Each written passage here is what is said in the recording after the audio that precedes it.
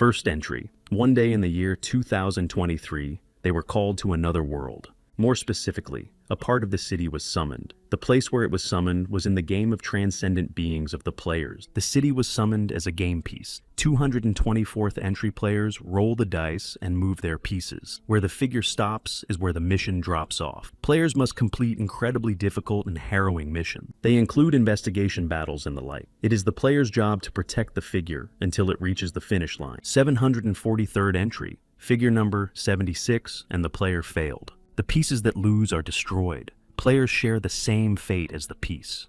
It was unknown if the tapes would be released to anyone, but the players hope that others will avoid the same fate as them. The most important rule is not to go against the players. No matter how strong the abilities or weapons are, at the end of the day, players are just pawns. Choi Yul walked over to the figure sitting on the throne and took the notebook lying beside her and opened it. After reading the contents, he threw the notebook on the ground and flew up, thinking he already knew everything. He then flew upward from the small island where the figure was. The spirit next to him gazed at Choi Yul and pointed his spear at him. The spear struck Choi Yul's outstretched arm and broke apart. He then attacked the spirit. There was an explosion and the spirit was thrown back. The players can still be defeated, provided there's a good reference book. Choi Yul decided for himself that he wasn't going to suffer meekly while waiting to die. Before he returns to his world, Choi Yul will be done with the players and this game. That alone would be the finale. The head of the figure sitting on the throne vaporized and the helmet fell to the ground. That day was as ordinary and quiet as any other day. Choi Yul was listening to music on his headphones as he walked down the street. No one expected it to be the last peaceful day in history. Something fell next to Choi Yul's foot and shone a light around him.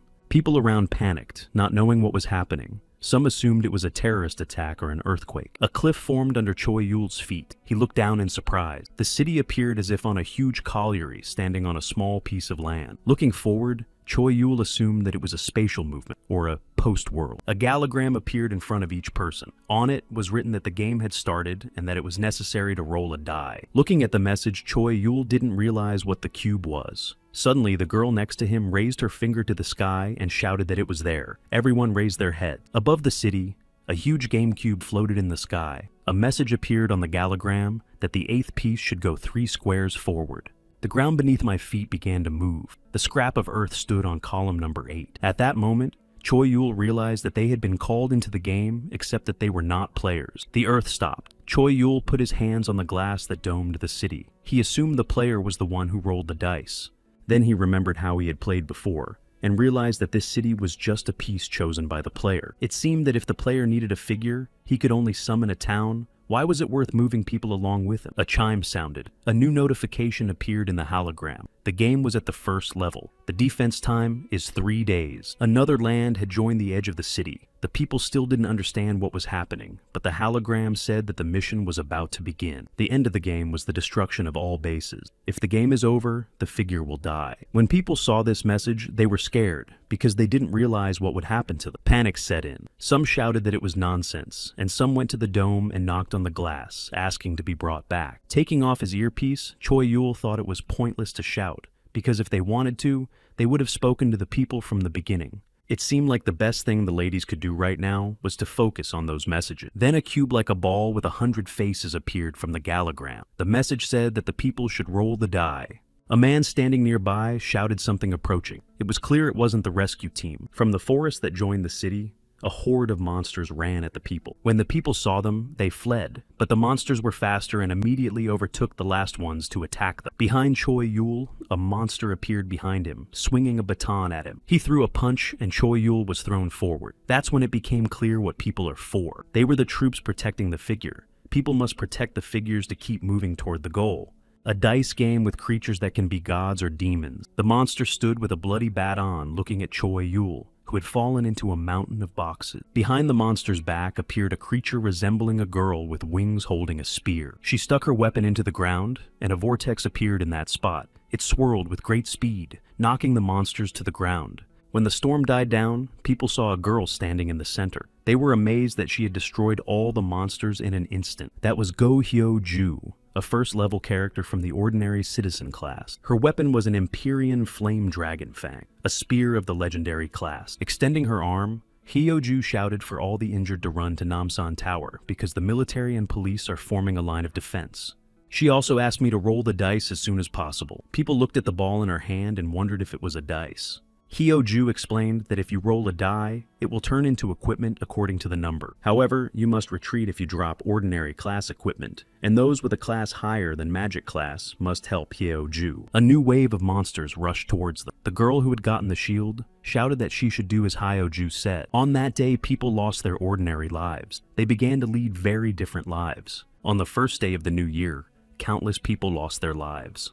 That's when the heroes were born. On the 8th figure, Choi Yul became the strongest. His cube fell quite accidentally out of his hand, while he was lying on the boxes, and thus the weapon fell by the number 100. But soon others dubbed him the worst garbage. When the die made a roll, Choi Yul's book fell out. It was Krasen's book that allowed you to see the location of items, secret events information about the monster map and mission object. However, Krasina is the epitome of monopolistic desire. Therefore, all honors are earned using knowledge from this text. To the owner of Krasen's book, it's been 3 hours since the defense mission began. 3,102 dead and 7,023 wounded. 1 base destroyed. Breathing heavily, Hyo-ju looked at the people and asked if that was all. The people rejoiced that they had survived and won. A military vehicle pulled up behind them. A man got out and said it was the Korean army. Looking around, he asked the wounded and civilians to get into a truck to evacuate the people to Namsan Tower. One of the soldiers approached Hyo-ju,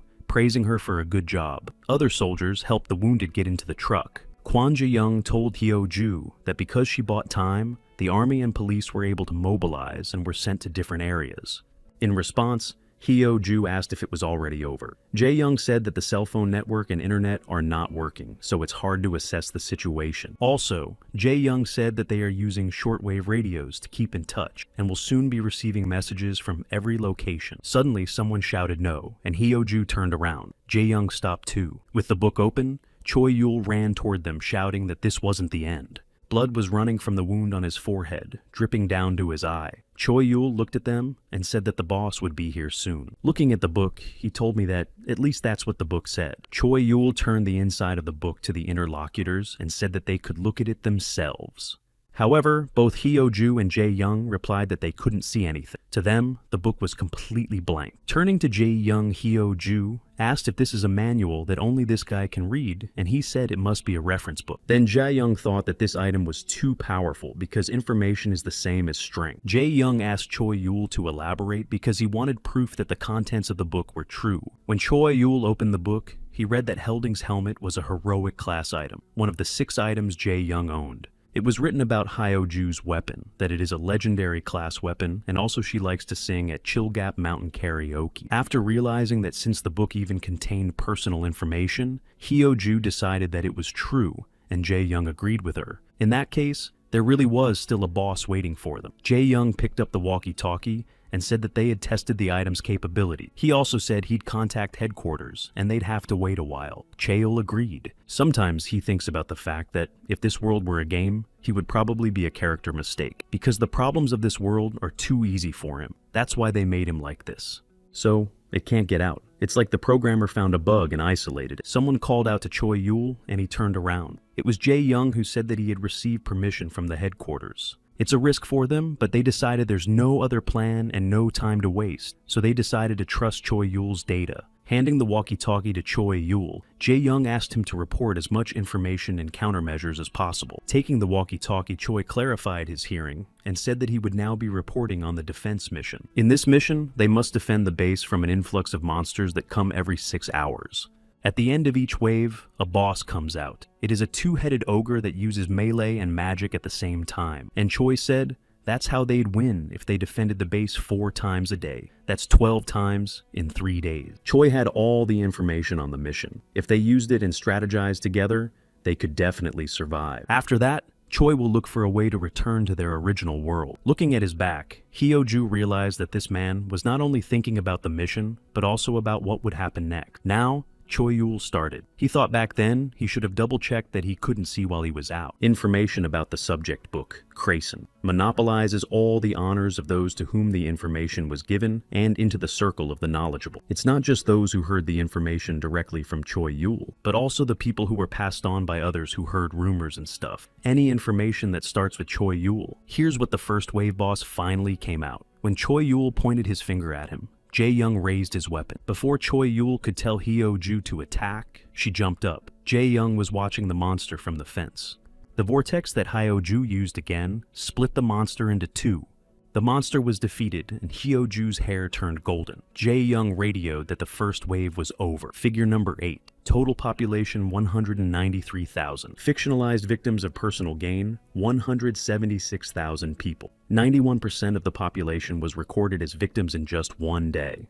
This was the beginning of sins that would not end until the last moment of this game. The defense mission is similar to tower defense games. Monsters move towards the bases they need to destroy. Players form an army to stop them. When the monsters came close, Choi-yul said that they should shoot at the monsters with long-range weapons that can hit a large area. While recharging, people should start a second wave of attacks using another ranged weapon. On the first level difficult, monsters have no intelligence. The military shouted that barrage fire was too light and ammunition should be spared. People can make the monsters move in the direction they want. You had to hurt the monsters to get them to split up.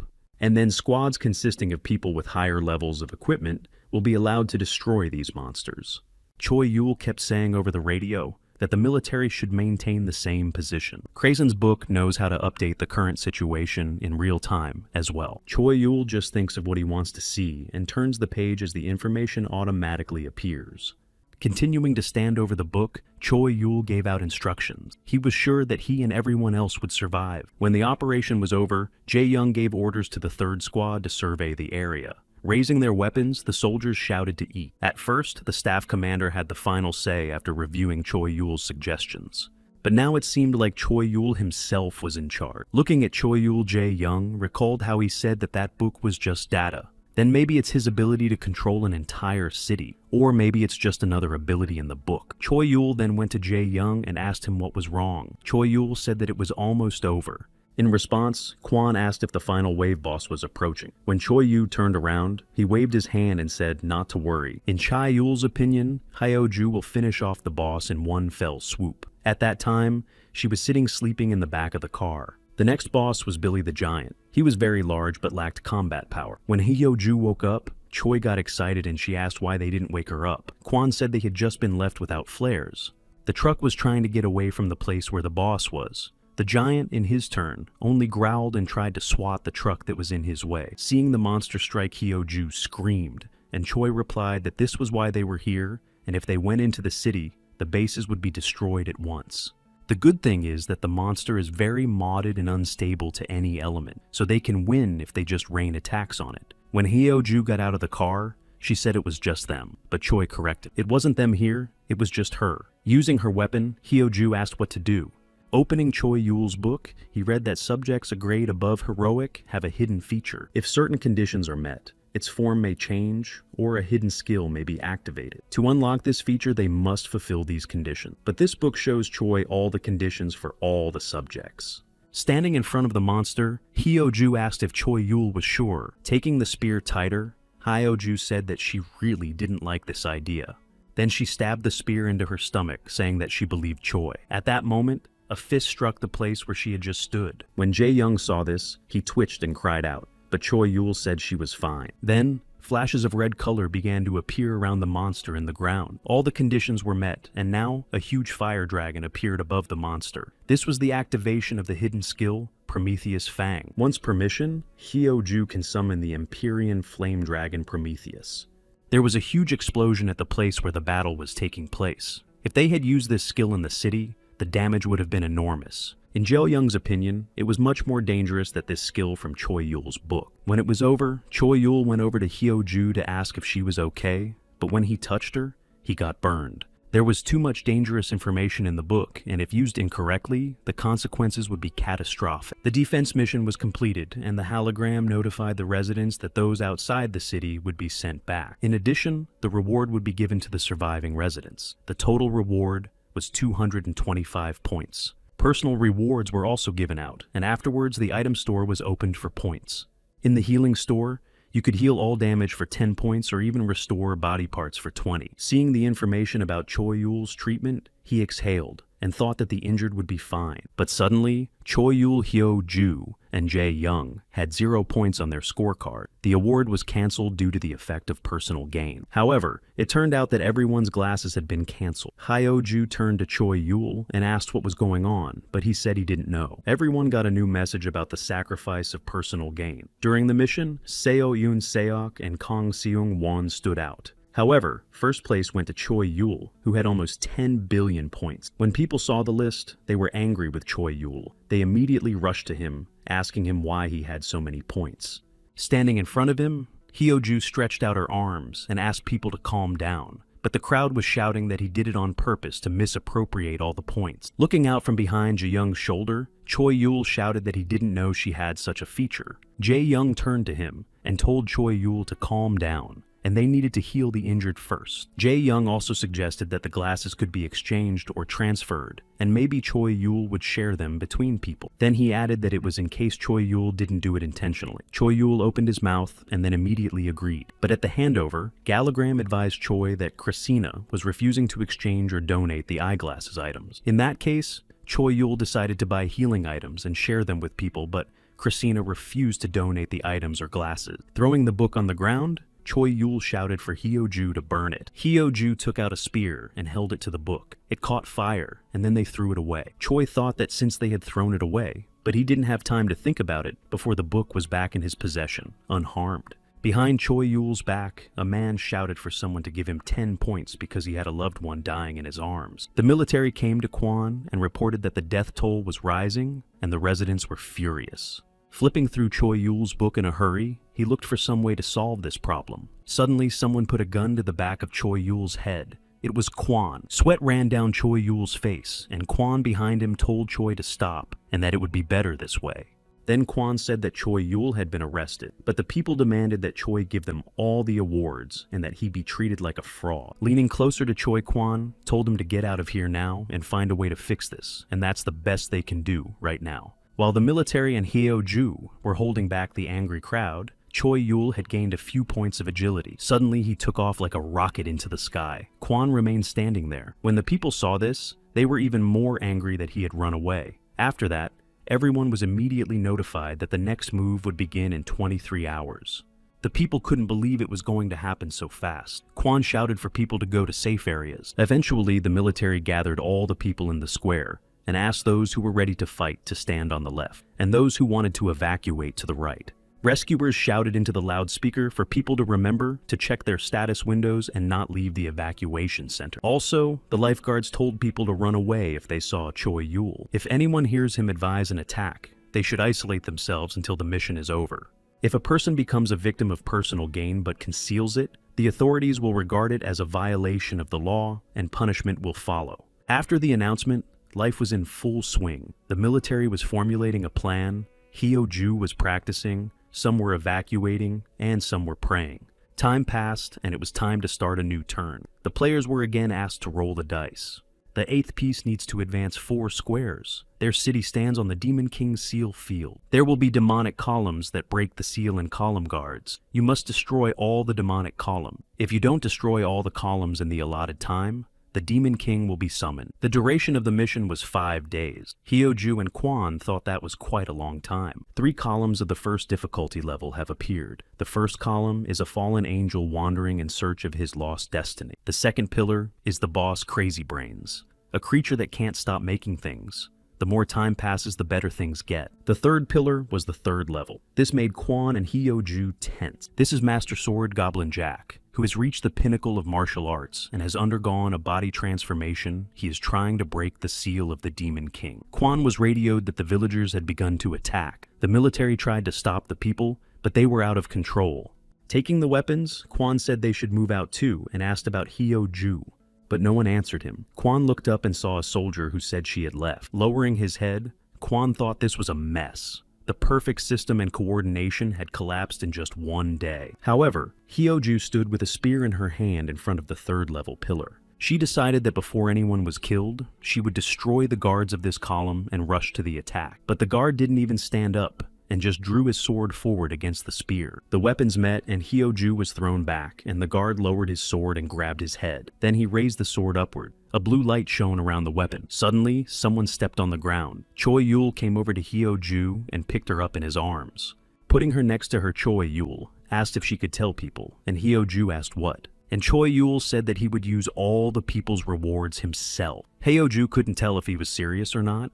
With a wave of his hand, he asked to tell the men to never appear in front of him unless they wanted their awards conferred. There was no way to give people their rewards back or to free themselves from this cursed book. Walking down the street, Choi Yul said he wanted to buy stat points, and the system said it was opening a store. The system asked for the stat and the number to increase by, and Choi Yul replied that all stats should be increased to the maximum. The people of the town received notice that Choi Yul was the first to pump all of his abilities to 100. Clenching his fists, Choi asked how many equipment cubes he had, and the system replied that 423,000. At that time, Choi Yul ordered to get rid of all those below magic class and automatically cast those that would give equipment above heroic class. The dice rolls were completed. The next step was initialization of the received equipment. He decided that if he couldn't get rid of them, he would use them to his advantage. Hyo-ju was watching him the whole time. Standing with a book in his hands, Choi Yul thought that he would defend this city and this damn game and go back to his old life. If it's the only way to atone for his sins,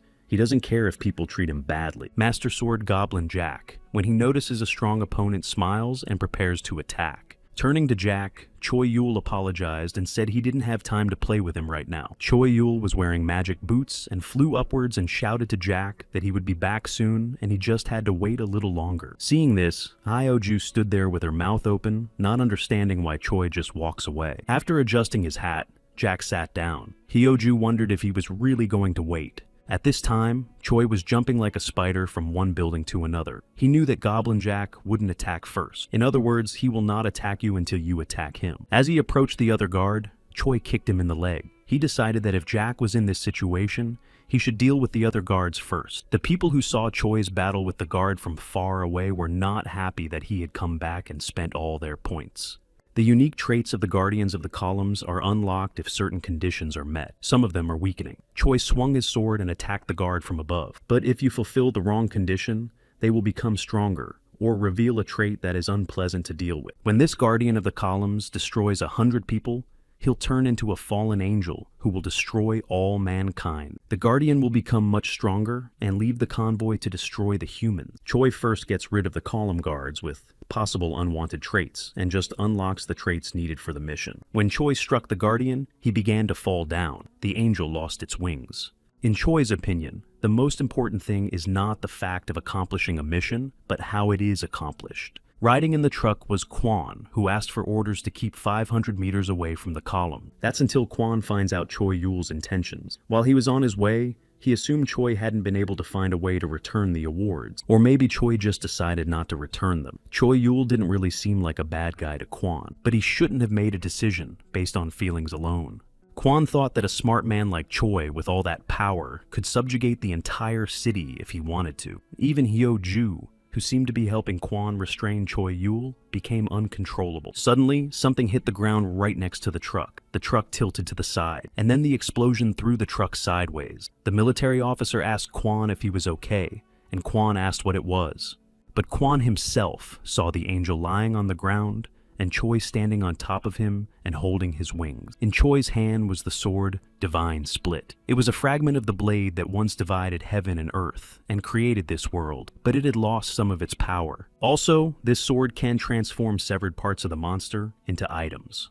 Walking up to Choi, Kwon said that Choi had overpowered the column's pack and that he didn't expect to see him here. Choi only smiled in response and then flew into the sky and disappeared. Looking after him, Kwon thought that if Choi didn't speak up, maybe it was because he was a victim of personal gain, and it gave the impression that he had no bad intention. The military man next to him spoke and pointed his finger at the guard, and Kwon told him to report to headquarters that the guard had been defeated. However, what the guy really wanted to say was that the guard was still alive. Lifting himself up on his hands, the guard started to stand up. The conditions to unlock the unique trait were met. You had to take the wings and halo away from the fallen angel. The unique feature was that a doomed fallen angel would transform into another being. Now, in its place was a beast of decay of the second level of difficulty. It was a beast that had lost its return and fallen into sin. Standing right in front of the monster, Kwon thought that the life of the military sure sucks.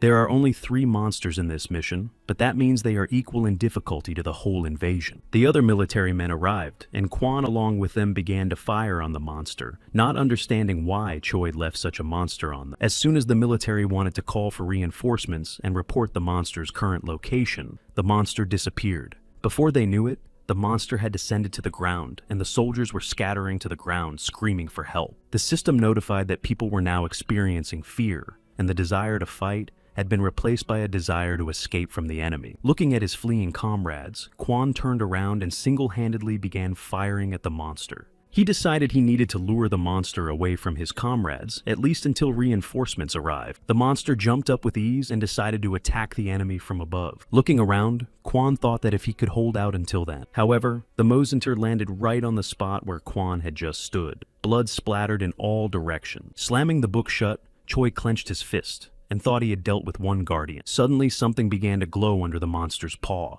and the beast stuck out its tongue and looked questioningly at its limb.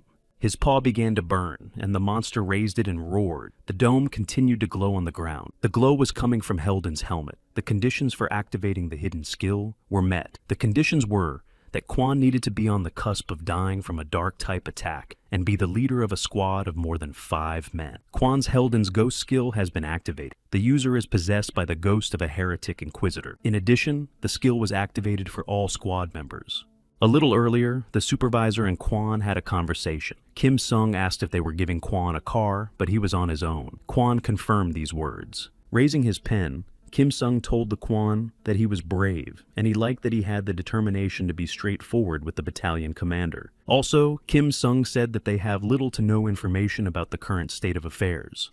And in times like these, they need nothing less than a calm observer. Someone who's calm and rational, someone who always looks cool, who is able to make the right decision in an unforeseen situation. A cold, rational observer. Quan gave the order for everyone to go on the attack. Then Kim Sung said that Quan was perfect for them. After defeating the monster, the soldiers shouted that it was in the name of the goddess. From the office, Kim Sung watched the mail where the message came in that the Guardian had won and the leader of the group is Quan Jae-young. Choi, who had seen the news, was glad that he had been right, that the guard had lowered his stamina so much that even Quan's squad had defeated him. Even after decomposition, the monster's stamina remained the same. Looking at Choi's system, thought that while transforming decomposing monsters into new creatures, his progress was gone too. Also, Sergeant Quan was the strongest participant and all the laurels went to him. Looking around, Choi smiled and asked what his interlocutor thought, but Goblin Jack didn't answer him. Choi said it was frustrating not being able to speak, but at least he was listening. Choi sat down and offered the goblin a wager. If he won, he could break the Demon King's seal. At this time, Hyo-ju was fighting the monster anti-human machine MK-05. Dashing like a bullet, he destroyed several monsters at a time. Stopping Hyo-ju, thought that after calling for help, she had arrived at the second column, but there was no end to the monsters. Plus, the monsters keep getting better. Hyo-ju decides that she has to end them before they become even more dangerous. Suddenly, she turned around and shouted that she had to retreat, but people didn't know what she was talking about because they needed glasses too. Striking the monster, the man shouted that he needed the points to save his family, and he wouldn't let them die in vain like last time. Others with crossbows shouted that the guardian of the columns was theirs. It was Arin's crossbow, and the more such items the group had, the higher the attack power. Hyo-ju ran in front of them, attacking the guard. However, the guard repelled the attack. Hyo-ju burned herself with her own fire. Her clothes were burned in places, and her eye was swollen. Turning around to the crossbowmen, Hyo-ju shouted for them to run and hide sooner rather than later. Obedient men rushed out screaming for help.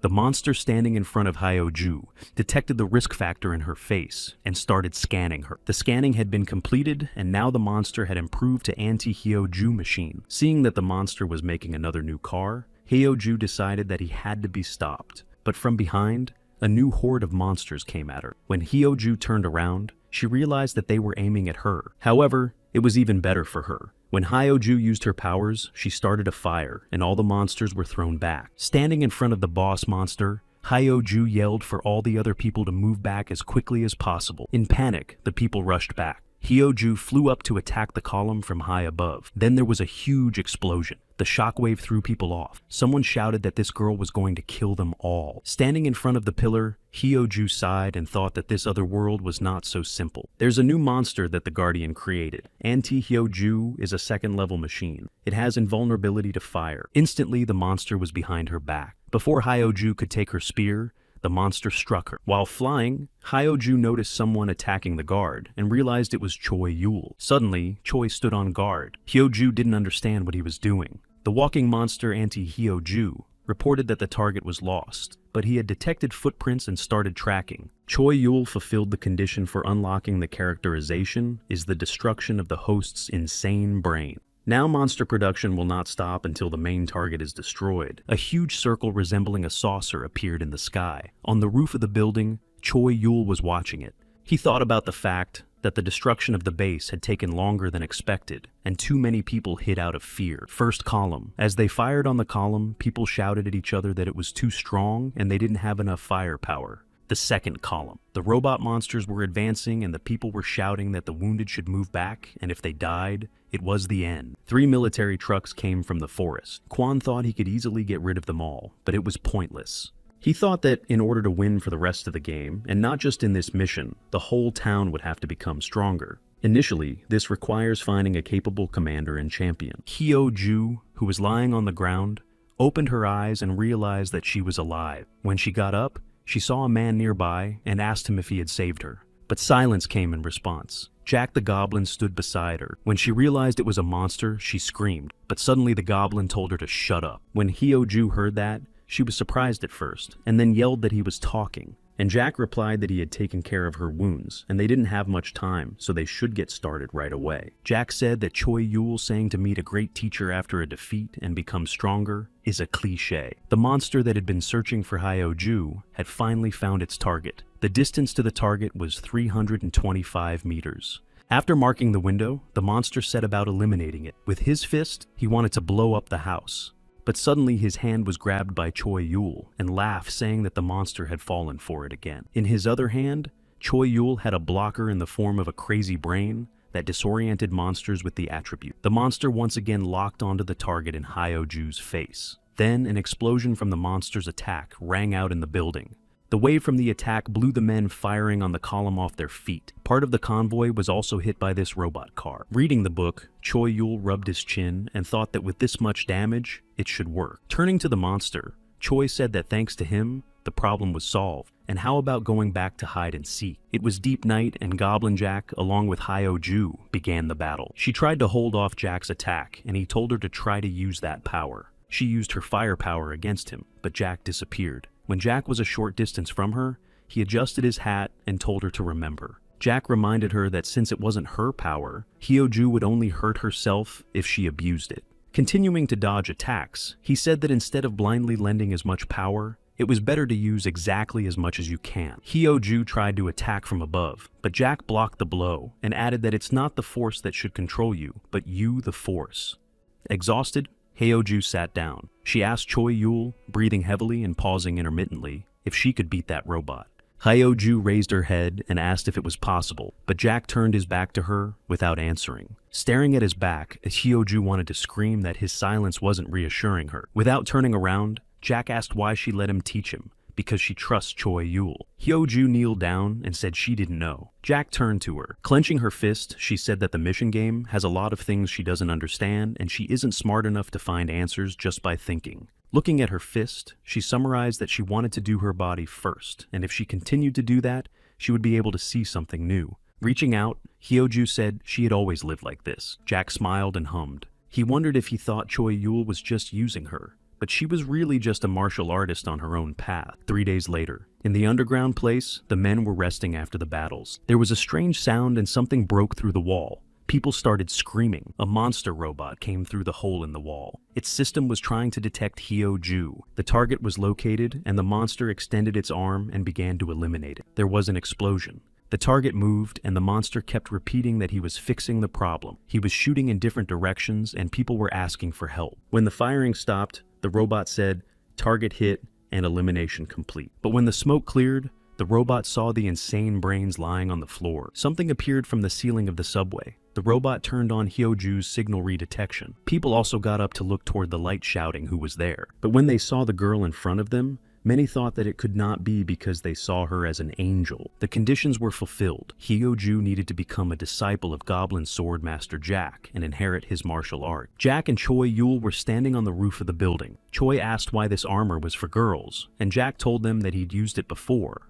When Choi Yul saw that there was an explosion, he asked what the odds were, and Jack said 50-50. Meanwhile, a battle was going on in the tunnel. It seemed that this metal bastard might be Hyoju's sworn enemy. However, Jack realized that she had now inherited his martial art. If the seed Jack planted blooms in time, that crazy bastard won't be a problem for her anymore. 3 days, 15 hours, and 34 minutes from the start of the mission. The first convoy has been destroyed. 3 days, 17 hours and 21 minutes since the mission began. The Guardian of the second column has been destroyed. 3 days, 21 hours and 1 minute since the mission began. The special monster AGM has been defeated. 4 days, 0 hours and 3 minutes since the mission began. Kwon was already pretty hurt, and most of the residents went back to playing. At the head of the army was Hyoju. 4 days, 3 hours and 44 minutes from the start of the mission. Second convoy destroyed. At that moment, people thought they could do it. They were able to accomplish the first mission without Choi Yul's help. That's what people were thinking while Choi Yul was reading a book. Next to him stood Jack, who said that since his student had won, he would fulfill his promise. In the evacuee camp, food was distributed, and the military shouted for everyone to come up for their portion. Kwon was told over the radio that he had been sent to survey the area and had returned as a general. Kwon apologized, and the man asked if an apology was appropriate. Kim Sung then told Kwon to provide protection for his wounded and to mind his own business, while Kim Sung took responsibility. Kim Sung also said that he would promote Kwon if he did well, but Kwon said he didn't need it. Hyoju walked up to Kwon from behind and waved her hand to tell him that it was time to go. In response, Kwon asked if she was sure everything would be okay, and Hyoju said she had already promised her master. As Kwon walked, he wondered if he could win, a third-level monster that even Hyoju couldn't beat. And many will die, regardless of the outcome. Kwon also wondered what Choi Yul was thinking. As Hyoju approached the UFO in the sky, she saw something moving and realized it was Choi Yul. With a fist, Choi struck the flying saucer. The Demon King's seal was shattered. When Kwon and Hyoju saw this, they opened their eyes. The system notified everyone that the mission objective had been changed.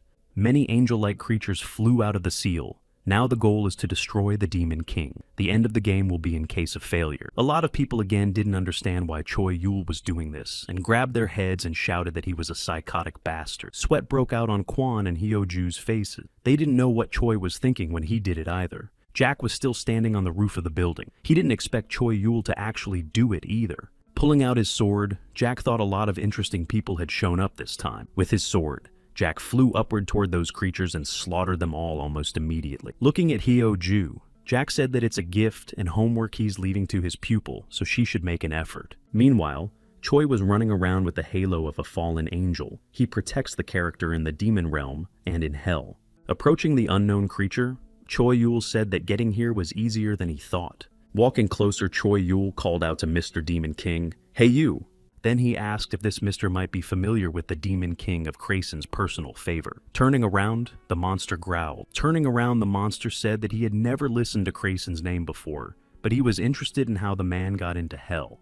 In front of Choi stood the Demon King of Power, Ktumbaba, of the 6th level of complexity, who absorbs the flesh and bones of the opponent he destroys.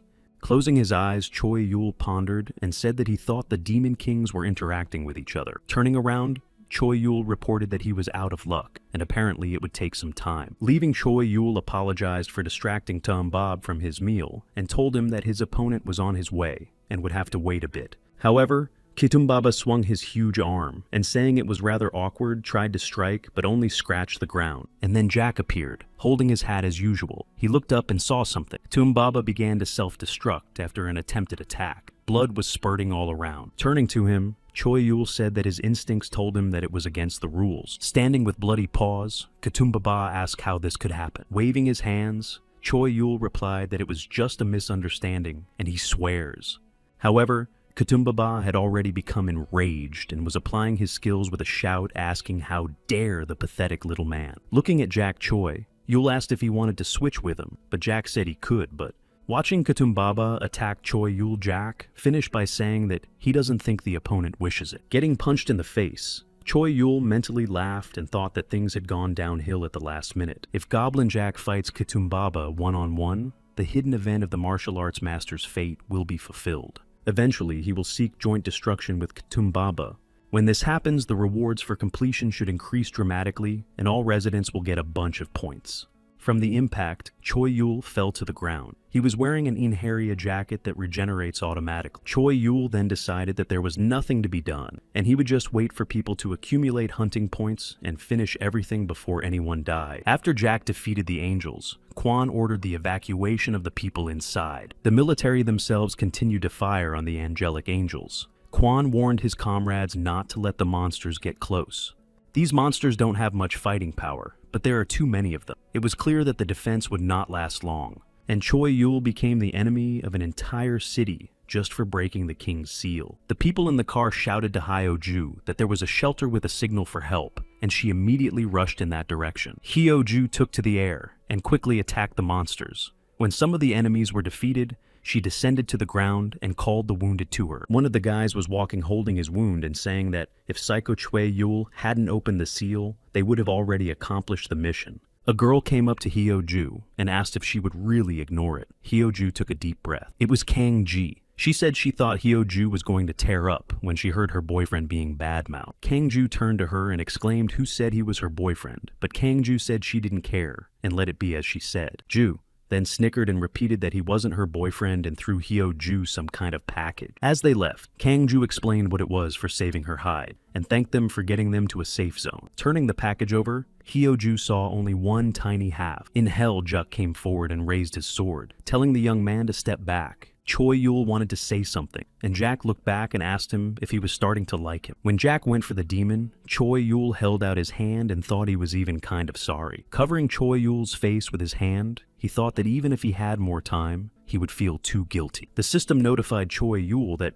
Goblin Jack's Goblin Rouge had reached the maximum level, and now Krasin's hidden skill had been activated. Fighting the monster, Jack said he was the Demon King after all. Clutching his sword tighter, Jack decided it was time to use his last move. He decided to make the ultimate move that would put his life on the line. Then there was a huge explosion that threw both Jack and Choi Yul away with a shockwave. The Demon King Katumbaba was destroyed, and all summoned monsters were destroyed as well. Now Choi Yul could make a patron spirit contract with a creature that had the maximum indicators of friendship or fear. Returning to Earth, Choi Yul thought he was hated by humans and allied with the monster. He seems to be losing his humanity more and more. A message arrived in the mail saying that the surviving residents would be given a reward of about 800 points. People were thrilled that Choi got more than that. Watching Choi Yul fly, Kang-ju wondered if he was a golden child. She sat on the roof of a building and pondered that he might be and fetal of a huge bomb. Sitting on the ground, Kwon thought he didn't know much about games, but could tell that the game was about the defense of one base.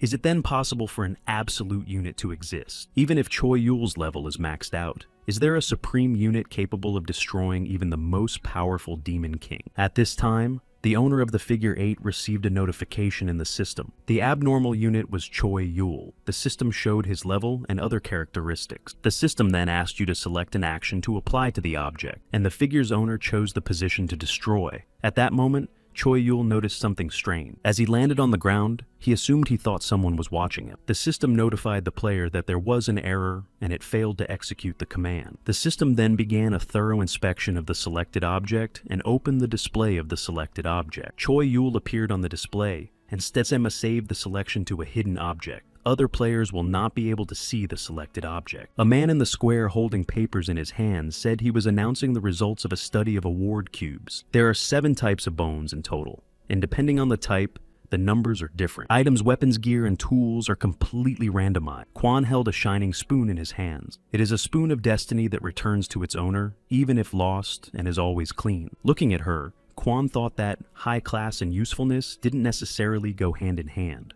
The guy who got the dagger offered the girl who got the shield a trade. Also, folks look for long-range damagers for the next mission, or people to protect the evacuation center. Hyo-ju was standing in front of the Kwon. He asked her if she would really go, and she said yes because there was no place for her in the army. She noticed that there are a lot of people still hiding in the sting, and Hyo-ju wants to help them. With a thumbs up, Hyoju said that she would help out on missions, and Kwon didn't have to worry about that. When she left, Kwon thought that slowly but surely, they were getting used to this surreal world. Sitting on the roof, Choi Yul said that the beginning is shaping up well for the residents. However, the most important thing was what they would do now. If Choi Yul's plans went awry, this town would be destroyed by its own people. Folding his arms, he thought that was a start, but someone interrupted him with a tap on the shoulder. When he looked back, he saw Kong Ji, who waved and said hello to him. After looking at her, Choi Yul immediately grabbed the book, and after reading something he said, "So that's who you are." Leaning over to him, Kaji said she thought he was going to cry all alone. Then she asked what Choi Yul was used to being alone.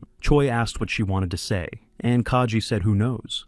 Then she said she couldn't make it tonight, and she'd have to do it again. Not understanding what she meant, Kim Jun asked why she had come in the first place. Leaning toward him again, Kaji asked if he couldn't see it in his little book. Choi Yul replied that consciousness was not part of the data. Unwinding the rope, Kang Ji said it was nice. Finally, she said that she just wanted to look at. Jumping down, Kang Ji added to look at the idiot who had the opportunity to sweep the entire city under his feet, but took the hard way. Choi Yul rushed to the edge with a shriek, but Kang Ji was already gone. Evening came, and all residents were notified that the city's experience had improved to level 1, and living conditions were improving as well. When Hyo-ju picked up her phone, she saw that there was a new option to add a friend or browse, and she could also call or text. The city's infrastructure has also partially started to recover. Still sitting on Choi Yul's rooftop, he read that the more points residents spent, the more experience the city gained. After scratching his head, Choi Yul realized that the points he used didn't affect the experience of the city. Looking at the book, Choi wondered then where his glasses had gone. A question arose in Choi Yul's mind whether or not it was worth it to continue using this book. Kwon now had a junior lieutenant's badge. Kim Sung patted him on the shoulder. Watching the military from the rooftop, Kang Ji thought they were doing pretty well too. Kang Ji thought about where she should go to make herself comfortable. Standing on the rooftop where the two unconscious soldiers who had been guarding the cubes before were sitting, Kang Ji thought she was a fragile resident in a city full of dangers. A new move has begun. Choi Yul was trapped in the space of the Gold God's trap. The God of Gold has taken over the city, and if his demands are not met, the game will be over. God's greed level was level 2, and there were 4 cards in total. The mission would take 2 weeks. When Kwon read it, he thought it was a load of crap. Citizens noticed that the mission was given a lot of time, and monsters in the city as such did not appear. But also, a notice came in the mail that this mission does not involve total reward, but individual reward depends on the level of God's satisfaction. While looking at Hyo-ju's phone, she heard people being annoyed that they didn't have the equipment. But if they didn't find the treasure, they wouldn't get the reward. In Hyo-ju's opinion, there was a lot of detail in this mission. She decided to skip it and move on for now. Taking the spear, Hyo-ju flew upwards. This was done to see the entire mission map with your own eyes. Looking at Choi Yul's city, he smiled and thought that their player was very lucky when it came to dice. If all goes well, this mission will complete the first phase of the city's development plan. Until then, Choi Yul will use Krasen's book, but suddenly, a hand appeared from the book, holding a sword which it plunged into Choi Yul's chest. However, after a second, everything disappeared. Looking at his hands, Choi Yul didn't realize what was happening because he had just seen a sword. A pain appeared in his chest, and Choi Yul clutched his heart with clenched teeth. The system notified Choi that this is the Demon King's punishment, and he is scolded about Choi's laziness. Until the user performs the sacrifice of sacrifice, he will experience immense pain, and his health will constantly decrease. If the health indicator reaches 0, and the sacrifice is not made, the user will die, and Kraten's book will choose a new owner. Sector A, Jungle. The group approached a cave, and a man with his finger outstretched shouted that there was a dungeon. Another thought it was not yet registered. Folding his arms, the man said it was fine, because the dungeon was theirs. The young man next to him clarified that they would be all right, and said that if they reported him to the army, they would each earn 50 points. Pulling out a weapon, the man asked what the guy would do with such a small thing. His sword is the Black Flame Dragon. Raising his sword, the man shouted that now that they are in another world, they need to make history. The leader's name is Kang Do-yop. A strange silhouette appeared inside the cave. Kang Do-yop told the others that something was approaching. He assumed it was a monster shapeshifter, and the young man noted that the monster's behavior was rather predictable. After all, they had already attacked squad leaders and guild leaders. This group believed that the whole world was just a playground for them. However, Choi came out of the cave. The participants were shocked, and Choi Yul shouted that the boss was a cripple. He kept shouting that the boss uses poison and antidote is mandatory, and also in the dungeon, there is a hidden room but he was not allowed to finish.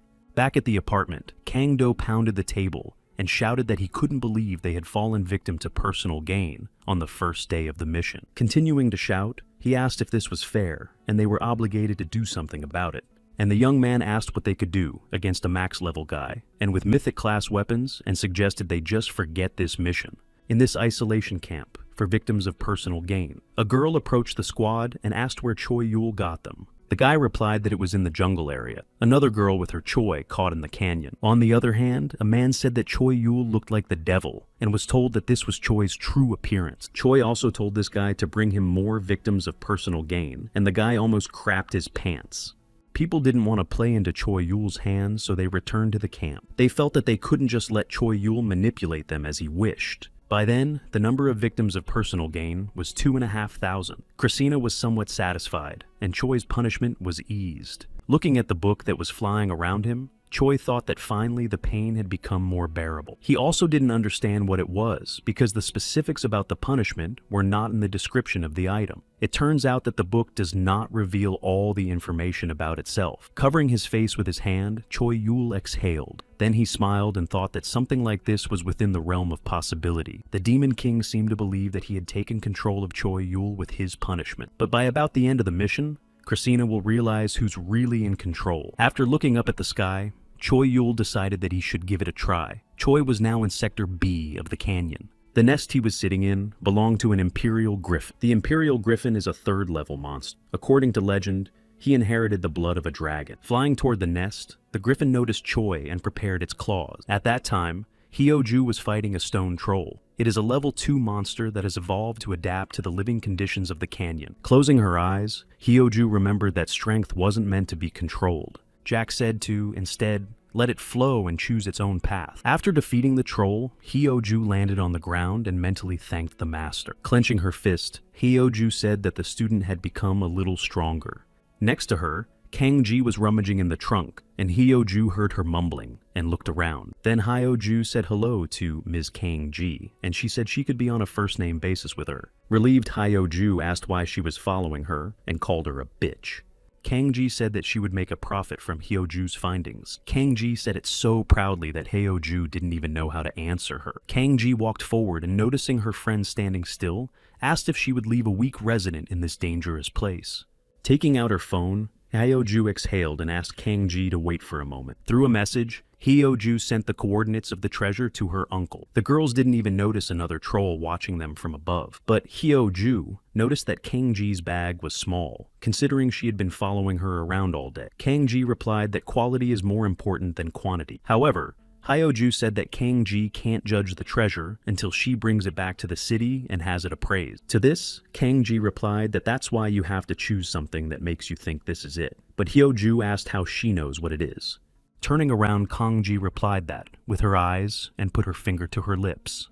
Stopping, Hyoju opened her mouth and thought she was a bit of a weirdo, but cool. As she continued walking, Kang-ji asked, what about her friends? And Hyoju said that she got rid of the monsters on the way here. In response, Kang-ji clarified if Hyoju really didn't know anything, and the girl responded with a questioning hum. Turning around again, Kang-ji revealed that it wasn't the monsters that were the enemies on this mission, and furthermore, it wasn't a mission like a treasure hunt. According to Kang-ji, there will be a full-scale individual fight, for there is no common reward. A treasure can only be claimed after an appraisal has been made. Then someone will get the idea that it's easier to attack humans than monsters. At a city motel in one of the rooms, police and investigators were determining the circumstances of the crime. A man came into the room, and the policeman said the detective had finally arrived. When Seo Eun-seok entered the room, he rubbed his neck and asked if it was a case of stealing the treasure. Kang Do-shik walked in next to him. The policeman reported that he must have suddenly lost consciousness while evaluating the treasure and then woke up without it. Seo Yoon replied that they should have given the treasure to the god of gold right away. Kang Do sat down on the bed and agreed,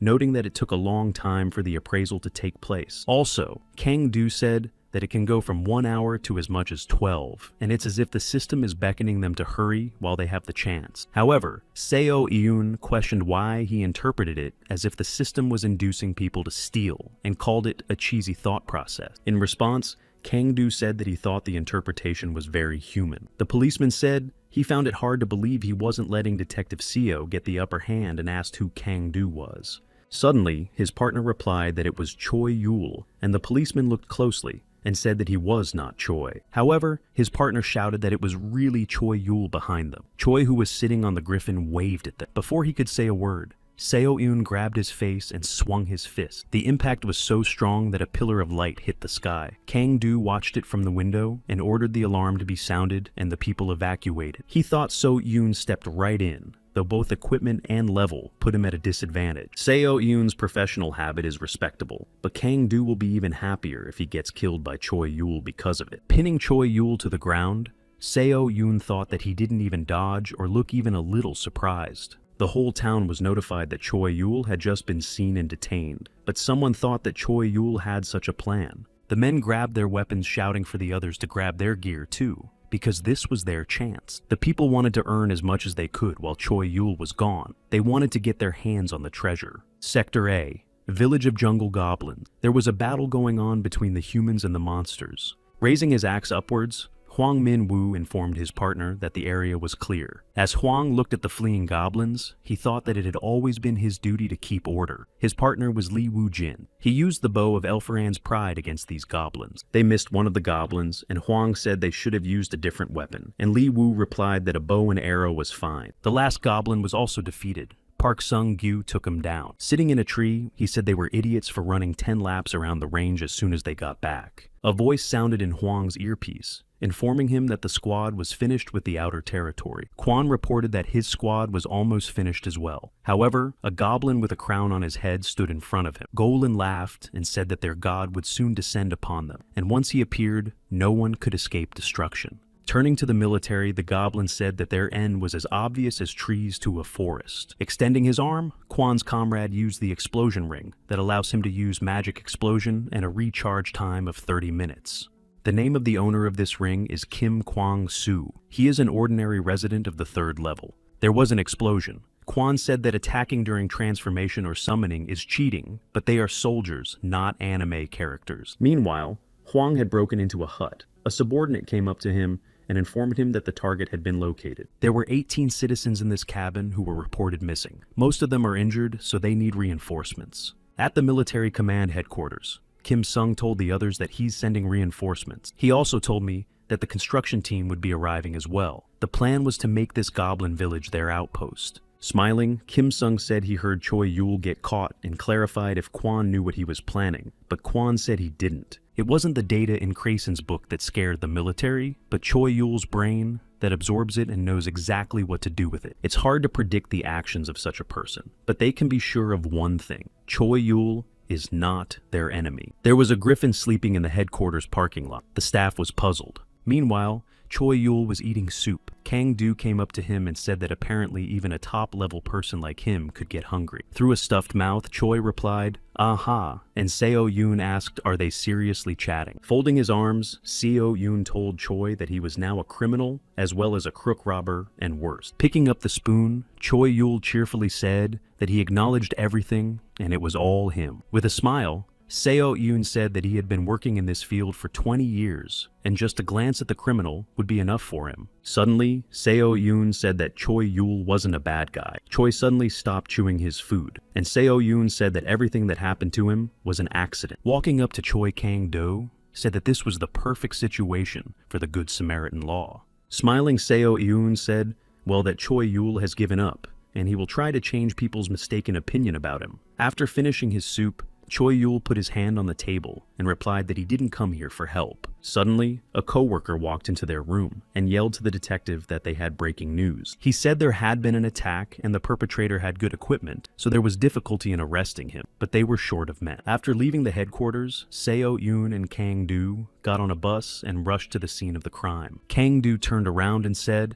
that when it came to a mission without a common reward, he believed that cooperation was out of the question. It was meant to be from the beginning. Chaos for a new order corresponding to a new world and a new power. Seo Yoon, who was sitting in front, told Kong-do that he had an attitude like a shithead and advised him to think like a sane person. Putting on the gloves, Seo Yoon said that he doesn't understand the ins and outs of the other world. After stretching his arms, Seo Yoon realized that they were still human beings, whether they were from another world or any other. Arresting those who don't want to behave like human beings is his, or rather, the only mission of a policeman. Taking the criminal to the ground, Seo Yoon said he was arrested for robbery, assault, and attempting to take a man's life. Smiling, Seo Yoon added that if the perpetrator resisted, he would have a hard time, and asked what the man would do. Looking at the huge Seo Yoon, the criminal replied hesitatingly that he was giving up. Seo Yoon grabbed him by the scruff of the neck and led him to board the bus.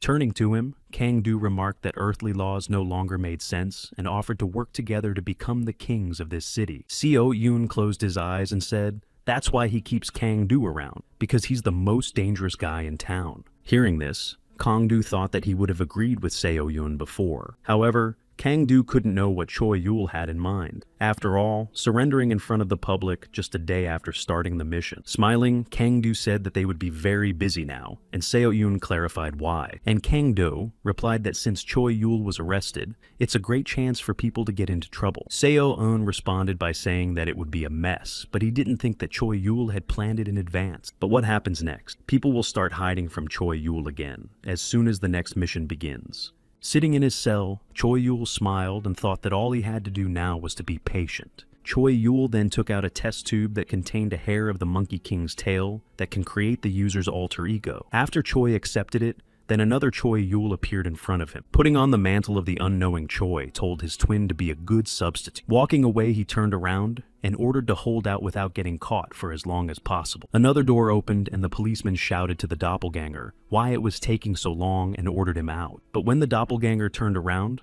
the guy got scared and thought that Choi Yul wanted to make him a victim for personal gain. Behind the policeman stood several colleagues, and he told Choi that they intended to be responsible for him, regardless of his actions.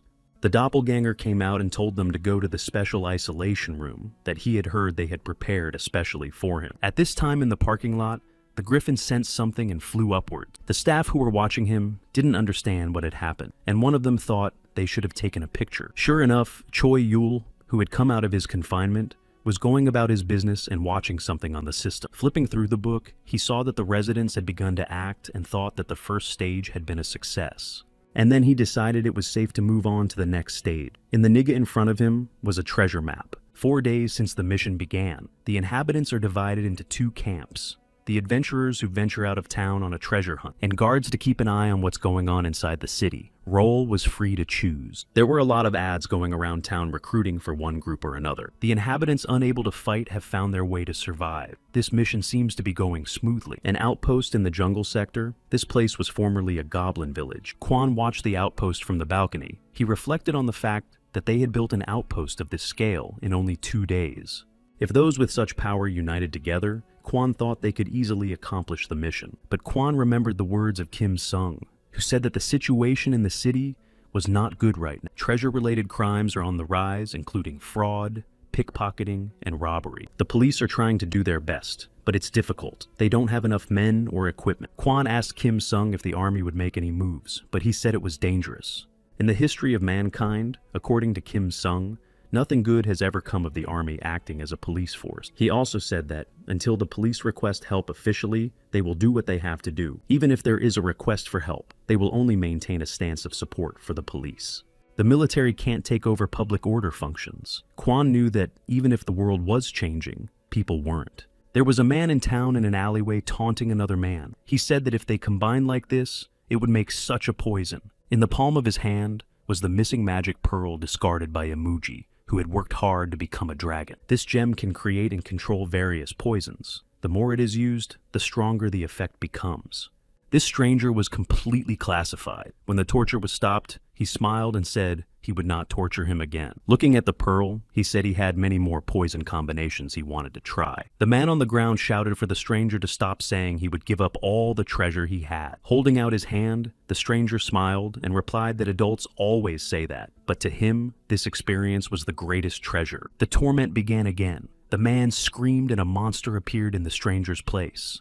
Noticing something flying in the air, Seo Yoon asked if it was an RCB, and Kang Do thoughtfully replied that it was a handy weapon. Then they noticed a lifeless body underfoot. Kang Do thought it was curious because the criminals hadn't even touched the treasure. And so, Yoon said they didn't even finish him off, and he doesn't know if it was one bastard or a group. Noticing a bunch of other bodies in front of him, Seo Yoon summarized that it looked like something very dangerous had appeared. And Kang Do said that after the great Choi Yul disappeared, another lurking demon king appeared out of the darkness. Then Seo Yoon recalled how he said that Choi Yul is not a bad guy. However, Seo Yoon also admitted that Choi Yul started the whole thing. Kang Do replied that it's surprising that he agrees with him. With a frown, Seo Yoon said, that's why they have a serious conversation to have. But Kang Do asked Seo Yoon if he thinks Choi Yul will tell him everything, and Seo Yoon replied that in such cases, he needs to interview those around Choi Yul. When Choi Yul sneezed, he scratched his nose and thought that it might be a cold, and then thought that he was at the maximum level.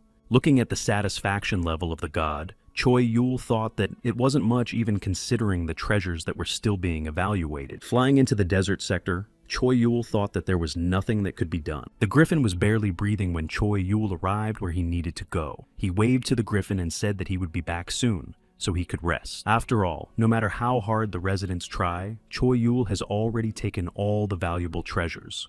Choi Yul came over and told him to eat more and grow up faster, his own god of gold. Two corporals and a private stood in front of Kwan. They cried and asked the commander to give them the rest, and Kwan replied that he's only going there to report Choi Yul, and they don't need to be so dramatic. As Kwan drove away, the military shouted for him to bring them ice cream and something else to eat. Kwan sighed heavily. Glancing after him, the military saw that Kwan had traveled far enough away and decided it was party time. Sergeant Park Seung-gyu was watching them. With his hands folded, he thought that one day was enough, and the time for a large-scale dungeon raid was almost here. The soldiers came up to him and danced, but Park Sung was worried about the commander because he was all alone. But his comrades kept shouting to bring the alcohol they had hidden, to have a real battle party. Several punches flew at Choi Yul with such force that he even fell down. In front of him stood the goblin Jack, who informed him that he had hit the pain points and now it shouldn't be so bad. Jumping up, Choi started waving his arms and thanking Jack. However, Jack said it would only dull the pain, not stop it. Choi Yul replied that it was enough. Jack just accepted the fact that he was one of the four lords as if it were something ordinary. And Choi Yul wants to know a lot of things, but he'll ask questions after things settle down a bit. Meanwhile, with Sergeant Kwan in town, it's time to loot the empty houses in the jungle sector. Suddenly, Kwan twitched and turned to Private Sekyungmin. He asked what was wrong, and Kwan loaded his weapon and ordered the car to turn around, saying it was an ambush. At that moment, there was an explosion near the car. They were attacked by two men. They drank a mana potion and used a rod of low magic to attack. Looking up, Kwan thought they were crazy to be attacking the military. Leafing through the system, Kwan thought that if they retaliated against the civilians, there would be chaos. And Kwan asked if the private would be able to evade the attacks until reinforcements arrived. The private said he could. As they drove, Kwan thought that the crime rate in the city was worse than he had imagined. The strong men have left the city, leaving only police and civilians. It's the perfect environment for criminals. Kwan also thought that if really strong villains appeared now, the city would turn into the most dangerous place of all in an instant. Suddenly, the private shouted that an obviously very oopsinous-looking man was chasing them. The shadow was catching up to the car, and the private was yelling that it was too fast. At that moment, Choi Yul was fighting a level 3 abyss monster lizard. Then Choi's attack exploded, and he thought that the pain point technique was really good. Resting his sword on Choi Yul's shoulder, he came to the conclusion that his body felt much lighter. Jack came over to him and told Choi Yul not to overdo it. Looking at the gate, Jack said that the aura of this mesa is similar to that of the demon realm, and all demons are stronger being there. Raising his hand, Choi Yul looked at it and remembered that the demon king was also a devil, and his strength would be the same. Clenching his fist, Choi Yul realized that the demon king's punishment would be more powerful. Therefore, he would like to hurry up and leave this place along with the treasure. Taking the mask, Choi said that satisfying the god of gold isn't the most important thing. It's just the easiest way to accomplish the mission. It also meant that he would get the minimum number of awards, but Choi wanted to get the opposite as much as possible. Second Lieutenant Kwan and Hyo Ju and the chaos in the city right now. They're all part of Choi Yul's plan to collect said awards. The private kept trying to get away, stepping on the gas. Kwan was sitting next to him, examining an object. Kwan's mind flashed back to the time he'd asked Kim Sung what it was, pointing to the box. He said it was a gift in honor of his promotion. He said he got it as a reward for the mission, but thought Kwon needed it more. He also said that he had also provided Kwon's subordinates with good equipment. When Kwon took the box and stood in front of him, Kim Sung asked if she wanted anything else. And Kwon replied that he just couldn't get used to the fact that the army was well funded. The object in Kwon's hand was an instant cover. This item creates a safety zone of 3 meters and an effective time of 3 minutes. Suddenly, Kwon told the private to stop saying that they would have an accident if they acted rashly. A man jumped on the hood of the car. The private screamed, and Kwon took aim. This masked stranger addressed Kwon, calling him Mr. Military. Then the black shadow that had caught up with them began to condense towards where the man was sitting. Grabbing Kwon's neck, the private shouted that it was melting and begged for help, and Kwon pondered whether it was corrosive fog or poison. He didn't know exactly what it was, but it was clear that it had a wide range and was dangerous. Thinking that he needed to worry about his own survival right now, Kwon looked at the object that had cracked. Then Kwon said he could surrender if the stranger would listen to their condition. The stranger put his hand on the glass and mumbled questioningly. Folding his arms, Kwon offered the appointee to volunteer to be his subordinate, because he sees that he's out of his mind and he'll make him human. Smiling, the stranger said Mr. Soldier had just stepped over the line. The private shouted why Kwon continued, and he replied to create a gap for reinforcements. Then a hurricane came up, and the stranger rose into the air. With a cluck, the stranger wondered if he had been playing around. He tried to use the pearl, but he couldn't control the smoke because of the wind. He didn't know who was doing it, but his opponent's compatibility with him was complete shit. After that, the stranger picked up a slingshot called the Giant Slayer. It's the weapon of the little boy who slayed the giant. Taking aim at his opponent, the stranger thought he liked it. Looking up, Seo-eun thought that the stranger wasn't a child why he had taken the slingshot, but Kwon had already swept him off his feet. The laser hit the spot where Seo-eun was standing. He and Kwon fell to the ground together. A car pulled up next to them, and the private shouted for them to get in quickly. However, Seo-eun said they could go on their way, and he would catch up with them after he captured the guy. Kwon said that the enemy is not alone. Frowning, Seo-eun replied that a police officer can't run away when facing a criminal. Kwon said it was a strategic retreat. Looking ahead, Seo-eun said that if they retreated now, there would only be more casualty, and Kwon asked if it would be the same if he died now. Suddenly, the private called out to them and informed them that the criminal had already fled. Something was jumping lightning fast from one roof of the building to the other. The two masked men sitting on the ground asked why she was here, and wasn't she doing outside business. Hyo-ju appeared in front of them, who they didn't expect to see. As they jumped up, they rushed to run, and Hyo-ju stretched out her hand and shouted for them to stop and suggested they talk. Turning around on her, the masked man threw a bottle and a rag. Watching this bottle fly, Hyo-ju thought it was a beer bottle, but the man behind her became wary and opened his mouth. Then he yelled that it was poison, and if the bottle broke, but Hyo-ju already understood. Before the bottle touched the ground, Hyo-ju tossed it into the air with her spear. Then she caught it, and the man saw it and exhaled in relief. He told her that she was lucky to be in the city. Hyo-ju turned to him and asked who he was and who those people were. The man replied that he had no idea and said that sometimes he met robbers, but he had never seen such organized robbers. Wiping the sweat from his face, he said that quite a few people had suffered from their poison, and it was probably a poison against which most antidotes did not work. Looking at the boxes, the old man surmised that they might have lost the treasure they had given them. Looking at them, Hyo-ju suggested that some people might think that humans are easier to fight than monsters. Turning to Uncle Woongi-hyo, Ju asked her to suspend the treasure hunt for now. The uncle exclaimed why, and Hyo-ju replied that there's something wrong, and she feels like there's something bad surrounding the city. In the prison window, using binoculars, Kang-ji watched Choi-yul reading a book. Lowering the binoculars, she thought about creating such a fake, and then picking up the chips, she wondered what he was up to. She thought that if Choi-yul was out of town, there was no point in her being here. While reading Choi-yul's book, he wondered if the big battle would start soon. Turning to him, Jack asked Choi, counting on that happening.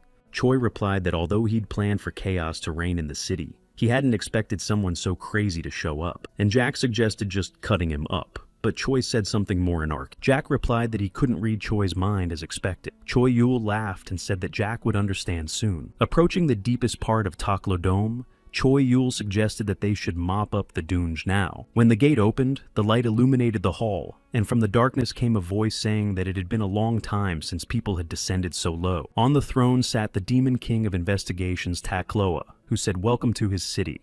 Taking the sword, Choi-yul replied that he didn't care, and clarified if Takloa knew the Demon King Krasen. However, Takloa said that he extremely dislikes the manner in which Choi Yul asks this question. Flying upwards, Choi Yul shouted that Takloa would dislike his behavior even more. But right in front of Choi Yul's face, a shield seal appeared, and he crashed into it. Laughing, Takloa said indeed his behavior left a lot to be desired. A pile of cobblestones flew at Choi Yul, but Choi Yul stepped back. He realized that in front of him was a magical barrier neutralizing all physical attacks and magic that instantly blocks high-level spells. The magic type Akloa Demon King is completely different from the martial type Katumbaba. It's the opposite of 2nd Lieutenant Kwan's physically oriented group. If Lieutenant Kwan brings his army here, they'll be wiped out in a second. Besides the king, there are countless other dangers here, cursed objects and plague-ridden monsters. Choi Yul decided that he would get rid of all the dangers and reset the difficulty level for this entire area. To do so, he took the musculus axe, elevated to godhood by pushing his body to extreme limits. The axe converts all physical attack weakness into magic attack, strength commensurate with the strength value. Attacking Takloa, Choi Yul thought he would change the difficulty Euroin for the residents to novice. There was an explosion.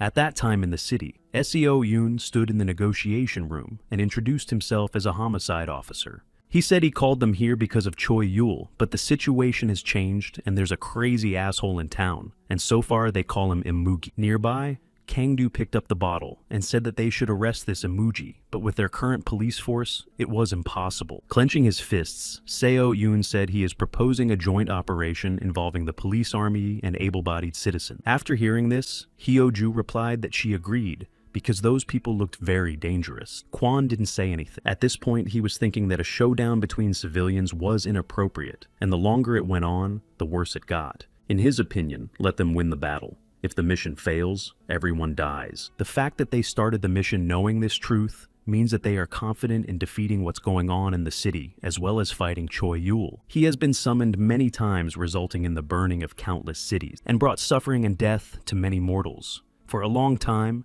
none of them could pierce Takloa's body. But who would have thought there would be a mortal capable of sharing it with his power alone? Smiling, Choi Yul told Takloa that this was his last chance and asked if he knew Crescent. And Takloa asked whether that question was relevant to this challenge. In response, Choi Yul asked by the word challenge. Takloa meant mission. Confirming this, Takloa said that they too get missions, according to their reasons, and usually it is to destroy mortals. Holding out his hand, a surprised Choi asked if Takloa was allowed to tell him this. The monster's eyes lit up, and he replied that it didn't matter. He said that the more a mortal who has this book knows, the sooner he meets his doom. Choi Yul realized that Takloa knew about the book, and then asked if he knew about Grayson. Takloa laughed and said, "What a pity." Around Takloa, everything glowed, and he said he could see the apparent doom that would follow this book. With his hand out, Choi yelled what he knew, but Jack put his hand on his shoulder and said they needed to leave now. Smiling, Takloa said that thanks to the fact that he was able to see Choi in turmoil, the end of this call is not so bitter. Choi kept yelling for Takloa to stop, but Jack held him back. A tree in the middle of the field shook so that birds flew up. And then there was an explosion, and the tree flew away, and in its place appeared a pillar of light hitting the sky. Griffon flew up to this pillar, and from there, Takloa said that he would wait for the Doom figure number 8 summoned by him. On top of the griffin sat Choi. Jack put a hand on his shoulder and asked if he was all right. Choi said yes, thinking about it. He kept thinking that the more he learned, the closer he got to collapse. It's a book that brings certain doom. Jack asked, Choi wants to gather more information, and he said no, because Takloa is the only Demon King on this mission. It was enough for Choi that there was a Demon King who knew Dai, and he offered to take care of their original goal of adjusting the difficulty of the field. 2 adventurers were standing in the forest and felt a slight tremor, thinking it was an earthquake, and Jack wondered if they could survive 3 days. He thought about his students. 3 days later, waving his baton, the policeman shouted that the security zone was this way, and the Imuga gang was on the loose. At the hospital, a nurse approached the doctor and informed him that they were out of potions and antidotes. The doctor responded by asking if that made sense.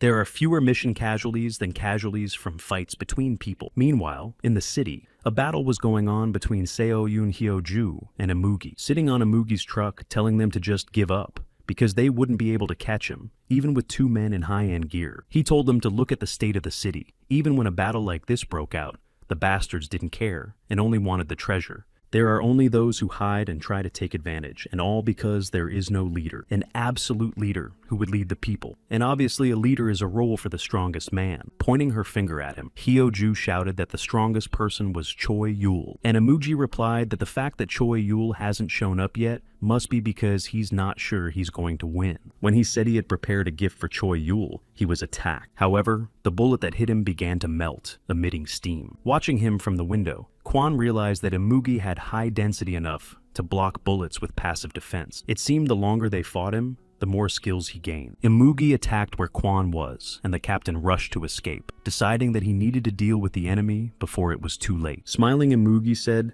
that he was not like Choi-yul, and he could share points and items as much as they needed, and pass missions easily. His condition was that they all just had to listen to what he said, and also automatically say yes to him. Swinging his fist, Seo-yoon shouted that if he had enough time to think about such nonsense. Seo-yoon shouted for Imuji to go outside and search for the treasure in that case, and then gave a powerful blow. Preparing to strike back, Imuji apologized and said with a smile that it wouldn't work anymore. With great speed, something swept at Seo-yoon and Hyo-ju underground. The snakes attacked them from all sides. There were so many of them that they formed a tangle of snakes.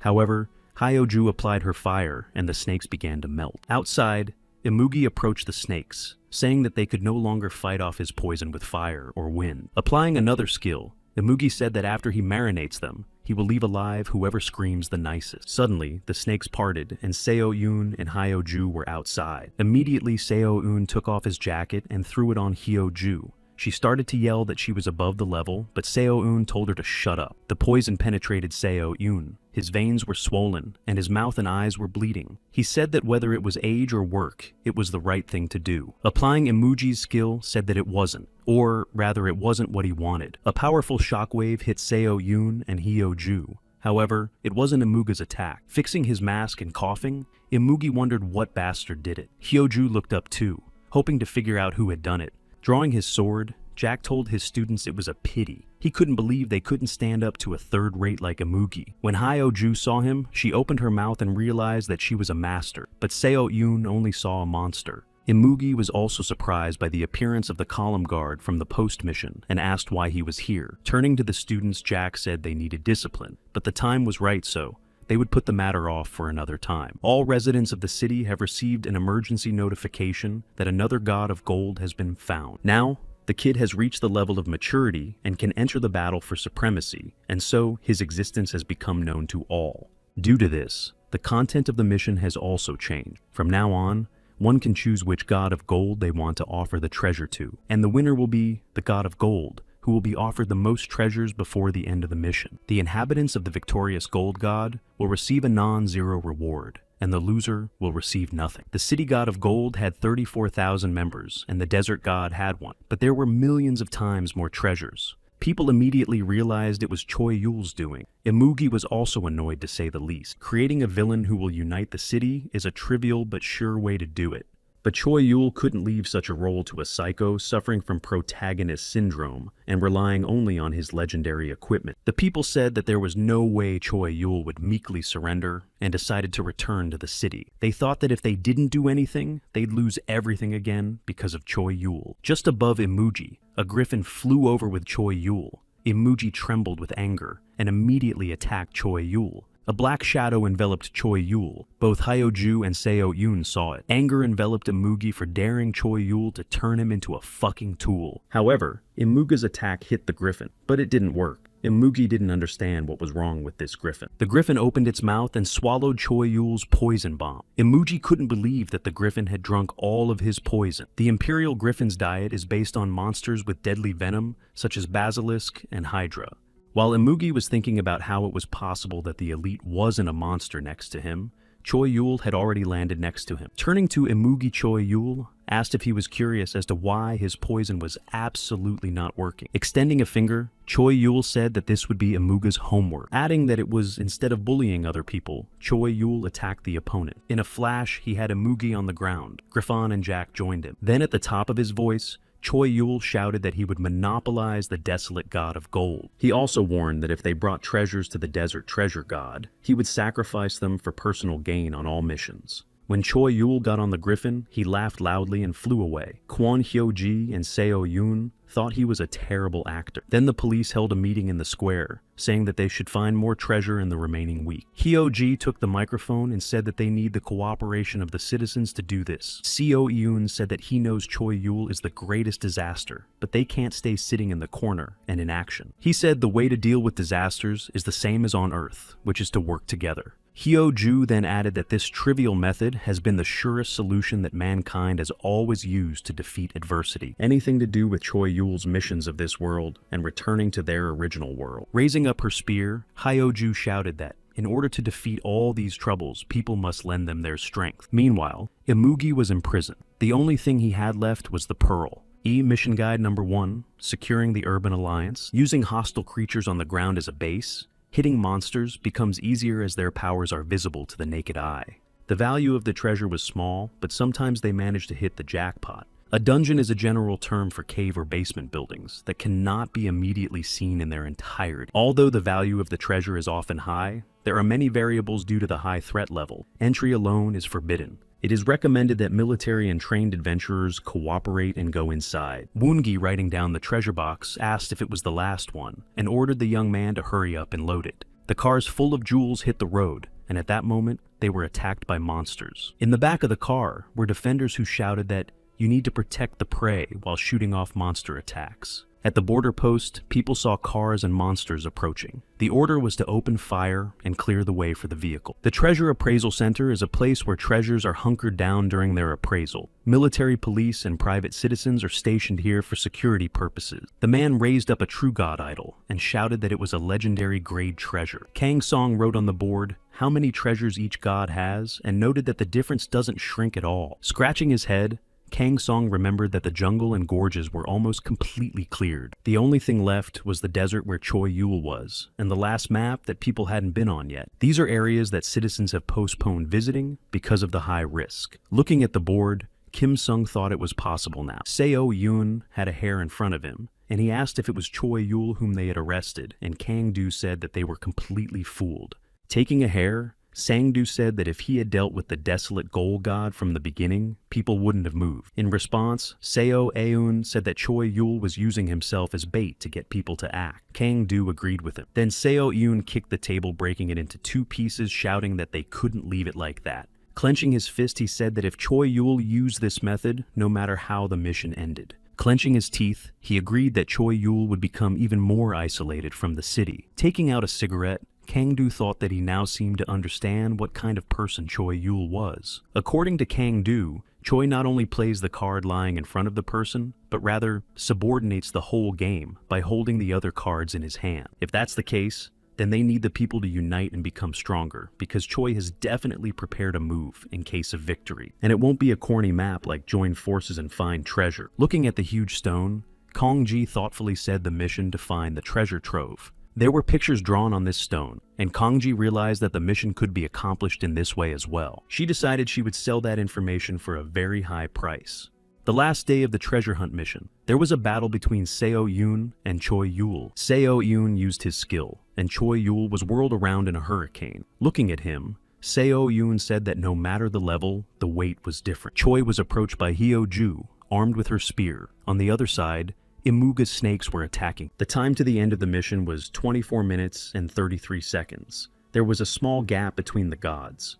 Looking at Imugi, Choi Yul said that he didn't have much time left. When Hyo-ju and Seo Yoon Choi Yul stood next to Imugi, he told them that the City Alliance members needed to do a better job. 4 days later, Hyo-ju said that she was so surprised that Imugi was just that, a high school student who still has milk on his lips. His name is Kang Seung-won. Smiling, Kang Seung told Hyo-ji that she was noisy and offered to shut up, and he'd call her if he needed to. She replied that it was her job to watch him, and Kang Seung said that after losing like that. But Hyo-ju didn't let her finish, saying that she was faster than his ability to activate the pearl, because he had the body of an ordinary person. Her spear stabbed into the wall next to his face, and Kang Seung replied that she must have heard from his subordinates. And Hyo-ju replied that they split easily, and it seems like he's not such a good leader. With a wave of his hand, Kang Sung said he couldn't condemn the attempts of the weak to survive by joining the strong. He thought that if he went out and stepped on them, they would immediately start licking his feet again, and that's human nature. When he said that, Hyoju replied that she was clear, and he had 8th grade syndrome. Looking at his hand, Kong Seo said that his pearl is a mythical class item, and it's still in development, which is why Choi Go won. Once Kang Seung finishes developing this thing into a true mythic class, even Choi Yul won't be able to resist her. Which means, according to Kang Seong, the city will belong to him sooner or later. Hearing that, Hyoju thought that if it wasn't for Choi Yul, everyone would be in danger. But according to Kang Seon, the pearl is still in development, and Hyoju thought she should just leave that jerk alone. While passing by the treasure appraisal center, Kang Ji heard a man saying that they almost died in Dunge, but still won. Nearby, a policeman was asking an adventurer to pay a fine for exposing his sword. Listening to all this, Kang Ji thought that in a few days, the city had become suffused with the spirit of fighting, and it would be difficult for her to sell information. Suddenly, she received a call, and Kang Ji thought there was no better time to call than now. She received a call from Hyoju, who asked if Kang Ji was okay, and added that she was worried. While Hyoju turned away to talk on the phone, Kang Seung pressed the help button at his weapon. When she hung up the phone, Kang Ji thought she had just asked Hyoju to introduce her to someone who could buy information from her. The military was having a meeting. With his hands folded, Kwon said that before they started talking. And then he paid attention and clarified if it was even okay for Imuji to be with them. And Kang Seung asked if he was interrupted. After drinking Kim's energy drink, he looked up and said that Imugi is their outstanding strength, not to mention that leaving Hyunju as his guard is a loss for them. Folding his arms, Seo Yoon asked why they shouldn't, but was interrupted by Lee Chul suggesting he just listen. After hearing Kang Ji Kim Sun's story, he said that if her information was true, they would be able to destroy the god of gold before he grew up. He also said that they would face a devilish difficulty fighting Choi Yul. Kim Sung thought they should try. That's why Kim Sung wants to use Imugi. Smiling, Kang Sung said that as he said, the city needed him after all. Choi Yul and Jack were standing on the roof of the building, watching the powerful hurricane. Turning to Choi, Jack asked could they increase the victim's personal gain. In response, Choi Yul snorted, and Jack, making a move, said that the Demon King's punishments count. Things backfired. Choi Yul said that a lot of people in the city need to be rewarded, because the people he turned into victims this time. Unlucky enough to find yourself in dangerous dungeons or going after cursed treasure, and they became the ones who should have been isolated before this mission. When Jack noticed a military Grizovic approaching them, he informed them that they had guests. Kang Seung Hyo-ju and Seo Yoon were sitting in the truck. Kwon, who was driving, said that they were in place and needed to get ready to fight. Gruzvik, the next following, also got the message to be ready for battle, and the military responded that they were ready. Jack had already gotten up, but Choi Yul said not yet. He said that since ancient times, the weakest have been sent to the last stage. Choi Yul's loyal griffin was the first to attack. Hyoju raised her spear against him in defense. Suddenly, a black shadow enveloped Hyoju and Seo Yoon. It was Kang Seon's pearl. Then Kim Sung tossed them in the air. Hyoju shouted what he was doing, and Seo Yoon reminded him that he was just a brainless dog. Using their skills, they attacked the griffin from both sides. Kwon ran out of the car and shouted to the others to hide as well. He told Naho that when they found the place, they should open covering fire. While the military covered their own, Imugi climbed into the building and thought it was okay to not waste energy now, because Choi Yul wasn't the ultimate target. He was thinking that Choi Yul had decided to use him to get the gold god, but Kang Sung wouldn't let him do it. In his opinion, the only people being used here are the military freaks. Watching the battle from afar, Kang Soon thought that they wanted to start with negotiation, but Choi Yul didn't seem to have any plans to do so. When Kang Soon got into the car, he shouted to the driver that the battle had begun and that he had to drive. The private immediately stepped on the gas. Their plan was to destroy Choi Yul, the god of gold, but it's really a lie. Of course, if they had succeeded, the mission would have been won immediately, but it's obviously impossible to accomplish such a feat. The purpose of this PLNN was to find the treasure, past the desert sector to the last sector. Calculating the remaining time, rather than rushing from side to side, they had to go and take as much treasure as they could carry at a time. It was necessary to land as many men as possible. After all, it was impossible to leave the Imuji in a weakened city. So they created a fake plan to subdue the gold god Choi Yul and destroy Imuga. Getting out of the car, Kang Sung couldn't believe that the last sector was in front of them. He saw the ruined buildings, and Kim Sung didn't understand how this was an ordinary earthly city. When Kim Sung entered one of the houses and saw the picture on the floor, he realized that his suspicions that they weren't the only ones who had been summoned were correct. But who would have thought that the confirmation of his hunch would be like this? People have not fallen thanks to outside forces. They were isolated and divided. They ended after they stopped fighting among themselves. Approaching the skeletons, the adventurer held out his hand and informed them that they were at least a year old. Turning to him, Kim Sung said that it turns out for them, the mission lasted for several years. Suddenly, the adventurer said that even though the game started on the same day, they could assume that the two cities spent time differently. It's too early to be sure, but the assumption is correct. So the players who created this game and summoned them are those who can control time. Meanwhile, Seo Yoon continued to attack the griffin and used a jab-jab hook combination. This allowed Hyo-ju to climb the bird, and she swung her spear at him. Glaring at him, she shouted for the griffon to excuse them, because they had come for victory. She stabbed her spear into the griffin, and the two of them were enveloped in flames. Choi Yul was watching with Jack. Looking at them, he thought that Empyrean Fang and Funbuck's gloves were the best equipment even among the legendary class. They not only have great attack and strength characteristics, but also give extra stats to their user. The downside is that most attacks hit square and can cause massive destruction. To control and master such power, they will need to work as well as possible as a team to prepare for it. They would need veterans and those who had already played on the team. Thinking that the griffin had been struck, Hyo-ju and Seo Yoon started to leave, but suddenly there were sounds behind them. They turned around and saw Choi Yul, who congratulated them on passing the first stage by stroking the griffin. Clenching his fist, Seo Yoon shouted for Choi Lei to stop because he wasn't here for the god of gold. Looking at Seo Yoon, Choi Yul was puzzled because he said he had come to save him, until Choi Yul finally isolated himself from the city. Choi Yul just smiled at that. While preparing for the fight, Choi Yul told Seo Yoon to arrest him in that case, but only if Seo Yoon has the talent. Then Choi Yul disappeared, raising a puff of dust. Seo Yoon squinted at Choi Yul and cursed. Suddenly, Hyo-ju jumped forward with a shout of caution. She was able to deflect the blow that came at them. Clutching his sword, Jack said that the only one who flinched was the inexperienced apprentice. Watching them, he thought he'd have to be more careful, or he'd destroy them all. And Quan analyzed the enemy is the Swordmaster Goblin, the Pillar Guard, from the last mission, and the raid boss who has a higher level than the other guards. Hundreds of people spent half a day making efforts to capture the exhausted guard. Can they defeat a stronger opponent with so many men, and without a Muga?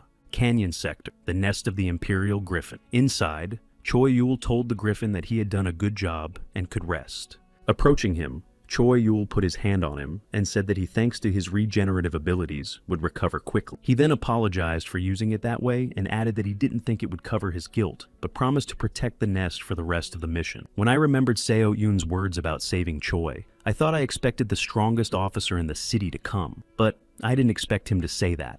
Even though Choi Yul can anticipate actions, it's hard to guess a person's feelings. After a while, Quan and the other military men were broken, and Jack stood up on the wall of the building and asked, "That's all." Looking at him, Seo-eun thought they were capable of something more. Hyo-ji answered him, asking the master to let them pass. But Jack said that if she wanted to convince the wrestler, she should fight. Suddenly, a voice behind Hyo-ji's back told her to retreat. When she turned around, she saw Quan, and was surprised that he was alive. Looking at her, Quan said that they still had a few more days, and the enemy was in no mood to destroy them without talking, so they couldn't rush. They left, and Choi Yul joined Jack and said it was over faster than he expected. Jack replied that Quan was an incredibly smart man. Quan thinks like a general, not a wrestler who does and then thinks.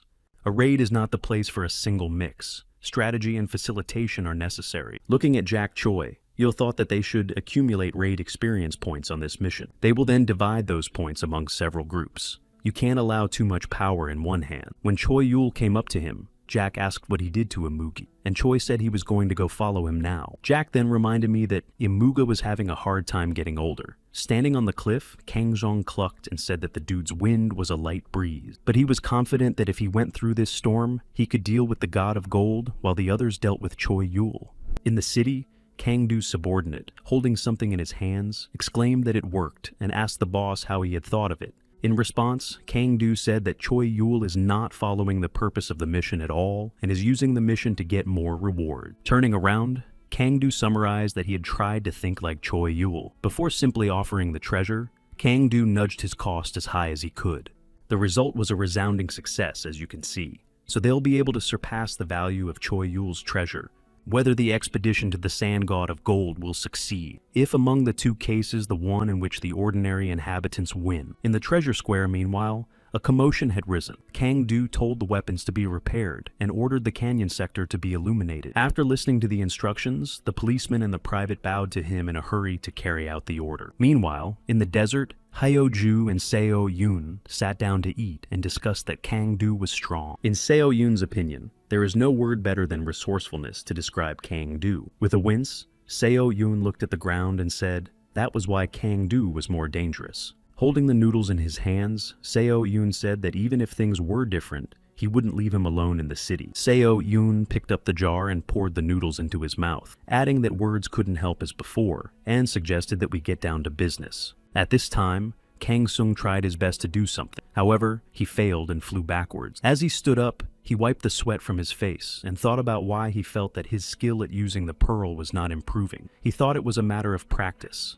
Reading the book, Choi Yul was clucking and thinking that he gives Amugi an opportunity and he doesn't even use it. He knew that Kang Seon wouldn't be able to improve his skill by hunting weak mobs. He would have to deal with the stronger one. Until now, he only hid by fighting weak mobs or humans. His poison won't even work on elite monsters. Putting his hands behind his head, Choi Yul cheerfully said that Amugi would grow up if he fought Hyun-ju, but he's not going to tell him that. Again, Jack prepared for battle armed himself and landed on the wall of the ruined building. Everything lit up with a purple light. The private called out to Officer Seo-eun, extending his finger with the ring. Entering the fight, Seo-eun struck with a fist strike using his gloves. A hurricane appeared in front of the military, and they were yelling that it was blocking their view, so the order was given to open fire to divert it. It was as if a comet flew from the sky into the center of the storm. Kwon, who was sitting in the shelter, told everyone that he was coming, and that the posts needed to get ready. There was a huge explosion. One of the privates started to say that they had done it, but his comrade grabbed his head and told him to shut up for now. The smoke and dust from the explosion began to dissipate, and Hyo-ju's silhouette could be seen through it. But then everyone saw Jack holding her by the throat and saying that they had worked surprisingly well together, but not enough to break through his aura. The Kwon sitting in the shelter looked at the wall and asked if they still needed reinforcements. After letting Hyo-ju Jack go, he said that she passed this exam so she can go ahead. He also said that apparently she seems to have mastered the martial arts of this world. Calling out to her, Jack admonished, "It's good to band together when you're weak." When Jack left, he said that if she was his student, she should stand on her own 2 feet. Hyo-ju knelt down and shouted that she would do her best. Jack stayed where he was, but the military men got in the car and drove off. As they drove, Kwon thought about the word surrendered, assuming Jack was testing them or training them. But if that's the case, what would happen if she didn't pass? After getting out of the car, Hyo-ju said that it would be harder to go on. The soldiers in hiding reported that they couldn't see either Choi Yul or Amugi, and Kwon replied that Choi Yul knew they were coming, and so they shouldn't let their guard down. A tornado appeared in front of the team, and Kwon asked Hyo-ju if she could jump over it. Hyo-ju started waving her arms, saying she couldn't. Seo-yoon sat down and began to use one of the skills, and said that he thought it would work. Hyo-ju clarified what he meant. Seo-eun raised his hands and shouted. Hyo-ju and Kwon saw that Seo-eun had picked up the wind, and the road in front of them cleared. Kwon immediately realized that Funbank was a wind god, and whether or not something could equip with such strength. Continuing to hold the wind, Seo-eun said that he would not be able to do what he wanted to do using the Funbak gloves. Choi Yul appeared in front of them and said with a smile that Funbank was beginning to recognize Officer Seo. Immediately, Hyo-ju and Seo-eun rushed toward him. Kwon thought it was much faster than he'd expected. With an outstretched hand, Choi Yul asked if they were going to start the last stage. He was holding a ticket that allowed him to teleport to a place where a person had already been. So Seo-eun and Hyo-ju teleported away. Seo-eun looked around and asked where they were, and Hyo-ju said they had gone too far. A voice behind them said that the Bates were still alive. They turned around and saw Amugi standing in front of them. But Kang Seung didn't understand what had happened to Seo-eun and Hyo-ju. He noticed that their energy had changed so much in one day. Hyo-ju then clarified, Amugi sent Choi Yul here, and he told her that he had been here since the moment he opened his eyes. The team assumed that Choi Yul was scared that his god of gold would be caught and kicked out. However, Choi Yul immediately landed to them and replied that it wasn't true. Taking out his sword, Choi began to say that since ancient times there was a tradition of fighting the last boss in a separate stage. Running forward, Imugi yelled for Choi to stop joking and asked why he wasn't starting the second and third stage transformation. Dodging Choi Yule's attack, he said that the atmosphere here was great. But Imugi thought that while he was playing with these losers, he remembered one thing. The more he hit them, the better they behaved. Later on, they were like affectionate. Choi Yule told him that he thought Kang Seung was a great villain. In the shelter, Kwon reported that he had lost contact with Hyun Neem. Nearby, his comrade assumed they were fighting. Upon opening the chest, the private informed the commander that they were running out of ammunition. Kwon's colleague reported that they had driven Imugi out of town, and the plan was successful, and Kwon added that they still weren't sure if they'd pebble him. There were about 2 days left. They have no time to think and no people to execute the plan. The only thing they can do now is finish what they started. Hyo-ju rushed in to attack, asking Choi Yule to stop and talk. And Choi Yule said that it's time for a typical final boss scene, and they can try to drink themselves into oblivion out of arrogance. Then he told me that the Gold God had tremendous stamina, but was almost powerless in battle. By teaming up with these people, Hyo-ju will defeat him in one moment. If anyone touches Choi Yule even once, he'll send him to the God of Gold. Relieved, Imugi raised his hand and asked if he could hit him once. Releasing the snakes, Kang Seung shouted that one time wouldn't suit him. Looking at the black shadow approaching him, Choi Yule realized that it was a large-scale attack of maximum power. Swinging his sword, Choi Yule shouted that it was too easy and struck at Imugi's face. Kang Seung fell down, and Choi Yule asked, "And what do they need? Can they rest to gather or run to the God of Gold?" Hyo-ju looked at Seo Yoon and said that there was a gap between their goals and Imuga's, but they wouldn't mind hitting him. As Woon-gi closed the car, he asked Kim Sung if he would be okay. Kim Sung replied that they had too much treasure and couldn't take it all. Kim Sung also ordered the guards and residents to be taken to the city. Kang Ji sat in the truck looking at the jewelry in the sun. He said he would go with the volunteers and walk back with the rest of the treasure. If they drop the treasure and pick it up in the desert, they can buy time. As he left, Kim Sung looked back at the ruined city and put his hand to his head and saluted. Seo Yoon rushed to attack Choi Yule, but he repelled the attack, surprising his opponent. Smiling, Choi Yule said that such an attack wouldn't do anything to him, reminding him that he was stronger than Jack. Looking at the opponent, Hyo-ju said that because of these shoes, they can't understand where he will fly in the next moment. Landing next to him, Seo Yoon asked Choi Yule Dragonfly whether or not Hyo-ju noticed that he wasn't even using them to their full potential. At that moment, Hyo-ju began to remember what her master had taught her, and how to defeat someone who was stronger than her. Suddenly, Kwon appeared behind her back and shouted her name with all his might. Hyo-ju looked back at him and apologized, saying that she was thinking so much that she couldn't say a word. And Kwon replied that everything was fine, and thanks to her he recognized their location. In the background, there was a battle between Choi and Seo Yoon, and Hyo-ju yelled into her earpiece that she couldn't speak, and according to Choi's information, Yulia is the God of Gold. No one answered, and Hyo-ju realized that Kwon had hung up on her, and wondered if she should call him back. Suddenly, she got a message. The screen said that Hyo-ju should be listened to. Kwon said that if Choi Yule said anything about the God of Gold, in Kwon's opinion, all of Choi's clova is part of his strategy, and if she heard the details, she's now a victim of personal gain. Hearing that, Hyo-ju's eyes opened wide. She asked why, but Kwon said she would figure it out later, but right now, she needed to figure out what had happened here. Lastly, Kwon said that he would come up with a plan and send it out later, and they needed to stall for time. Watching the battle, Hyo-ju thought about how she could stall for time, to keep fighting. But isn't that a waste of energy? Taking the spear, Hyo-ju breathed heavily, thinking that she had no other ideas but to just keep fighting. The sun was already setting when Kang Sung regained consciousness. He stood up and grabbed his head. Then he noticed that Hyo-ju and Seo Yoon were lying at his feet and thought they had screwed up. He laughed and said that they were idiots and they were useless. Standing up, he walked over to Choi Yule and asked if he would agree with him. But Choi said something to himself about an abandoned magic pearl. Kang Sung looked at him questioningly. After closing the book, Choi Yule said that it requires focus on how to develop it, and added that if he used it mindlessly, it would eat him up. Activating the pearl, Kang Seong shouted, "What the hell is this nonsense?" Armed, Choi Yule said that he had already warned Kang Seong, but Imugi just sent him away. Meanwhile, in Hyo-ju's earpiece, Kwon spoke up, saying that he would soon fill her in on the details of his plan. Already at night, the city god of gold had about 16 million. At dawn, Woon-gi brought all the treasures. and the value of the treasure rose to nearly 27 million. The last day of the treasure hunting mission, the desolate gold, God had 38.5 million. There was still a battle going on between Choi Yul and Hyo-ju, and the city god had 37 million. Imugi, who fought Choi Yul, said he was tired of it and would earn points and would definitely level up. So Yoon jumped up and shouted to Hyo-ju to get ready. Raising his hands in the air, Seo Yoon shouted that there was one last push left. A hurricane came up that tossed Choi Yul with such force that he was even surprised.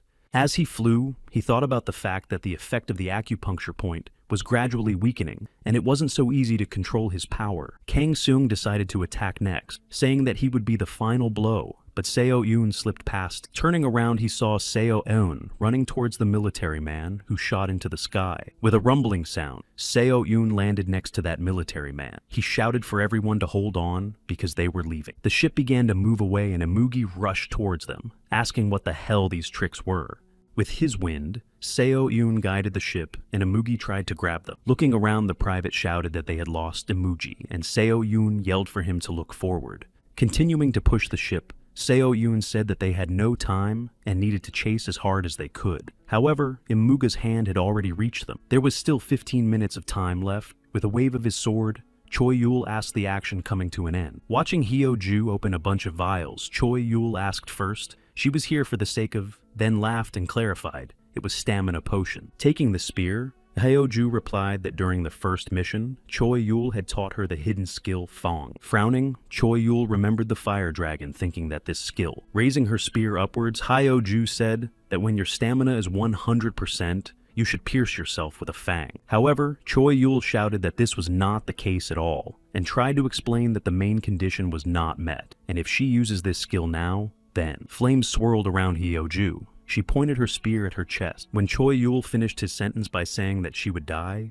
it was too late. Hyo-ju stabbed the spear into herself. Empyrean Fang, a spear possessing the high-ranking fire property of Prometheus's dragon power. Upon reaching the hidden condition, the user can summon Prometheus and use a powerful breath. Empyrean Flame Dragon also bears the name Solar. Therefore, the call of Prometheus is possible only at sunrise or sunset. At the last moment, Choi Yul put his sword between Hyo-ju and the spear, asking if she knew the last condition. Hyo-ju replied, "Of course." She said it was all Sergeant Kwan's plan. It's impossible to guess what Choi Yul has in mind, but he is still a man whose actions can be read. When Choi heard this, he scratched his head and said that he had miscalculated. Choi sat down and looked at the ship in the distance, saying that even though he might go after them, he'd rather end it here. 7 minutes and 23 seconds left. Kwan radioed that he was approaching, and everyone should grab a weapon. The ship kept racing across the sands, and Imuga's paws tried to grab it. Raising 2 fingers up, Kwan ordered the attack and advanced. Behind Seo Eun, an orb appeared in which Kang Seong's reflection was visible. Seo Eun was surprised to see Imugi there. Imuga's snakes attacked the military. Kwan coughed. The remaining time is 6 minutes and 11 seconds.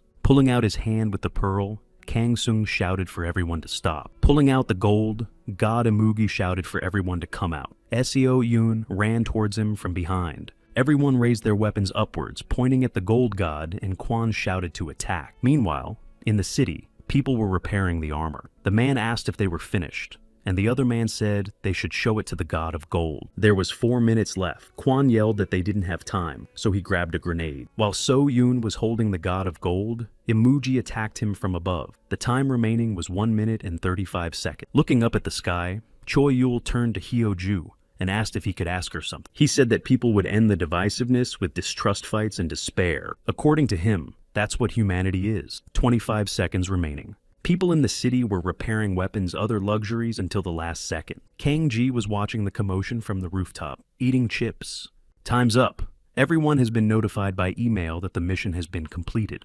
The city god of gold was victorious. Standing on the desolate gold, Imugi shouted that he had won. He thought with a bounty like that, he'd be pumped, but he got a message in his email. Then the ordinary residents who found themselves outside the city limits were forcibly returned. Kwan shook Seo Eun's hand and said that they had done a great job, and he replied that all that was left was to get drunk. Because of the blessing of the city god of gold, the reward points will be doubled. Looking around, Hyo-ju didn't realize where Choi Yul was. Kang Ji-woo came in 3rd place with 33,500 points.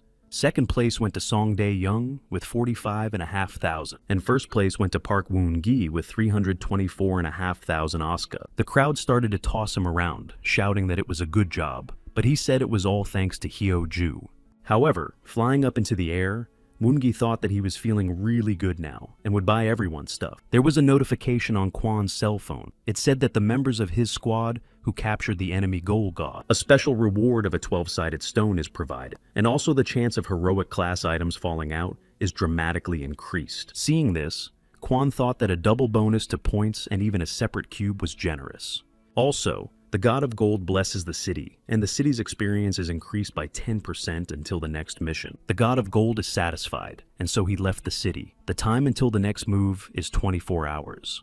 Looking up at the sky, Choi Yul exhaled and thought that at least the situation could have been more dangerous. On top of that, the Demon King's punishment was starting to wear off. Jack came up to Choi Yul and reminded him that he was still an enemy to the city. Choi smiled and said he was no longer their enemy, but now they were calling him a scourge. Looking at the city, Choi said that they had won the Battle of Calamity by their own strength. Jack said he'd done everything for them, but Choi shushed him, saying he wanted to see how the town would develop. The city now has the points and the will. During this interval between moves, the 8th city will undergo significant changes. Folks were clamoring to work in Puck's delivery because he's so cute. A dumbfounded Woon-gi told them to calm down because those glasses belonged to Hyo-ju and they were just people helping her. However, the angry crowd said there was even more reason to join in.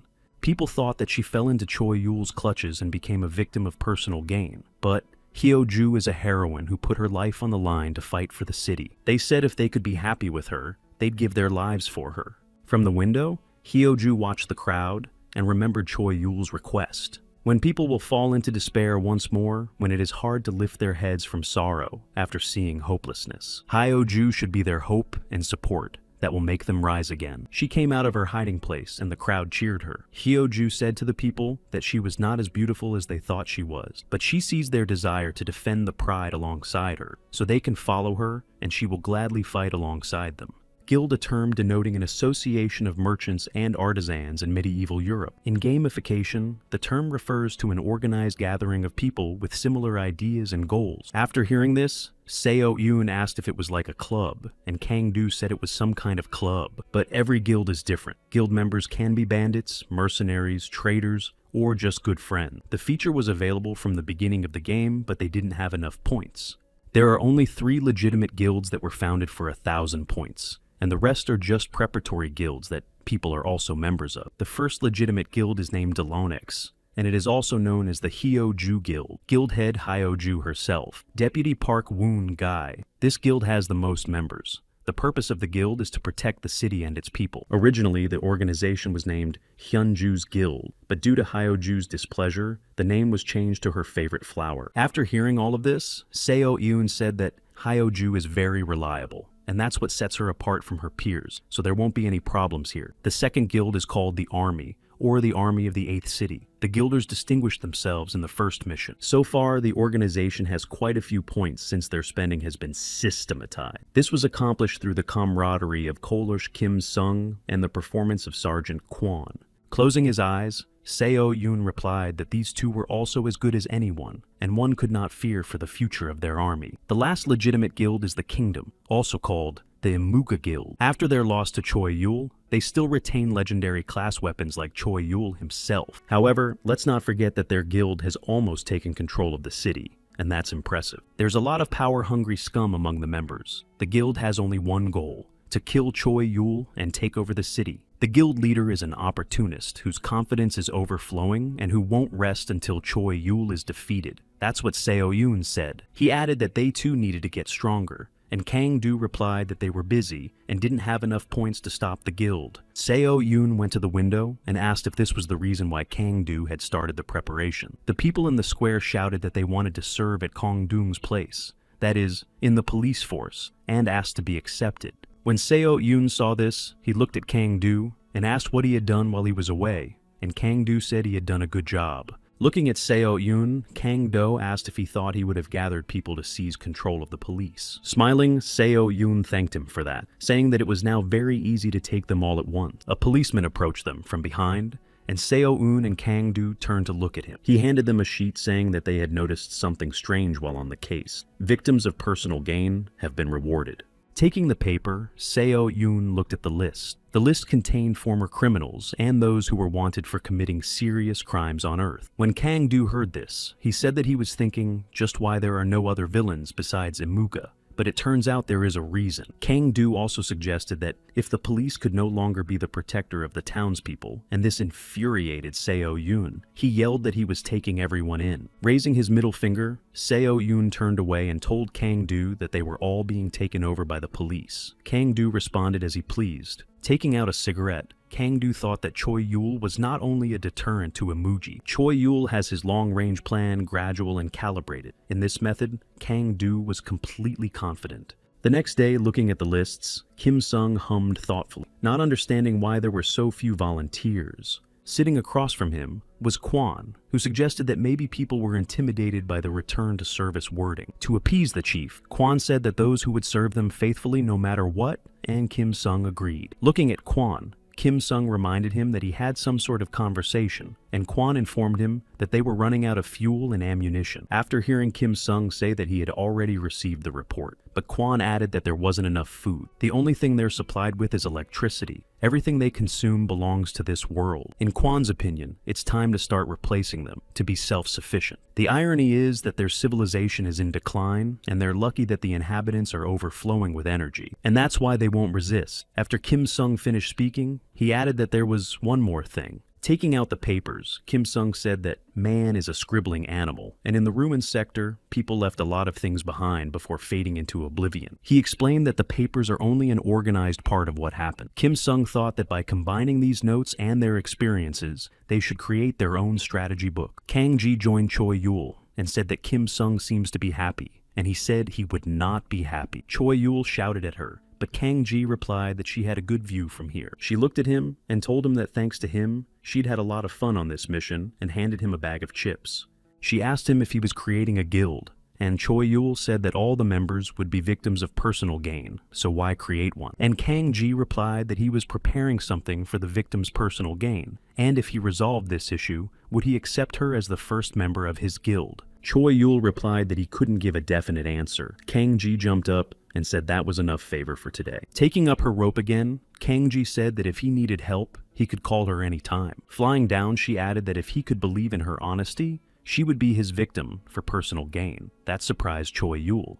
Looking up at the sky, he said that Kang-ji is a very interesting girl. Taking out the chips, he thought that sacrificing personal gain and punishing the Demon King was definitely not part of his strategy. He also thought that this mission helped him assemble the city and start strategizing around Krasen, and he didn't get a reward after the mission. So, Krasina was also left with nothing, and it was Choi-yul who clearly hinted that if he was disturbed, he would be the first to lose. Looking at the book, Choi thought that if he didn't get an answer, he would have to explain to Krasen until he understood. If the prediction is to be believed, the king will quickly realize that this is not worth doing, and his greed is enough to remember the words personal gain. And Krasen knows that Choi-yul will make his greed flow. In the next instant, Choi-yul found himself in an empty pran stance and saw a person in front of him. Jumping up, Choi-yul grabbed his sword and rushed to attack Demon King Dai. Before he knew it, he was seated on a chair. Krasina approached him from behind, holding drinks and fruit, but Choi knocked the tray down. He was already sitting in his suit at the table where the same tray was. Across from him sat Krasina. Choi looked at his hands. Then he looked at Krasina and thought that it didn't look like the old Demon King. Inhomogeneous absolute pressure of his own person, the Demon King of Krasen's personal gain. Choi's hands were folded in a lock, and he thought he needed to cool his temper because he was getting agitated, and Dai wasn't in the mood for a fight right now. Deciding he needed to talk to Krasen and learn as much as he could, Choi opened his mouth, but he couldn't say a word. Krasen spoke up and said that the only reason Choi-yul was here was because he was interested. Whether it becomes just an interest to Krasen or something more for him, he will leave the choice to Choi-yul. Choi smiled and folded his arms, thinking that there was something he could do for Krasen. Taking a glass, Krasen said that it was a way to get out of the way of pride, because besides Choi, there were 6 other mortals, and there was no one to replace him. Krasen told Choi to choose. If he chooses interest, it'll be the same as before. And if he becomes useful to Krasen, he'll get new opportunities. Choi asked if it was the same book. Grayson said that once Choi made up his mind, the book would be transformed by hearing him. Choi asked if the punishments would disappear if he became useful to him. Raising his head, Christina said his thoughts were vanity, and he only said he would give him the opportunity to become useful to him. Maybe Choi will be completely useless, and so he will lose Krasen's favor. Grimacing, Choi thought he had to endure too much for Krasen's amusement or benefit, and Krasen said that's why he was interested in Choi, and then asked if that wasn't enough for Choi. He would benefit and be given an extraordinary opportunity to control the fate of all objects. Choi frowned in response. Everyone has received a notification that enough points have been accumulated, and the city level has now reached level 3. Standing in the store, Kang-ji noticed the shelves were empty, and thought they weren't just throwing dice. She kept muttering to herself that all they had left was a name and nothing to do. The 4th city player didn't seem to want to play at all. Kang-ji thought it was still to be seen if they liked playing so carelessly, or they don't care about the city. The system notified again that a single NPS had been summoned as a reward for raising the city level. The appearance and equipment of the NPS are set randomly. The NPS prefers melee combat and will automatically attack enemies invading the city. Attacking an NPS is considered a hostile action, and you should be careful. The level of stats and the NPS itself is 30. NPS is a non-playable character that cannot be played as, for example, a villager or a monster. Seeing the NPS, Kang-ji thought it was a type of strong guard in the village. Looking at Kang-ji's system, she thought that if they were to be trusted, they would do more than just stand still. The hand controlling figure number 8 was meanwhile doing something in the system. The system notified that Choi Yul had passed the abnormality test, and the absence of abnormality was confirmed. And then came the message that the anomalous object was denied registration due to a system error. The hand selected advanced testing. A warning popped up that the object may die in the process. Back to Choi and Christina. Choi asked if by all Christina meant those in other cities. Just then Choi noticed he was able to speak, and Krasen replied that he was, and drowned. Now Choi was more interested. In Choi's opinion, too much was at stake, and on the other hand Christina that is able to play so big. It was clear that Christina was not so simple. Laughing, Christina said it was time to make a choice. In response, Choi asked to be allowed to ask him one question, and asked what Krasen's mission, or rather purpose, was. And Christina replied that there is no mission and he only wants to take possession of everything that belongs to these players. Everything they know and don't know. Everything they have. Everything they're hiding. That's Krasen's mission. Every last soul and bone, absolutely. Hearing that, Choi Yul frowned because Christina makes all the players look like enemies. Finishing this conversation, Dai said to Choi to choose, and 2 books appeared above his head. Another Demon King considers them supreme beings giving missions called Summon. When Choi voiced his decision, Christina said it was an incredible yet obvious choice. Then Kraina said that Choi would forget this conversation as if it wasn't in his memory because they can't be seen together. Falling into the void, Choi shouted that nothing would change then, and Christina replied that sometimes even the fact that nothing had changed was enough. When Choi Yul woke up, he sat up thinking that he had taken a nap. Looking at the book, he sighed, realizing that Christina hadn't answered. The fleeing Kang-ji hid behind the wall and looked out wondering if she had broken away. Suddenly, a hand hit the wall next to her face, and then the naked man called her sweetheart and told her she was busted. It was Hyo-ju. She said that Kang-ji would become a member of her guild. Kang-ji said she didn't want to, and Hyo-ju should stop chasing her. Falling to the ground and waving her spear, Hyo-ju yelled that they were friends and asked to join, but Kang-ji replied that they weren't friends and she needed to stop whining. Taking the phone, Kang-ji said she'd rather be alone. She waved her hand and asked Hyo-ju to find someone else. Grabbing her by the waist, H-ju yelled that she didn't want to lose Kang-ji and called her a little cutie. Kang-ji screamed that she was a lecher. There was a military training session in the square. Their captain said that anyone with serious injuries should use the recovery in 30 minutes. This feature not only heals wounds, but also restores stamina. It's as if the person taking it has had a good night's sleep. The function gives a person a better physical condition. This feature will allow you to spend the next 24 hours with unprecedented efficiency. They were preparing and recovering again. People didn't need sleep. They devoted the entire 24 hours to the last second of preparation. The people of this city felt it firsthand. Those 24 hours were crucial to their survival. At this time, Kang Sung was having fun with guys and girls drinking. He and his companions set up bare-knuckle fights, confident that they would heal the injured for 10 points.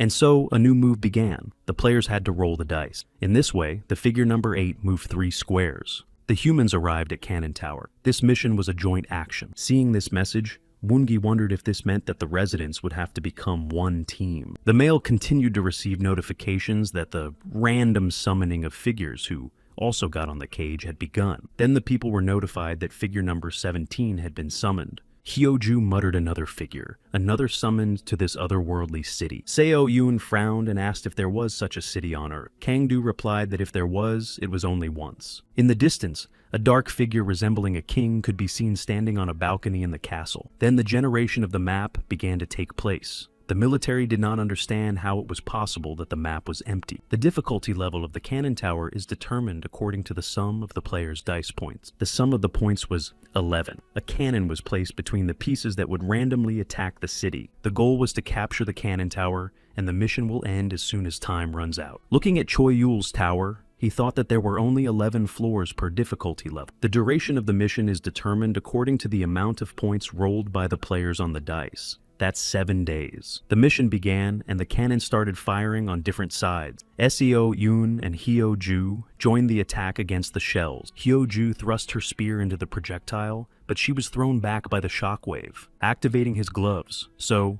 Yoon shouted for them not to try to crumble the cores if they failed. His instructions were to throw the cannonballs where no one was. When Hyoju saw the explosion, she was worried about the town. But Seo Yoon reassured her that everything was fine, because there were no casualties. Kangdu came over to them and said that Seo On was not doing well. Seo On didn't understand him. And then Kangdu reminded me that the point of the game is to protect the city, not the citizen. Residents were notified in the mail that the remaining strength level is 91%. Watching the city being destroyed, Choi Yul thought that no matter how many inhabitants were left, if the city lay in ruins, the game was over. Choi Yul then decided to look at the progress of another figure, and there, people were praying to the almighty city god protector. They said that God is a dice thrower, and they, smiling and enduring for his sake, asked him to perform a miracle of the Lord for his servant. Also, the city has applied protection against direct physical attacks, and the card will be destroyed if the limit is exceeded.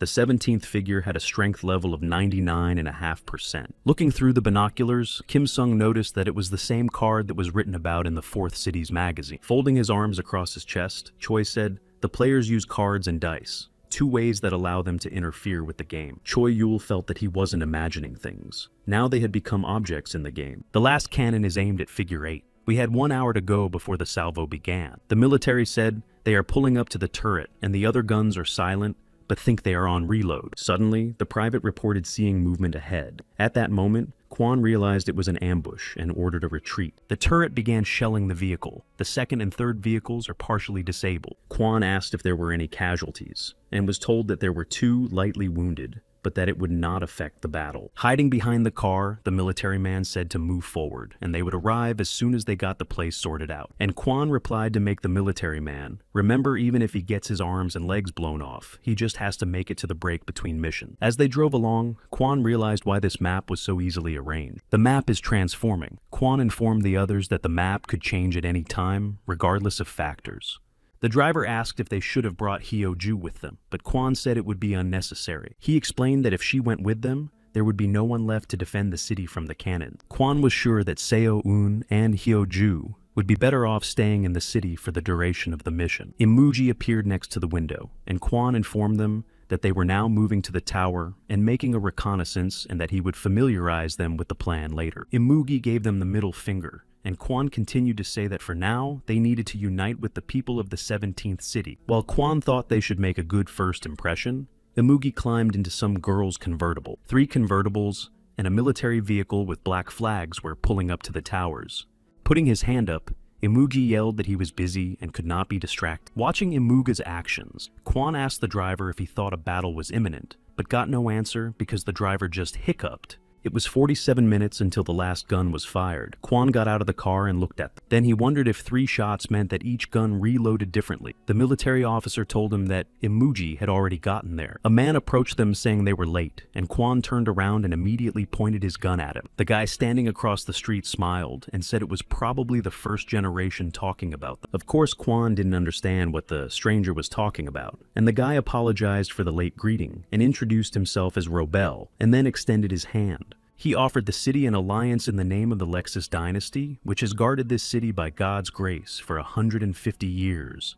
Walking up to the outstretched hand, Quan said that before he made an alliance, he had some explaining to do. And Quan reported that they do not speak for the entire city, but he represents the interests of the 8th City Army. In response, Roble said that means they haven't united yet, and he understands that, adding that they've encountered similar things. Passing by, Roble said that in that case, they would hold off on making an alliance and ask them to convey their intentions to the city. At his back, Quan asked what intentions were, and Roble replied that it was mutual non-aggression, and neither of them would stand against the other. Turning around, he added that the question of life or death of the attacker would be decided by the will of the victim. Quan listened to his new acquaintance say that taking a man's life in general was the order of the day. They sat down at the table, and Roble said that everything was for the protection of the inhabitants and asked him to understand correctly. Quan replied that he understood. Holding out the book, Roble told him that it contained a way to get rid of the gun turret as a token of their friendship. Quan asked where they'd gotten the information.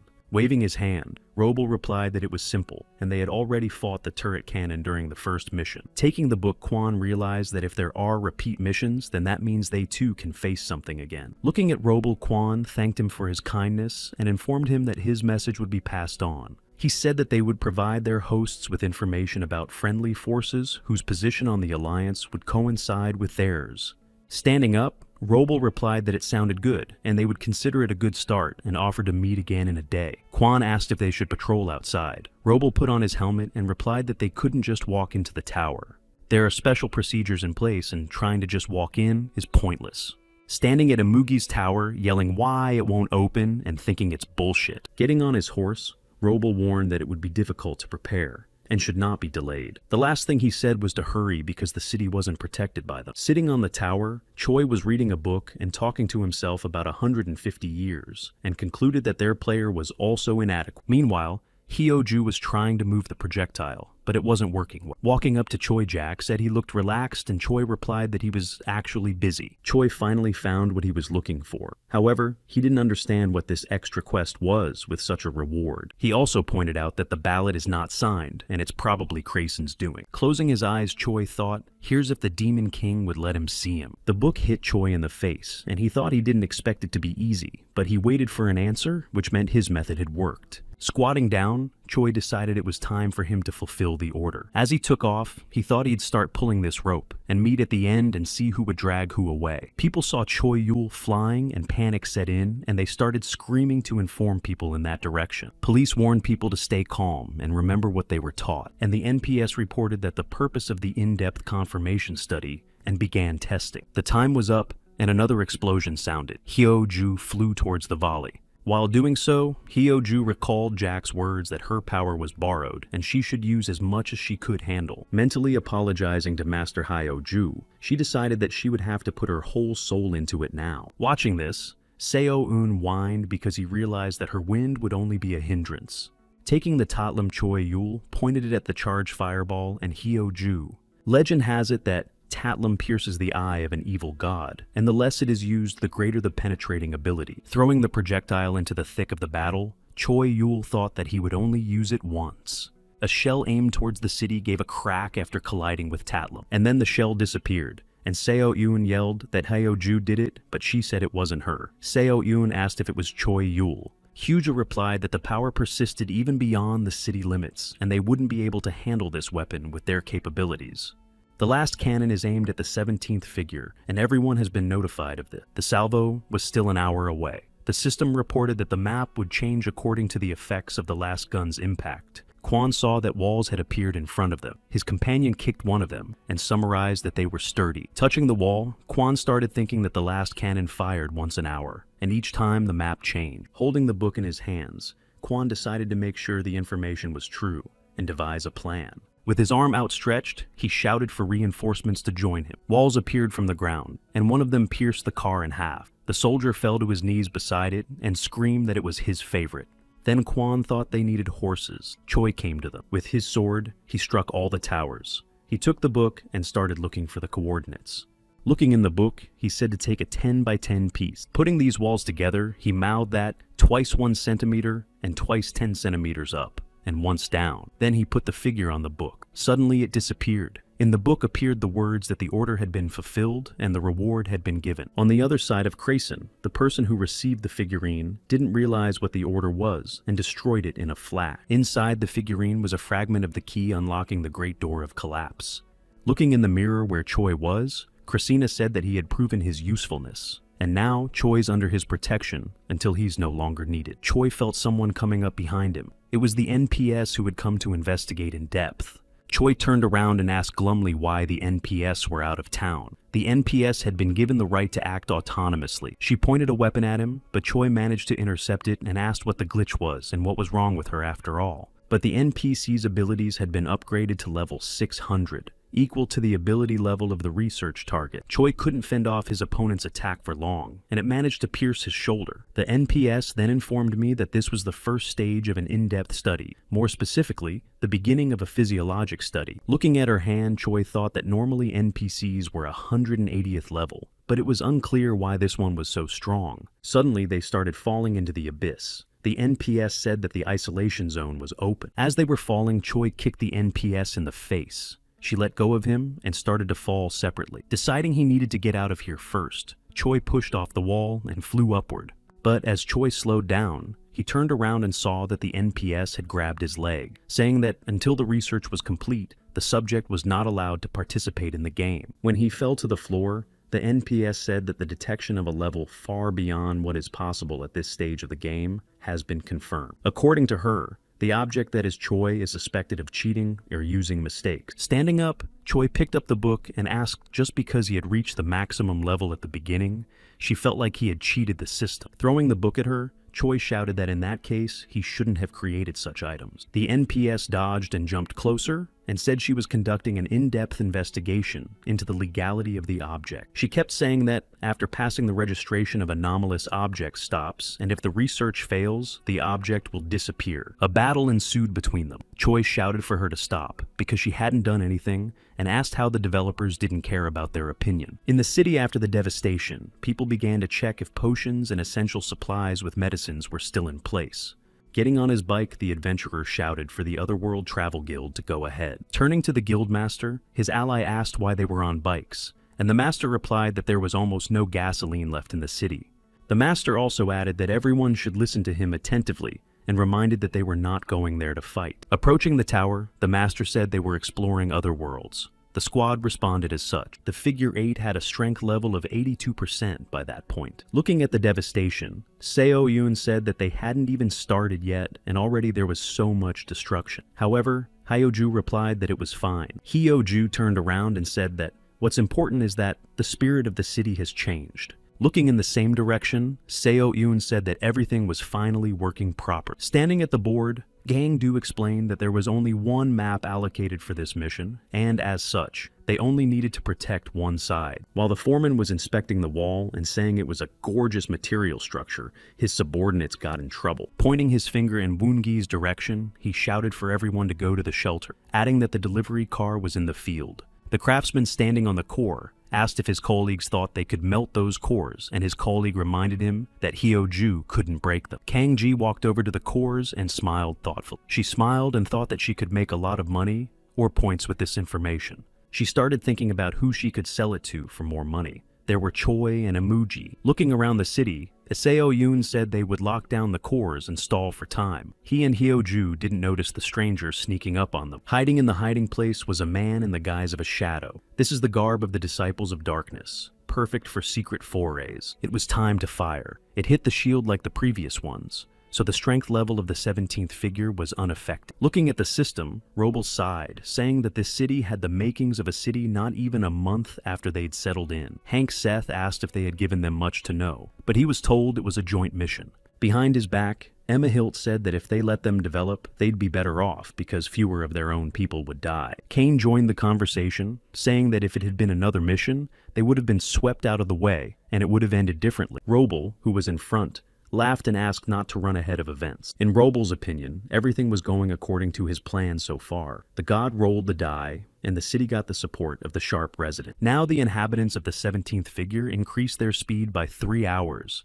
Roble put his hand up and shouted that this was a revelation from the Lord. The defenders of the 17th city rushed forward, shouting that they would bring victory to their God. Roble thought they were the Lord's chosen, and he was a citizen of the Lord's city. In his hands was Stormwind, a legendary class one-handed sword that summons thunder. This one-handed sword also has the thunder spell Chain Lightning. Cities of unfaithful people unloved by the Lord. People hated by the Lord will not be defeated in the holy game. No weight to their powerful items. No weight to their high levels. Roble and his squad were approaching the tower. The stricken Choi was pressed to the ground by the NPS and shouted for her to remove her foot already. She flew upward doing a somersault, and Choi screamed that he didn't care about it. Watching the NPS land, he figured she was already maxed out. Choi cringed, thinking that now he had met someone who was his equal, but he was afraid to fight her. The NPCs moved around him with great speed, and Choi thought that even though he had learned martial arts from Jack, he still hadn't grasped the science. She threw a punch and Choi screamed when she was done with her research already. Approaching again, the NPS said that item 1 was a 98% chance of cheating the system. From different sides, the NPS struck and said that the second point is to confirm the possibility of repeated errors in different situations.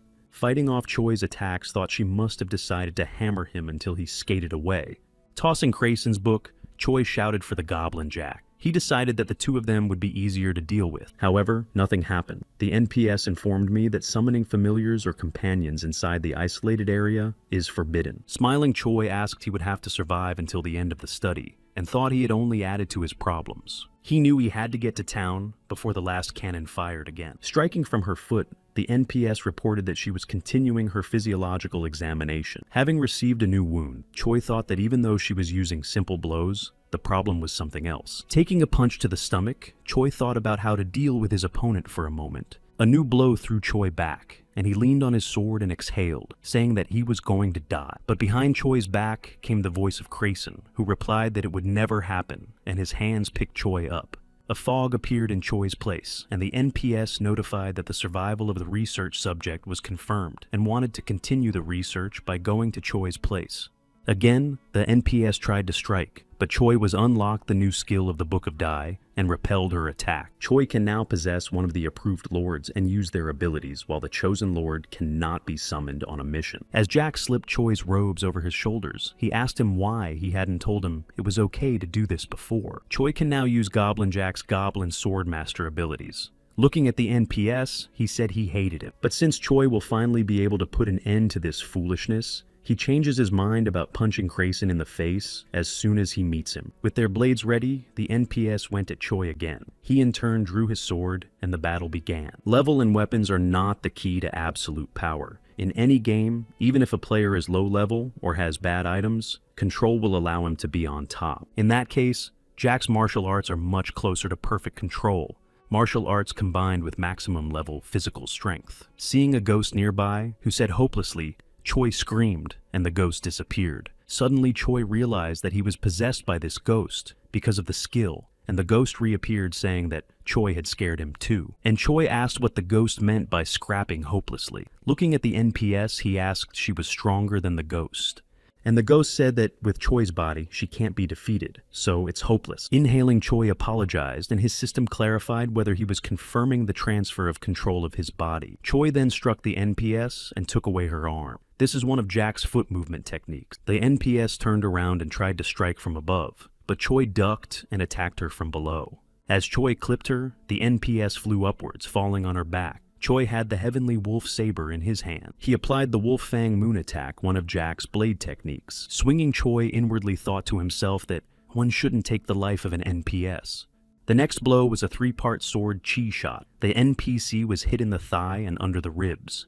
The ghost told Choi that he should have said earlier that Choi wanted to keep her alive, but Choi replied that he didn't even have time to say a word. After opening the system, the ghost said they didn't have time for that right now and needed to get down to business. If you use the fitting function, the NPCs will stop counting Choi as an enemy, and they will be forcibly sent back to the original location. The trouble is, you have to first apprehend the NPS to pull this off. It doesn't matter how they do it. It's all about apprehension. And Choi asked the study to stop after he pressed that button. He clicked, but nothing happened, and he asked why, adding that he didn't like it. Finally, the voice of the NPS said that the physiological examination was over, and no abnormalities were found according to the results. Then it sounded like she was beginning the final exploration.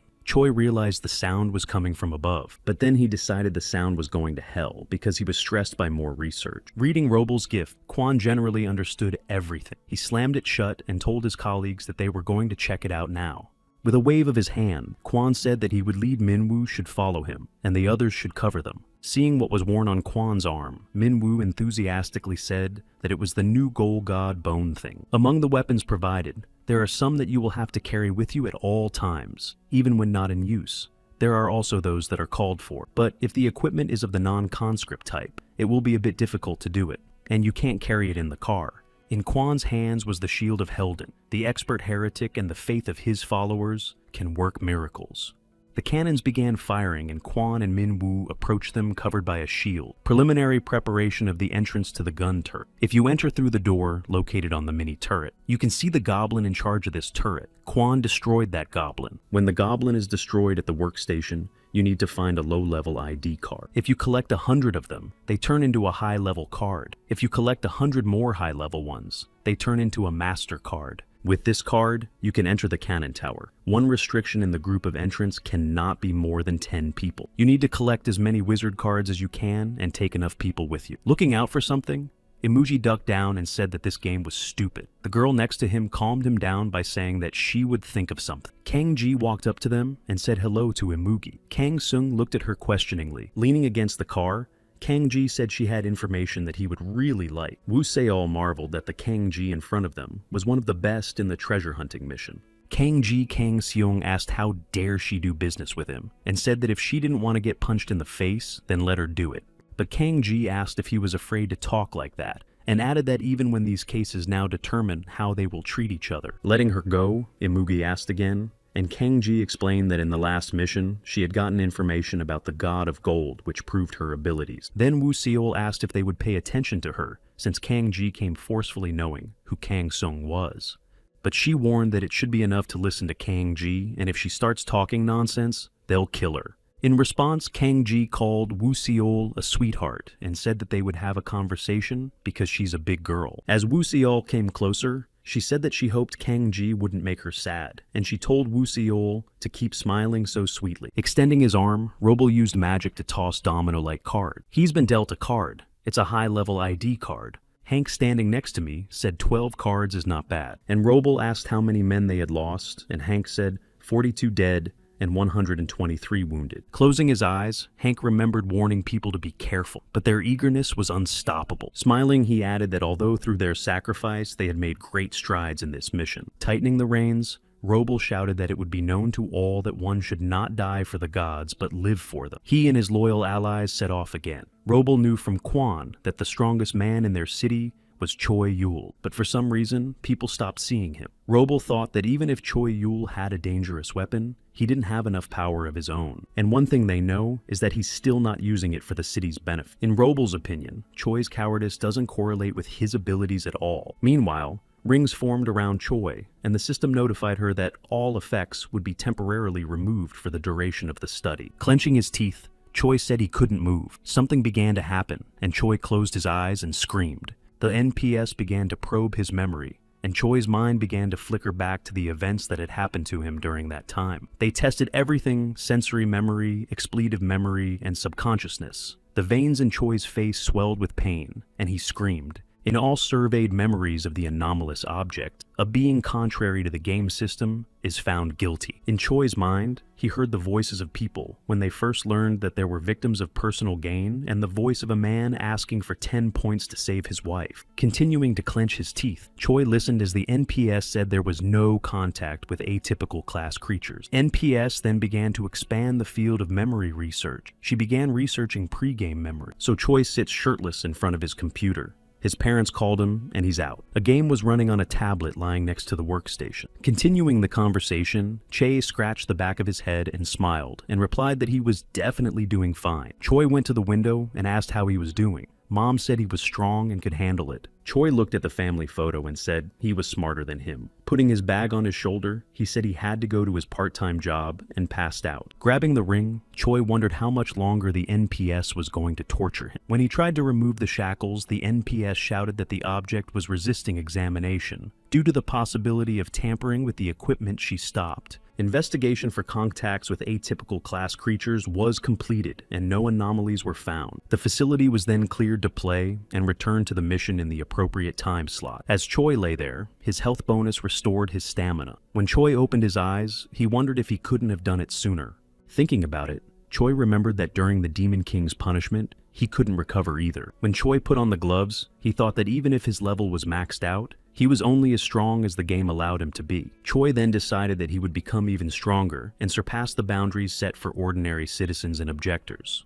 The new explosion still didn't do any damage to the 17th figure. Clenching his fist, Choi decided that he would become equal to the players, or even surpass them. People passing by were surprised that Choi fell asleep in the middle of the battlefield. However, they didn't because they didn't want to be victimized for personal gain. But one of them raised his sword up, and his comrades asked what he was doing. As he approached Choi, he pointed his sword at his throat. Choi opened his eyes and asked what it was for. However, the man said that was for him to ask and ducked who Choi thought he was. He started shouting that he had fought by trusting Choi Yul and doing his will, so he was even willing to die. The sword in his hands trembled, and the man screamed that he had lost everything and was 10 points short of saving his dying daughter. He tried to thrust the sword in, but it split open and the man screamed she was only 7 years old. Choi said with a smile. Apparently someone had forgotten what would happen if they were disturbed. Then the man's friends started yelling for everyone to cover their ears. Magnified several times, Choi began to attack. He used paralyzing pressure and the men were unable to move. He turned around and said that if a man wanted revenge, he should first reach the highest level and then start thinking. He also said he'd have to make them victims for personal gain, so others wouldn't have to. Now they're gonna go from here and tell how Choi shouldn't be told. Smiling, Choi added that it remains to be seen if they won't fall victim to personal gain without even approaching it. Sitting in the car,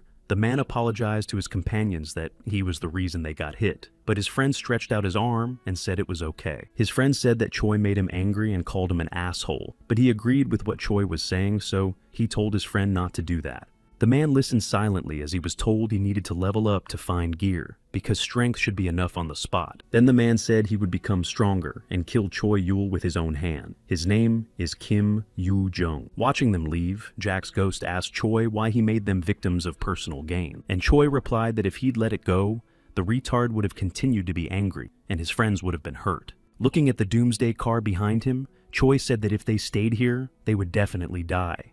This machine consists of several mini-towers, and its parameters are increased due to the merging of mini-towers.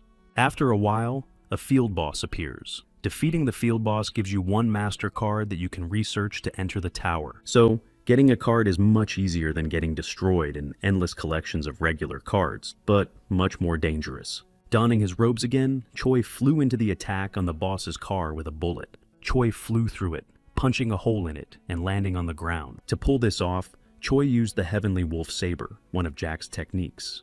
Looking at the satisfied Choi, Jack said that there were too many unnecessary movements on top of knowing how to use chi energy is to use it effectively. Jack also said that this happens when you want to learn something quickly, but cold reason is a friend and haste is the nemesis. Choi closed his eyes and thanked Jack for his advice. Jack asked if Choi would enter the tower since he had the map, but Choi said it was too early.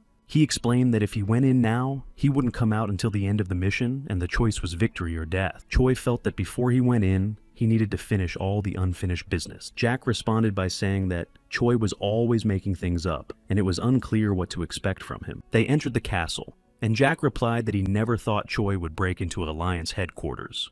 The king sitting on the throne said that Choi came when he wanted to, and now he wants to see their god. However, Choi said he had a few words for their player, and he asked if it was true that they had tried to betray them from the beginning. The guards drew their swords and Coral hummed thoughtfully and asked what Choi meant. Then Choi replied that he already knew everything, even the fact that the villagers were languishing in their armor, and the fact that many of their own people were invading the 8th city. Choi told the king that they were only thinking of stabbing them in the back at the end of the mission. The king lowered his head in silence. Then leaning forward, the king said that there was another conversation to be had, but since this book was here, there was no point in changing the subject, and Choi asked him to stop the rampage, warning him that all might be lost in his tight grip. The king stood up and said that Choi had a lot of bluster, and he had heard of his strength, and moreover, had seen it in action. In the king's opinion, Choi had never had to fight real gods before. The king used the duel ability, which allows you to summon a user object and another on the battlefield. When Choi was on the battlefield, the system informed him that his level would be adjusted to the lower limit of the object's level. Now,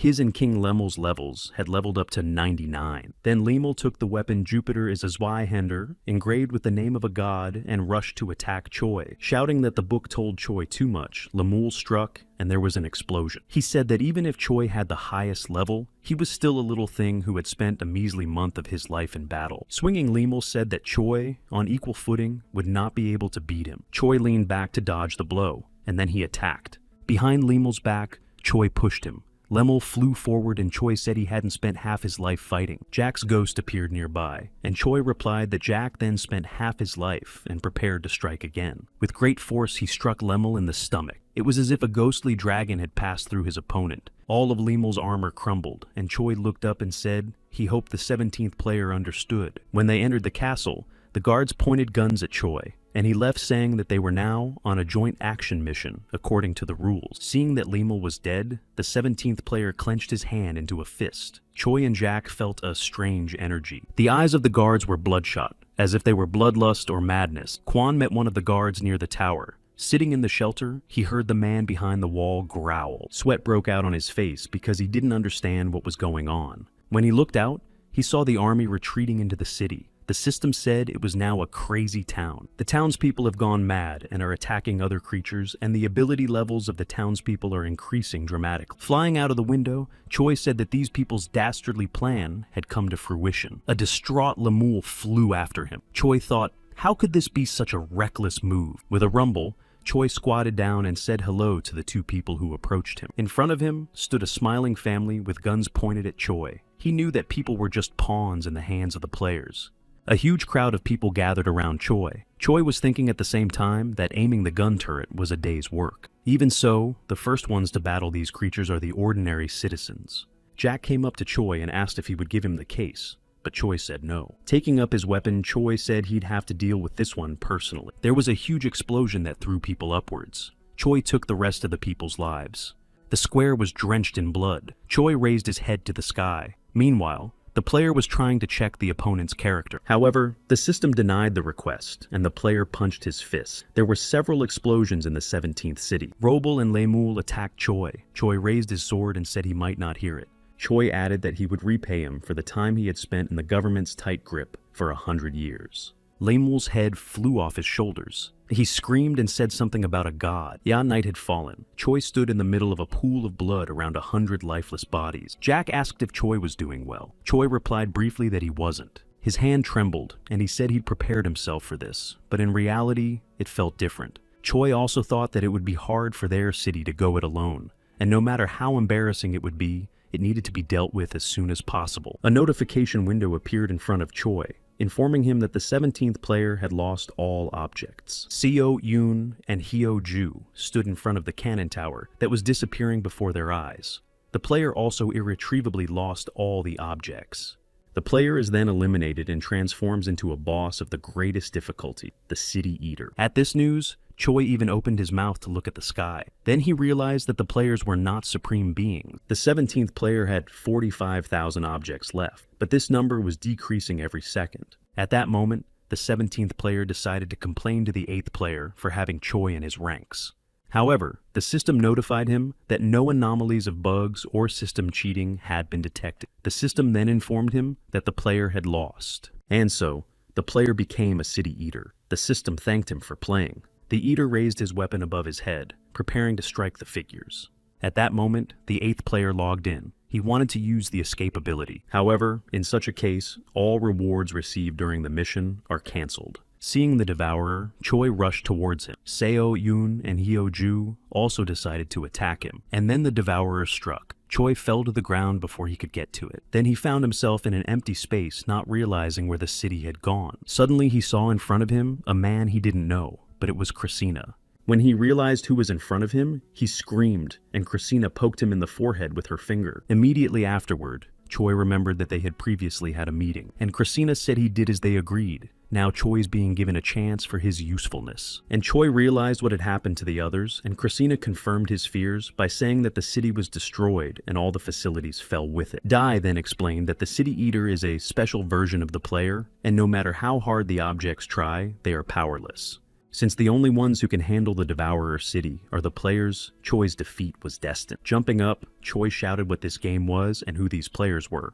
Having shaken Krasen by his clothes, Chavoué asked why he was still alive, and Christina replied that he knows the answers to those 3 questions, but he won't give them to Choi yet. Disappearing from Choi's hands, Christina said that now they needed to hurry to get the city and the inhabitants back. Choi turned around and asked again, but Christina replied that whatever Choi heard was correct. Several keys appeared around him, and Dai repeated that they would now return the city and its inhabitants. Frowning, Choi asked how they would do it. Christina's response was to ask how dare he doubt it. But Choi reported that he had nothing more to lose. Christina hummed thoughtfully. Suddenly his sword appeared in front of Choi, and Christina said he would allow Choi to access his power. Then Krasen said that Choi would deal with the Devourer who had caused them so much trouble, and if he succeeds, he'll even get back what he's lost. Turning to Krasen, Choi shouted that he had thought of bullshit, because how could he kill a Devourer with one sword? However, Christina had already disappeared, and Choi, who was shouting nonsense, was in the sky, and in front of Choi was the Devourer. When the Devourer saw his opponent,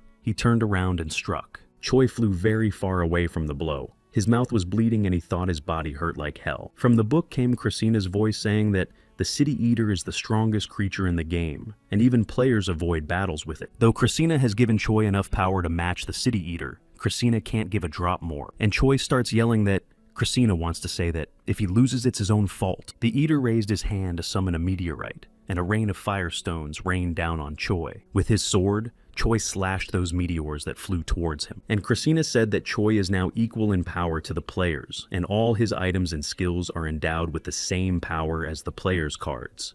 Rushing to attack his opponent, Choi set up his elbow to strike the Devourer. The impact was quite strong, and there was even a flash of light. Cracks appeared on the Eater's face. He started to fall, and Choi thought it had worked. However, the Eater tried to grab Choi with its tentacles. Making a few turns around, Choi cut them. Then Choi turned to Dai, asking if all Eaters and players looked like that. Choi Christina replied that they all look different, and their strategy cards are also different. The Devourer's appearance has changed, and now this monster will use the Thunderstorm ability. Clenching his teeth, Choi thought if anything, there were Eaters that were much stronger than this.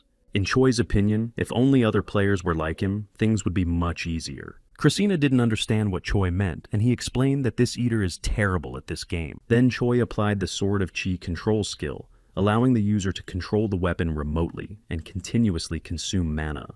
Even though this thing's got a lot of weapons, it's still keeping its distance, and Choi realized that the monster avoided melee skirmishes and only used area minutia attacks. Making 2 fingers, Choi first raised them, and then lowered them, as if he had fired a shot. Choi was sure that this City Eater was nothing in PvP. In Choi's opinion, he's just an underachiever furiously throwing around a bunch of cards. Using the free movement ticket, Choi teleported and found himself next to the Devourer. Drinking tea, Christina said Choi could get there faster, but would go slower. Krasia wanted to make the Devourer dread the slowly approaching silhouette. That way they'll knock him out of his rut even more, and the Devourer will use his cards less intelligently. No matter how much the monster fights in countless attempts to mount an attack without strategy and tactics, it's pointless. Swinging at the Devourer, Choi said that's how he'd end it. Choi smiled as he watched the chain lightning bind the Devourer and said he must have had a lot of fun. Choi had a weather-changing orb in his hand and told the Eater that he fiddled with it like a god. There was an overstressing skill that absorbs the surrounding elements of thunder attributes.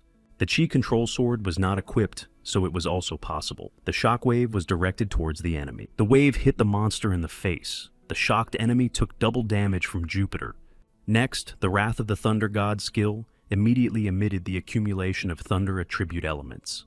The Devourer returned to his form. Choi stood on his shoulder and said that he was surprisingly resilient. Raising his sword, Choi said that he had so much to learn, but right now, he needed to revive everyone. After Choi thrust his sword into his opponent's shoulder, the stone mass seemed to swallow the weapon, and Choi was confused. Suddenly, Christina told Choi to back off because he's still needed. A ball resembling an egg appeared in the place of the Devourer, causing Choi to be even more confused. The orb split open, and the silhouette of a man could be seen inside. Coming out to Choi, Christina smiled and said that he hadn't breathed air in 1,000 years.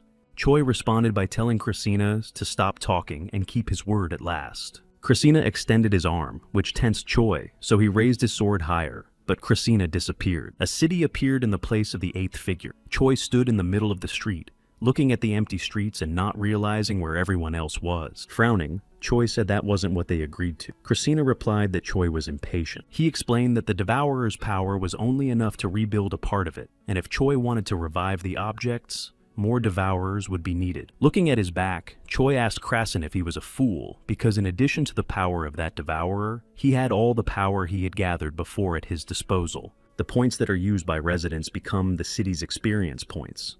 This allows the city to level up. In the process, players get some sort of money. This money is used to buy cards. This is the cycle of points in the game, and this is how players establish new strategies and cards. Clenching his fists, Choi said that the THKI he had spent had not been given to the city and asked where it had gone then. Raising his head to the sky, Christina laughed and then said unbelievably. He said that eyes seeing beyond the despair of the city's death, even during a battle with a creature of absolute order devourers. Krasin then said that Choi guessed he had the power, and the thing is, now is not the time to use it. Holding out his hand, Dai said to Choi not to doubt that his vow would be fulfilled. Once again, Choi found himself in the sky above the figure of the city. Krasin told Choi to look, and he turned around. Krasin said, "This is what the game looks like from the outside." Choi thought he didn't see it while he was fighting the Eater. And Christina explained that everything that is allowed to see the Choi exists, and the rest doesn't exist. There were more monsters under Choi's feet, or rather Devourers. And Dai said he needed 3 more bodies. Right away, Choi rushed into battle. Christina said that if he returned with them following his vow, he would revive all the objects. Clenching his fist, Dai added that after that, 8th gourd will be back in the game. Rolling the die, he said that in the body of the new player, Krasin figures. To begin with, Choi applied flight as a skill that grants the user the ability to fly for a certain amount of time. He approached the Devourer with his sword. However, it eluded him, and Choi thought it was very fast. Suddenly, the monster split and had 2 heads. They split, and another monster like it appeared. They rushed past Choi, and he couldn't believe there were now 3 Eaters. Choi then decided to use the Force Barrier card, and the 3 Devourers were caged. Looking at them, Choi was glad that he had just 1 card enough for everyone to have barriers. So, they're not all 3, they're all part of 1 Eater. The monsters tried to attack Choi, but he held them back, thinking they were coming through with their barrier. Choi also used the half-sword card and stabbed it into 1 monster. The effect of the cards is shared between them, and only 1 is enough. Now Choi understood about the Devourer. Taking a glass of wine, Krasin thought that humans that Devourers have different talents and abilities. Mentally, he asked Choi not to disappoint him, and if he lost to the Town Hunter, the loser of this pathetic game, Choi's future wouldn't be so bright. Choi heard all this through the book, so he shouted for Christina to shut her mouth. He said Christina was in the way, so let him bother to shut up and be ready to save everyone. Swirling the wine in his glass, Christina laughed and told Choi that he didn't have to worry about that. Everything that had to be prepared on the Christina side is ready. Looking at her hands, Hyo-ju asked if they were dead, and Kang-ji said she didn't think so because the surroundings are dim and it's not a paradise. Christina appeared in front of the crowd and said, "Hear me." The crowd bowed to him. Sitting on the throne, he revealed that he was eating Krasin, and he is both salvation and resurrection. He also said that he was now a figure 8 player. Sitting on the floor, Imugi asked if he was the final boss. When Kang Seung stood up, he took the pearl and said that he would become stronger if he could get rid of Christina. Looking at him, Woo Seol didn't understand what was going on as Kang Seong became silent or frozen, as if time had stopped. Standing up, Christina said he was ordered to listen, not rant. He told me that they were all on the brink between life and death. Pointing to a door, he said if they went through it, they'd be back in the game. It's the door of life. On the other side is the door of death, and if they go through it, they will meet a painless end. Unfolding his arms, Christina said that when the door swings open, it's up to them to decide which way to go. Lying on the floor, people did not understand why Christina offered them death, and decided that if they returned, they would again fall into this hellish mission. A hand went up in the crowd, and the girl announced that she had a question. Yi Christina said he could talk. Hyo-ju asked when the doors would open.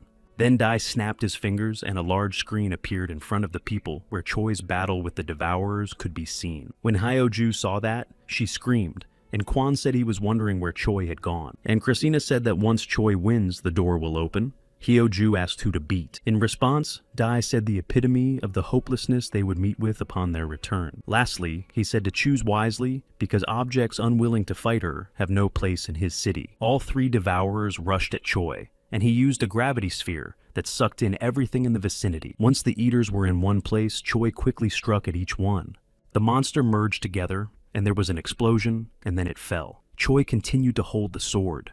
Then the monster vanished, and Choi began to breathe heavily. The Devourer's attacks were too strong, and Choi had no time to recover. He decided he needed to think about auto-recovery since he couldn't use it in combat. The book spoke up, saying it reminded him, and Choi yelled that he remembered he didn't have time. Donning the robes of a sword master again, Choi shouted for Christina to call for the next one. Right in front of him, something huge began to emerge from the ground. Choi even opened his mouth when he saw him, and Christina said that when Choi was done with him, he'd bring them all back at once. Right away, Choi decided to use a lot of cards with shield and blades. Then the monster struck. Hyo-ju, who was watching the fight, shouted and asked if they would have to fight such things if they came back. One of the girls was crying and saying that they'd never get a break from regular monsters, but here. Choi realized that the Devourer only used physical strength, and that was his style. He'd find a million ways to take him down if he had the time. Trying to contain the monster, Choi resorted to the last option. The system asked if he was confirming the body transfer. Then Choi decided he'd leave it to someone who could handle it better than anyone else. When Jack's spirit struck, the monster was wounded and roared, and Jack said that Choi was always teaching him something. And Choi said he could explain, but Jack replied that it wasn't necessary. Jack saw who he had to chop into pieces. He went straight for the Devourer, striking him repeatedly. The monster was defeated, and Dai said the mortal doors are open, and the choice is theirs. A life of despair or peace after death. And now, Choi found himself on a city street, but the streets were still empty. Christina told Choi to understand him correctly, and to tell him that he had kept his word. He said that now people have a choice to make that only they can make. After listening, Choi said that this is at least the end of the mission with the gun turret. Christina replied that of course it wasn't. According to Christina, the mission is still going on right now. When the city fell and the 8th player fled with his tail between his legs, Christina took control, though Dai didn't have the power to return to a time when the city wasn't destroyed yet. And Choi turns out Christina barely became a player, and he already lacks resources. Before the game ends, a countdown is displayed for the player. This is the time given to Choi as well, and all those objects that took any kind of action. And so, the figure is assembled and the 8th player is back in the game. The mission resumed and the remaining time ticked away. 1 hour and 6 minutes to go. Jumping down from the tower, Choi clarified, he may not worry about victims of personal gain, Christina confirmed. He said that since this city was his now, no more sacrifices were needed. Choi asked how the town was his.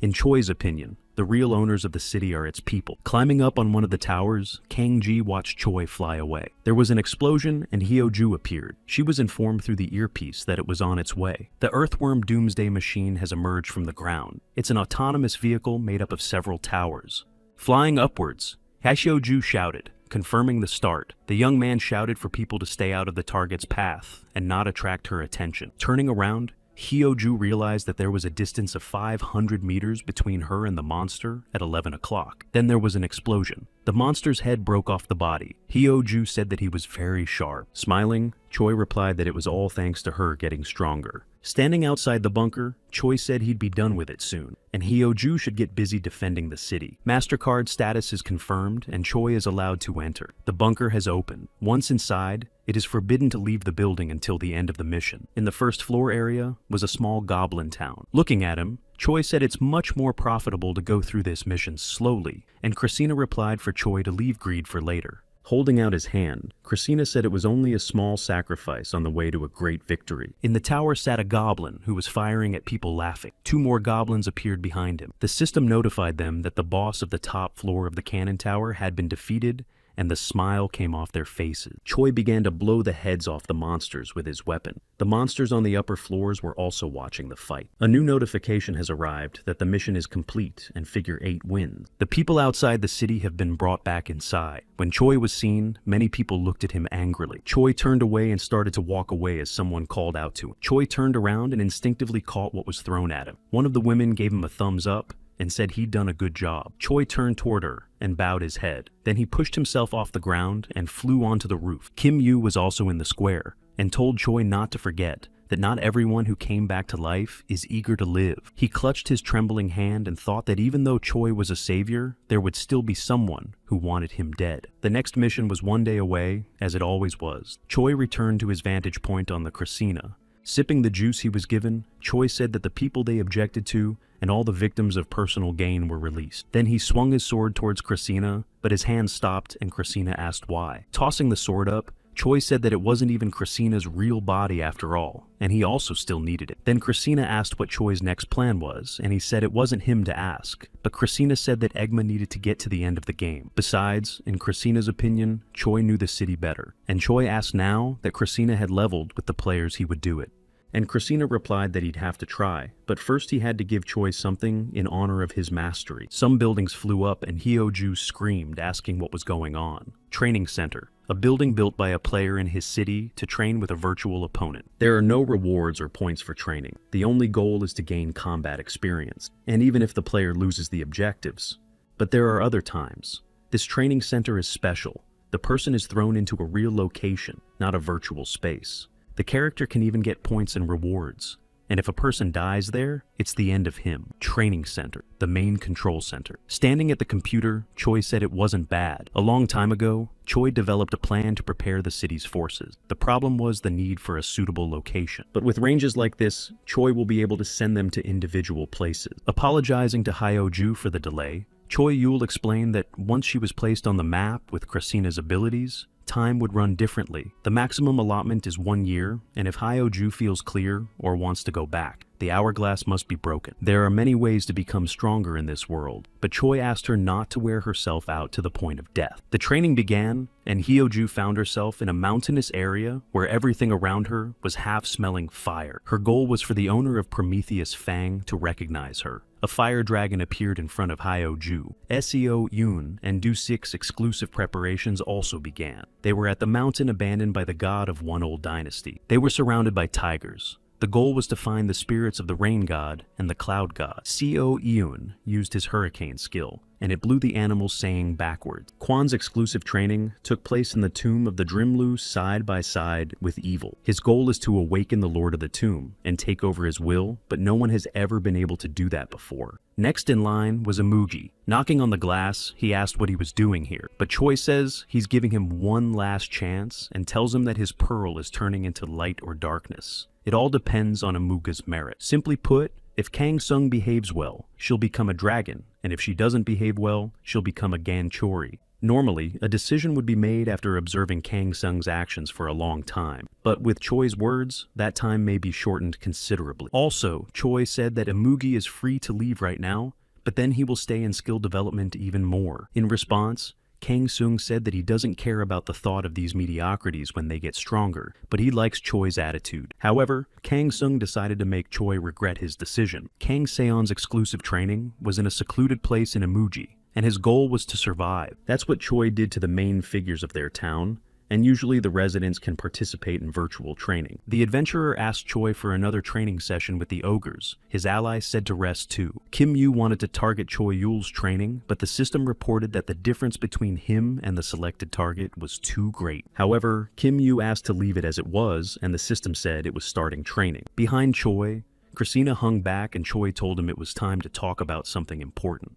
Turning to him, Choi asked him to tell him who Christina was, since he didn't look like a normal demon king or player. Christina said, with a thoughtful hum, that it didn't matter. It was important to him that after they reached the end of the game, they would all return to their world. Smiling, Christina said he vouches for that, and Choi can rest assured. But Choi noticed that Christina dodged the question, but he didn't expect him to answer. And Choi asked if Christina knew what else was important. According to Choi, he's the 8th player, the one who was a player before him.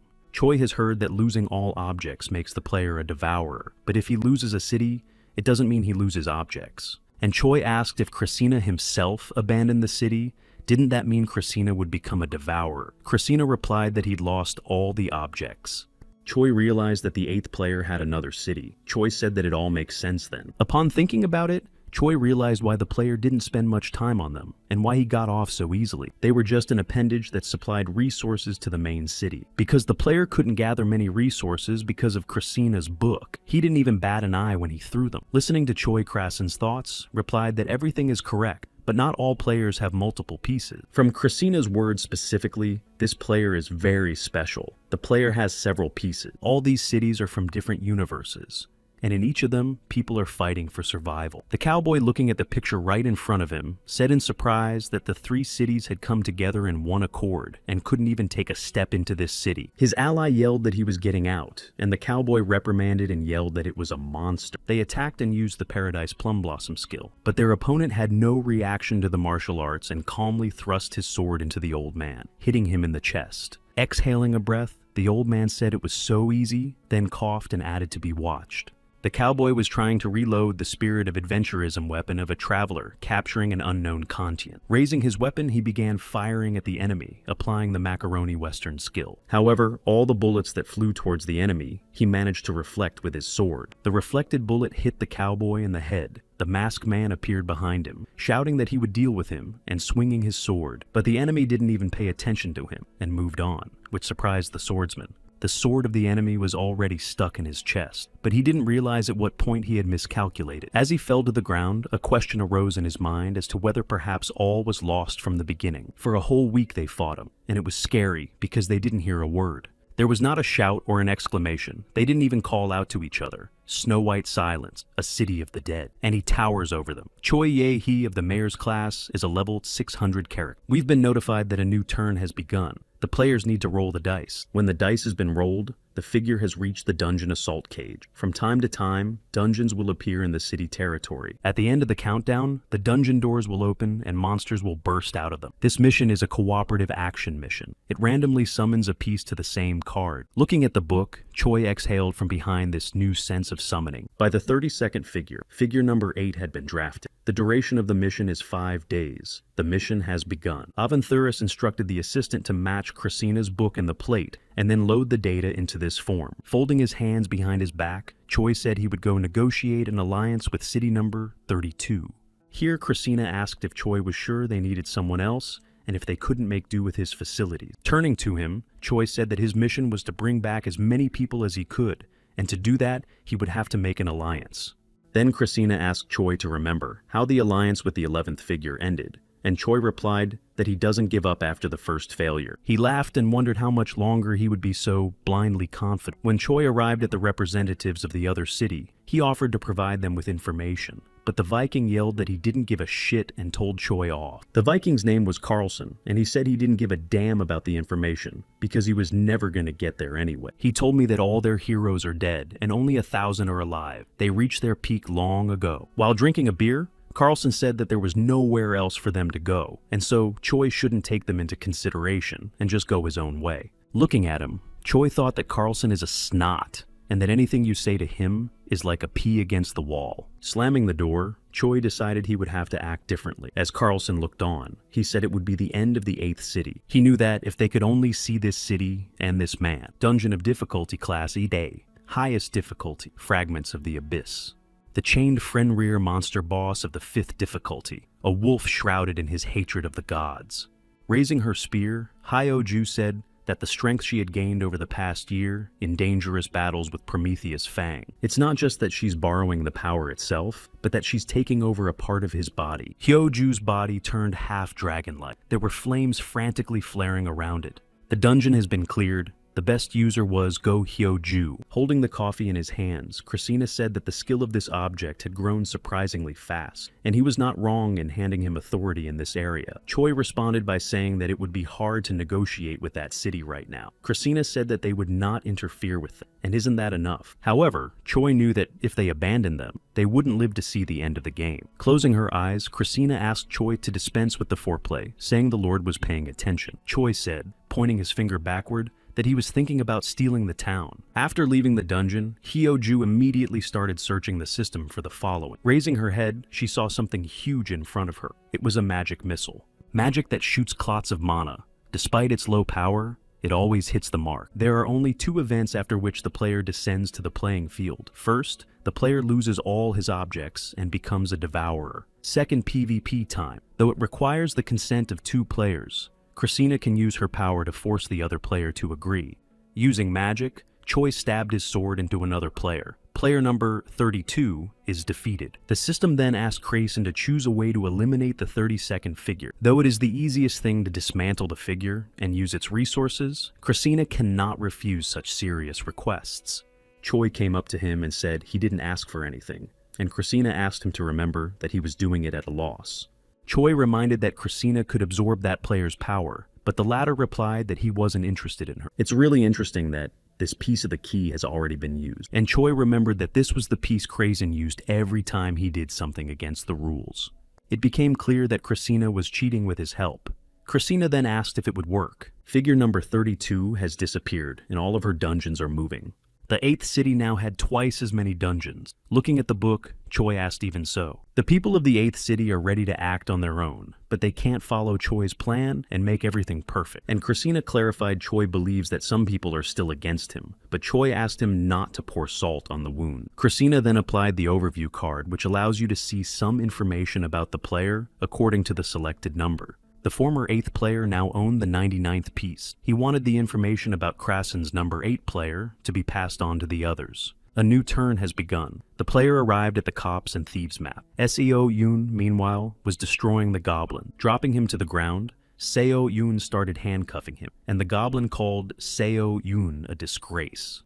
Another goblin flew overhead shouting that So Yoon would have to catch them all. Goblins were in different parts of the city shouting that all the stolen glasses and clothes would become them. Turning around, the goblin shouted that this was a lovely town to hide in, and all thanks to the fact that it had grown quickly. A man appeared in front of the goblin and shined a flashlight in his face and said that the goblin had been caught. The whole town was catching the brazen creatures en masse. The goblins looked at Kang-do and asked him if he thought he was so tough to catch them. Sitting at the table, Choi was reading Creston's book, and on the table in front of him was figure number 32. After that, things started to get quieter. The usual missions were led by Choi with the help of Christina's book, while the residents dealt with the cleanup. The mission finally ended, and Christina used her player abilities to upgrade the city. Then they got cheater items and destroyed devourers for the sake of boosting their abilities. Speaking of those missions that were done in conjunction with other cities, they destroyed the player and stole the city. After another fight, Choi sat down and exhaled and said that this one was stronger. Between missions, the inhabitants practiced constantly. The result was an unprecedented strengthening of the 8th city. There were several new zones in the city. In some cases, they didn't even need Choi's advice. Watching the town, Jack also thought things looked secure. But as always, trouble comes when you don't expect it. The figure has arrived on the dueling field. There was a random call from the 1st to the 3rd figure. The goal was to destroy all objects of other figures. Watching this, Kwon remembered that there had been similar missions before. Kang-do realized that they were now in a battle of objects. Looking up, Seo-eun replied that nevertheless people would have to take each other's lives. Kang-seung thought it was fun. He thought it was a great mission and just what he needed. Looking at Choi Dai said that even if he fought them, 3 wouldn't be able to pull them out, and suggested reducing the number of pieces in advance. Choi responded by asking if they were going to stand by. Christina said he better not say that, but Choi said it happened before the deal. People in other cities are already armed and saddled up screaming that they're gonna cut everyone's heads off. Watching the 3 cities approach them, Choi was surprised, and Christina said that the enemies were united in an alliance. But Christina applied the Wall of Stone card, which builds a stone wall and protects one side of the city. After Christina asked Choi what he was going to do, because they can't fight forever. Smiling, Choi replied that there was nothing to be done, and would have to destroy all the players as fast as possible. Pulling out the key, Christina laughed and reported that he knew Choi would say that. The opponent agreed to the duel, and Choi and Christina found themselves on the battlefield. 3 eaters appeared in front of him. When Choi was leaving, the die reminded him that he was with him. The opponents immediately started using magic cards. Choi thought that he needed to win quickly first. The longer he stays here, the worse it gets for him. He decided to use all his strength to take out the first one. But when Choi struck, the opponent disappeared, and Choi didn't expect it. Here, Christina was also surprised that the player's alliance was unusual. The players applied the compression card. It shrinks the subject's physical body and decreases maximum stamina, but increases agility. The players rushed to attack Choi. He couldn't even fight back. Choi groaned in pain as he fell to the ground. A devourer approached him, ready to strike. Suddenly, several deadly blows struck the enemy. Jack appeared next to Choi and said that it was unexpected that his martial arts worked even against players. Choi explained that Christina had told him that all of his skills and equipment were equal in power to the player cards. This also applies to summoning an overlord, but it doesn't mean that the overlord is equal to the player or devourer by force. It will be much more useful to use your possessions reinforcing his own. While Choi was holding the sword, Dai asked what he was thinking. An armed Jack stood nearby. Through the wall broke through the opponents. Military shouted that the wall will soon collapse, and we must prepare for battle. Quan stood guard, and the military man next to him was just shaking with fear. Turning to him, Quan said that if he realizes that he's not confident, he should back off, because it's not the same as slashing monsters. But the military man answered him that he did not want to retreat alone. The wall fell, and the opponents rushed in. People were screaming that their city would win, and were ready to cut head. They saw one man and shouted that he was desperate. It was Imugi who said that his first crime was his. Suddenly, at the end, people started to meet those who were walking ahead, standing up and didn't understand why they were coming back. They were overcome by Imugi, who was shouting that it was definitely getting better. People lay there moaning in pain, and one man approached Imugi and simply asked him to finish him off. But Imugi replied that he didn't want to. The system notified him that the propensity to evil parameter had exceeded the allowable values. In response, Kang Sung said that if they didn't want to die, then let them kill themselves or get into a fight. On the battlefield, Jack helped destroy the players. His opponent is strong, but he expected this. Raising his sword, Jack said that sometimes it was more valuable than thousands of years of training to fight to the death with a strong opponent. And Jack was gladly ready to accept this lesson, so he rushed to attack the player. The enemy used Elemental Shield, which is great at defending against elemental attacks, but weak at stopping physical damage. Hwei decided to strike next from above. There was an explosion. Christina knew Jack wouldn't last much longer, and the facilities wouldn't be able to withstand the pitchforks of the third city. It was like Choi was still biding his time. What is Choi Yul waiting for? Meanwhile, the Americans broke down the wall and made contact with the Koreans, but they didn't understand each other. Suddenly, a man in a hat introduced himself as Kim Yunan and told the Koreans to hurry up and lay down their weapons. And Woon-gi asked why he was acting like that. Kim Yunan replied that it is the Godfather's will, and that it is not clear that the city is a reflection of the wishes of the players. In his opinion, from the 8th city, you can tell that the player dislikes them, and Kim Yunan once again asked them to lay down their arms. Kim wrinkled his nose and told Woon-gi that he would destroy him, and he wouldn't feel a thing. Imugi appeared behind him and said, "No way." Kang Seung followed up with a punch saying that he likes to feel pain. Time after time, Kang Seung got the points and objects of all the people he destroyed. Woon-gi and his ally coughed up blood and screamed, for which Kang Seong gave them a punch. Hyo-ju jumped on him, attacking him with flames and ordering him to stop. She tried to explain that these people were their allies and asked Kang Seung if he was crazy. Kang Seong's hands were covered in scales. He grinned and roared like a monster. Then he spread his arms and screamed even more. Hyo-ju was frightened and asked what was wrong with it. The parameter for the propensity to evil had reached 100%. A dragon appeared in place of Kang Seon. The owner of the pearl turns into Gang Cheori. Turning to Woon-gi, Hyo-ju shouted for him to save people. Hyo-ju saw that the situation was only getting worse. Kang Seung was only causing trouble because of Kang Seung. Watching Imugi rush to attack Hyo-ju, they thought they had broken their own system and were jeopardizing their crops. Raising his sword, Miyamoto said that in addition to that, there is no pride weaker than this one, and they can't handle 1-2 dragon. He rushed to attack Dawer Khan with a shout of, "Show me who is the king of monsters here." And so, the monster's head fell at his feet. But this surprised the two foreigners. Choi appeared in front of them and exhaled and said it was close. Turning to Imugi, he said that he kept trying to prepare for the moment when he would become Gancheori. He gave orders to Hyo-ju to go back and defend the city. Hyo-ju asked how he was doing. Gancheori opened his mouth. Choi turned away from him and told Hyo-ju that he should get rid of all the garbage he'd been carrying around all this time. Watching from the side, Christina said, "Whatever Choi is up to, he needs to hurry up." Christina realized that Choi wouldn't last long with temporary skills. Together with Jack, they attacked the player. Christina asked if Choi was listening to him.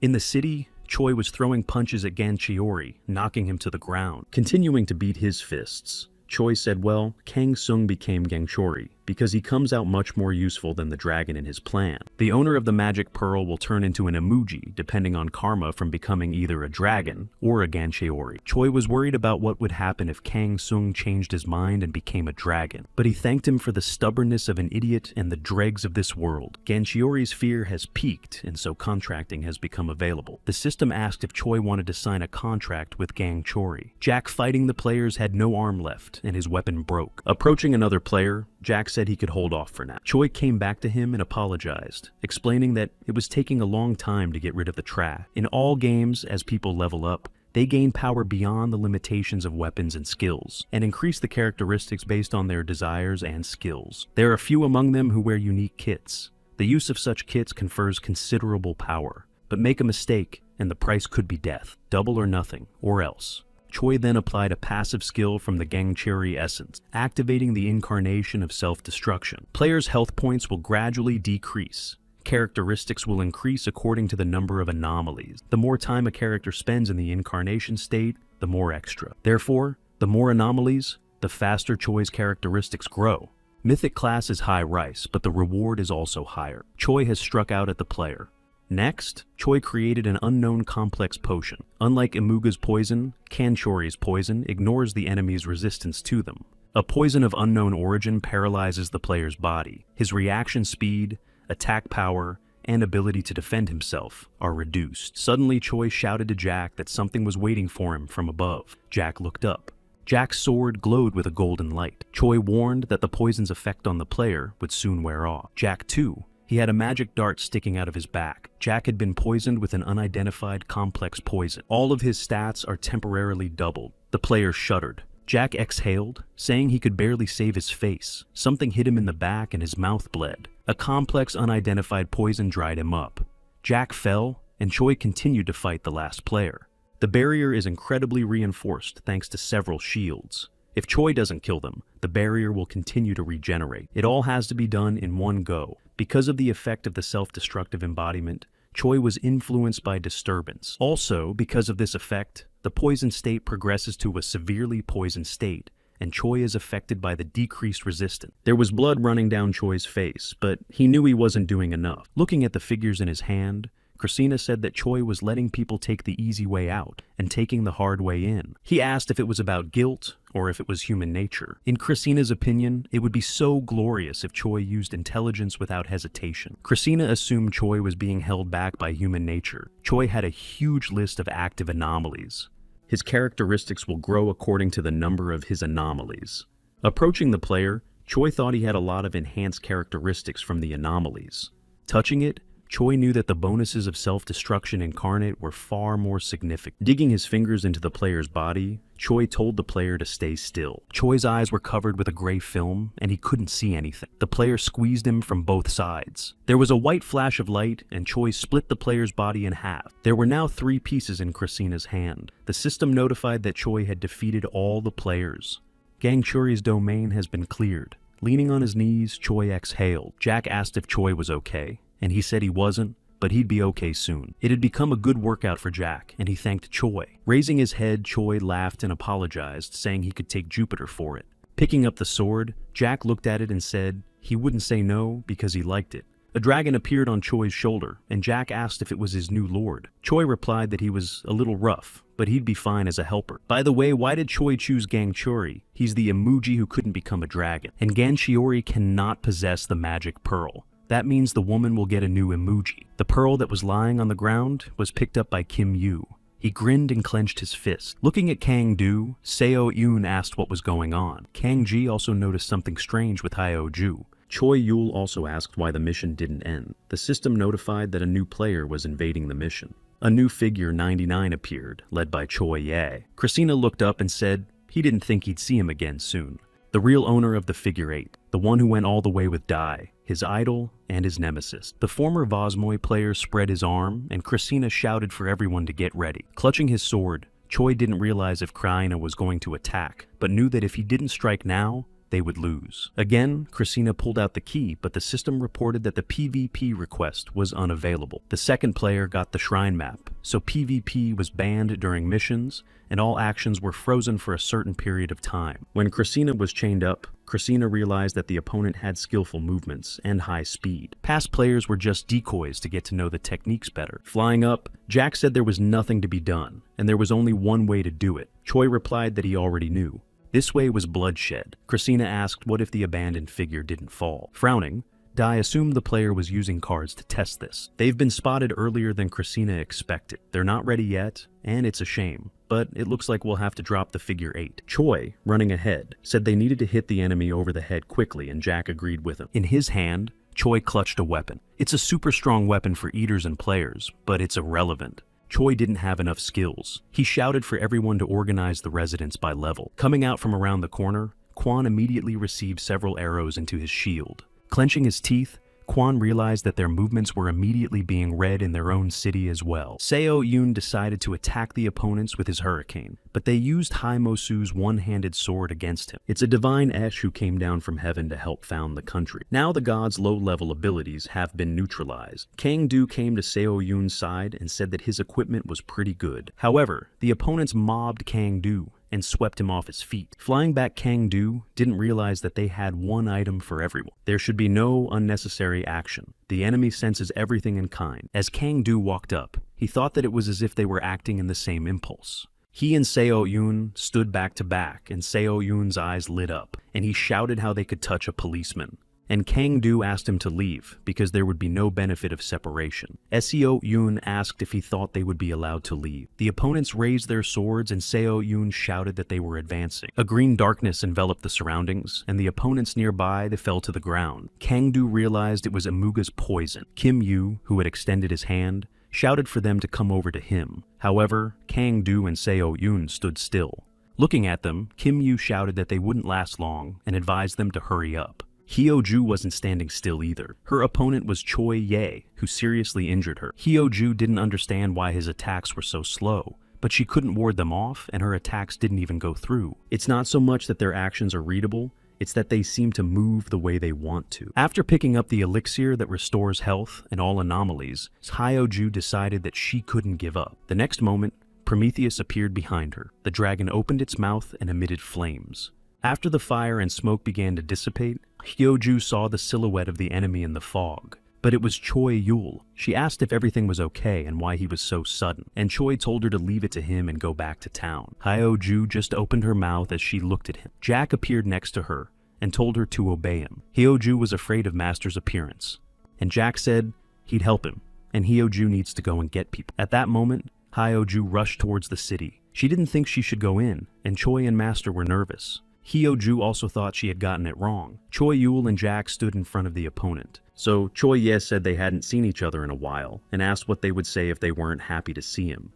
Looking at his brother, Choi Yul said that he has recovered, and that's a very good thing. Choi came up to him and put his hands on his shoulders, telling him he couldn't explain everything, and that they didn't need to fight. In response, Choi Ye asked Choi Yul trying to screw up this game and return to their world. At these words, Choi Yul was taken aback. But Choi Ye said it was very similar to Choi Yul, and added that he would lose. In order to defeat Choi Ye will have to crush him, and Choi Ye hasn't been able to do that before. Pushing Choi Yul with his shoulder, Jack rushed forward and shouted that Choi Ye wanted to finish him off, and Choi Yul should get out of the way. However, Choi Ye leaned towards Choi Yul and stabbed his sword into his shoulder. Looking at him, Choi Ye told Yul that it's okay, and he can be a dead man for a while. When the time comes to open her eyes again, Choi Yulia is greeted with a beautiful feeling of happiness. When Choi Ye buried his sword, Choi Yul turned on him with his fists. Swinging, Choi Yul said to Choi Ye to just get some sleep. But Choi Ye stabbed his sword into him again. Choi Yul clenched his teeth in pain. Choi Yul's body felt like an electric shock, and he fell to the ground. The skeletons of Choi Ye's allies fell from the sky. Then he took a step and cast Magic Trap and Dispel Magic, which canceled the spells. Watching his brother hold on to his wound, Choi Ye remembered that he had seen it all before and knew it all ahead of time. One of Choi Yul's eyes closed. Choi Ye said that enough time had passed. Choi Ye revealed that since they stopped playing that style, simply put, it's because their brains are too active and their bodies can't keep up. Both Choi Ye and Choi Yul were diagnosed by a doctor as children. Their mother noticed that, however, Yul does not suffer as much as he suffered. The doctor explained that Yul's body had learned to cope with this power, multitasking. When the human brain scatters its attention, its efficiency is greatly reduced. Yule analyzes, comprehends, and predicts everything he sees at the same time. He overloads his brain to reduce productivity. For Yule, a constantly changing environment is the best medicine. The only problem is, he had no interest in life. The doctors thought it was amazing. In the doctor's opinion, Choi Ye needs some kind of stimulus to overload his brain. However, there was something Yeong liked. He and his brother often played chess and checkers. Looking down, Christina said that he probably had a reason to throw out his best object, Choi Yule. The player has an object with an unprecedentedly good compatibility. Choi looked at his brother and thought it was time for him to leave. After reading his thoughts, Christina laughed and said that he would love to, but there was no way out of here. Choi then told him to use the cheats and asked if Christina wanted to leave him to rot. Suddenly, Choi shouted for Christina not to tell him, but he interrupted him, and closing his eyes replied that he had thought about it, but still wouldn't. Although Christina wasn't lying when he said there was no way out of here. If they had the Lord's powers, Choi Yule would have killed Choi Ye. Apologizing, Choi flew upward in a somersault. He thought that even if he had those powers, nothing would change. Choi Yi attacked Choi Yule, but Choi Yule dodged the blow. Choi then went on the attack. He told Choi Yi that on Earth they had a way of dealing with such situations. The Absolute Seal began to lose its power. Time expired, and Christina tossed the card. This magic card was Armageddon, which broadcast the beginning of great destruction. The cities and all the figures lit up. The player hastily started searching for something in the system. Taking out Krasen's key said he knew it wouldn't do much. Raising his hand, Christina reported that his subject was a little angry. 2 devourers rushed to destroy the city. Clutching the card, Choi said, "So this is how Christina twirls thimbles in her foul play." Of course it wouldn't work on E1. The player was still thinking about what action to take. Christina, who watched him, said he always calculated his every move, what you lose and gain in battle, and the conclusion is the result of this calculation. Raising his sword, Choi Ye said that it was trivial. Dropping the sword, he said that it was a torment to be the object of such a low-level player. But then Choi Ye realized that Christina was using cheats. The player pulled out a map of the Great Escape.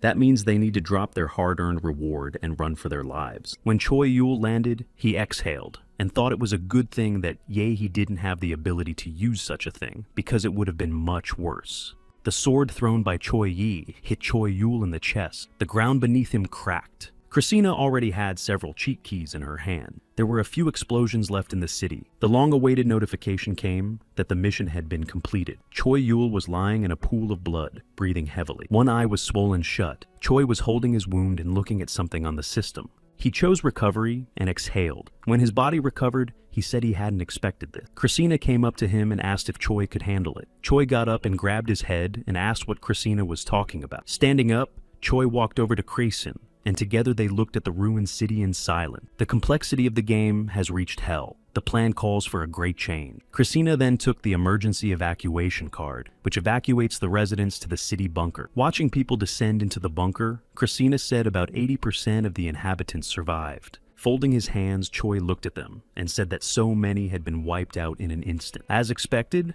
this is Choi Ye-ona's town. Christina said we should fix up the town before we start making plans. In Christina's opinion, Choi was now looking for funds to fortify the city just like back then with the training ground. Smiling, Choi said it was the hour and Christina understood him. Christina said it was part of the game. Suddenly, Choi tensed up because a map summoning had started to happen, and he didn't understand why it was happening between missions. One by one, the figures began to be summoned, and Choi thought it was too much. He was answered by Christina, who said that there was a special mission, and access was only for players and then only once. An open world. It's also called the World of the Remnant. A figure with a forest has joined the city. City troops went in to destroy the monsters. Quan and his squad reported that the area was clear. The target was located and Quan called for a collection team. The squad found Kipre, the constituent of the healing potion. The farmers quickly started picking flowers. According to Quan, it's a whole bunch of resources and a great map for farming. You can get a lot of points and gear, but if you don't find a way out of here, you'll be locked up forever. Also,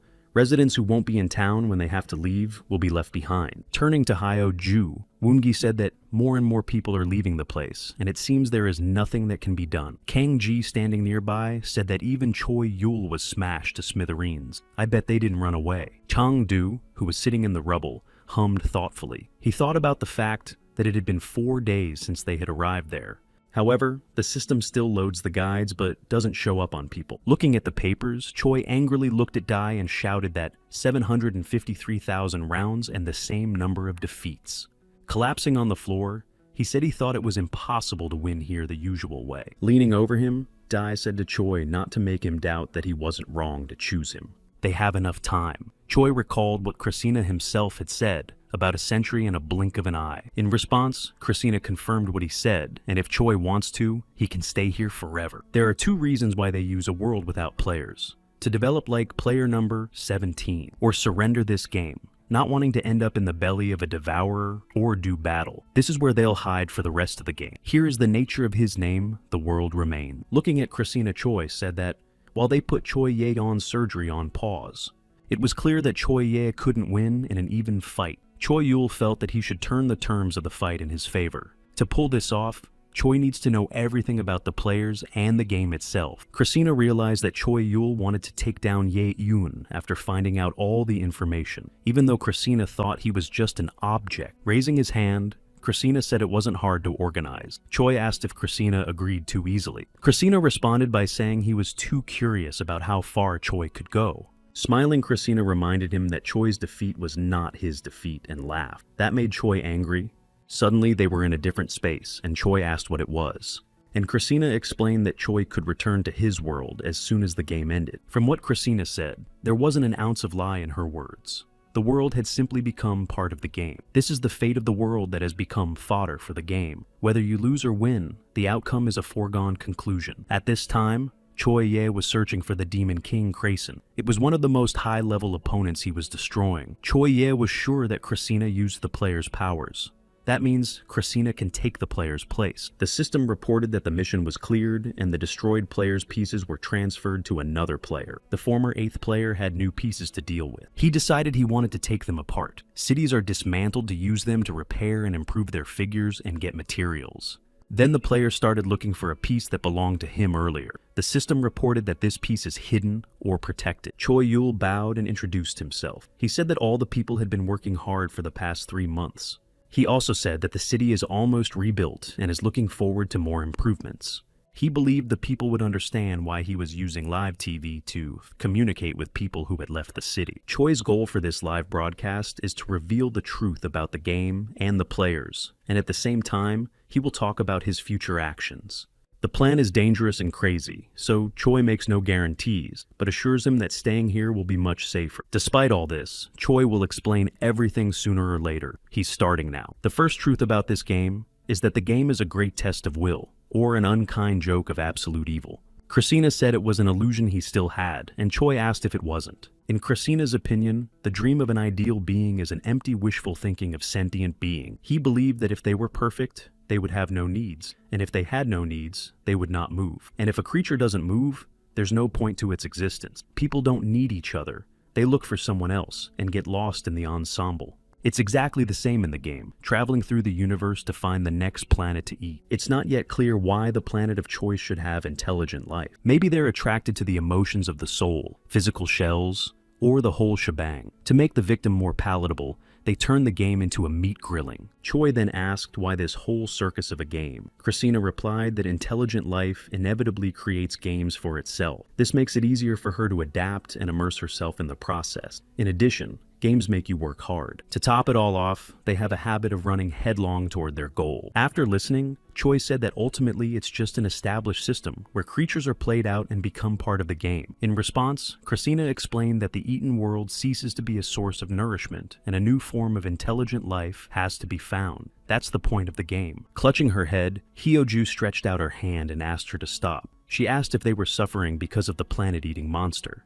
And Choi replied that he wasn't sure if the game was a living thing yet. And Kwan believed that in the end, even if they won, the land would be taken to pieces and become just a map. He thought they would become monsters and fight the next intelligent life form. And then Kang-do asked what the players were doing then. Christina decided to explain to him. Once they were objects, but now they are part of the game, and only a few evolve further and gain enough power to upset the balance. This is the kind of creature the game gives a role to interfere with the game and improve the quality of objects. That is the essence of the player. In general terms, Kang-ji understood what was going on and asked what the plan was now. Choi closed his eyes and said that they would eat the game, and in this way, they would save the Earth and all the worlds in the game would return to their former life by the forces of the game itself. Choi's plan will eventually lead to her destruction. Choi said there are two ways to face the predator: coexistence or struggle, but Choi chooses the latter because he's too tired to put up with this game.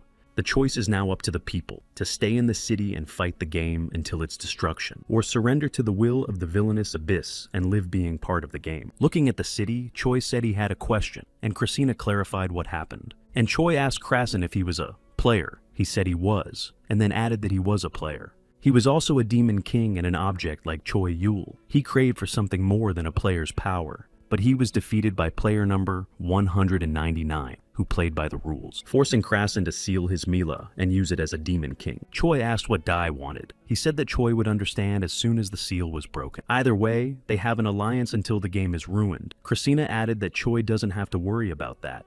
The next day, Choi came to the archives with papers piled up. Choi went to the meeting table and asked how things were going. Kwon turned to him and replied that there was no problem yet. He said that they had built a place for the residents to stay during the remodeling. Gradually, there are even more people, although there are many who can't decide whether they should stay or fight. It was too important a decision, and nothing could be done about it. In the end, they felt the difference between themselves and absolute power. Frowning, Choi said that they needed to focus on improving each individual's abilities. Beating the 99ers isn't their main goal. All they have to do is come in first. At this, Kang-do asked if they had to hit first, and then Choi stammered and scratched the back of his head. Then he replied that he couldn't beat him, so he'd leave it to the Council of the Assembly. It was strange for Christina that his enemy number 99, and he was worried about Choi Ye-on. Choi Ye's army was lining the streets of the city. Watching them from the rooftop, Choi Ye thought it was just a glitch. Raising his hand, he cast a spell and thought that sometimes in games there are mistakes that even the developers can't calculate. Choi Ye knew that Christina had found them and took advantage of it, using certain items and skills along with calculated timings. Standing in the player's seat, Choi Ye asked if this was really the player's seat. Looking at Choi Ye's hand, he smiled and said how familiar it was. This equipment is not in the game data, so it was made by hand. If the brother created this armor himself, it's for one purpose only. Choi Ye then thrust his sword into the player. The impact sent cracks in different directions. For Choi Ye, it was clear that the players were artificial intelligence. And finally, the game. Looking at little Choi E's little self, Choi E said that they are the same, and little Choi E just wants to live. He asked to be chosen until there was a player capable of opposing his brother. Once again, Choi Ye drew his sword. His hand clenched and he asked this game decision. A human silhouette appeared in place of a hand, and then a flash of light appeared in the sky. It seemed like the player just wanted to find out who the strongest player was. So Choi pulled out some cards that began to swirl around him. An abandoned world, 200 years later. The grown-up Choi looked off into the distance. He asked again. Next to him, Christina directed him to the cheat keys. Going back a few years, Choi said this was his fourth regression. Kwon got up from his wheelchair. His fellow Arestum broke his cane. Choi said it was time to roll back his physical body, and the rest of the residents too. Standing on the roof of Krasin asked if it made sense to keep the original look of the city. Choi replied that there is still a desire to preserve the city. Scratching his chin, Choi said that if time on the map flowed slower, then having lived for 200 years, they had missed about 2 moves. For that matter, Choi offered to stay for one more, but Christina replied that skipping the 3rd move would be too disadvantageous. Smiling, Choi replied that Christina didn't have to worry because it was worth it. A new year has begun, and figure 8 is on the cards. The system asked for a roll of the dice, and now they've been abandoned. Choi thought it was pointless to stick to the strategy of working hard for rewards.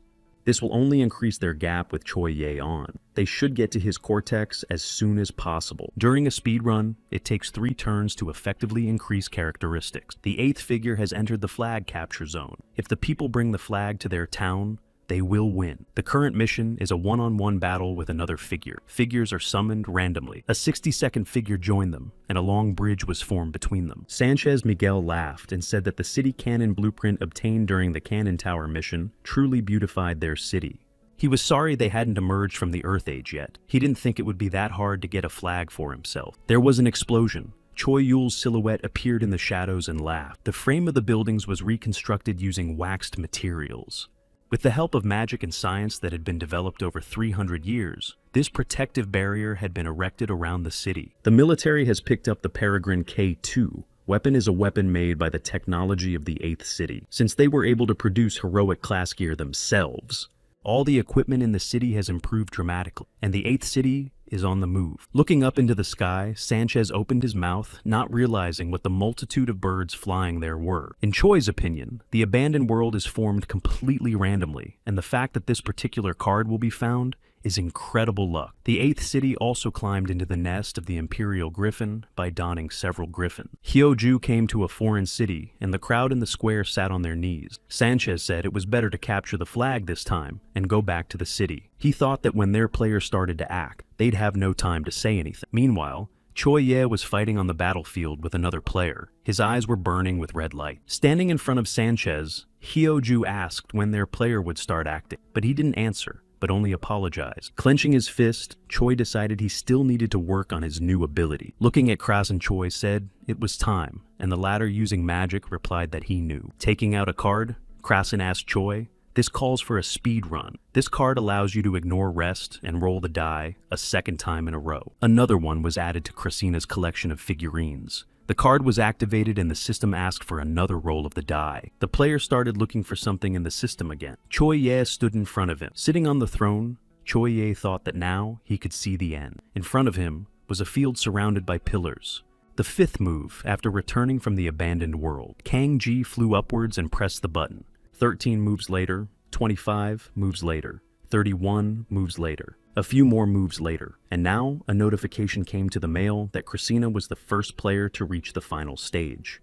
In Choi's opinion, everything's going according to plan so far. There's still one last push left. Final mission. The higher the player rises, the more difficult the missions become. After reaching the topmost floor, the player has the opportunity to pass the last mission. Taking Dai's cube, he suggested we begin, not just to complete the game, but to finish it completely. The die has been cast. There are 4 paths to the top floor.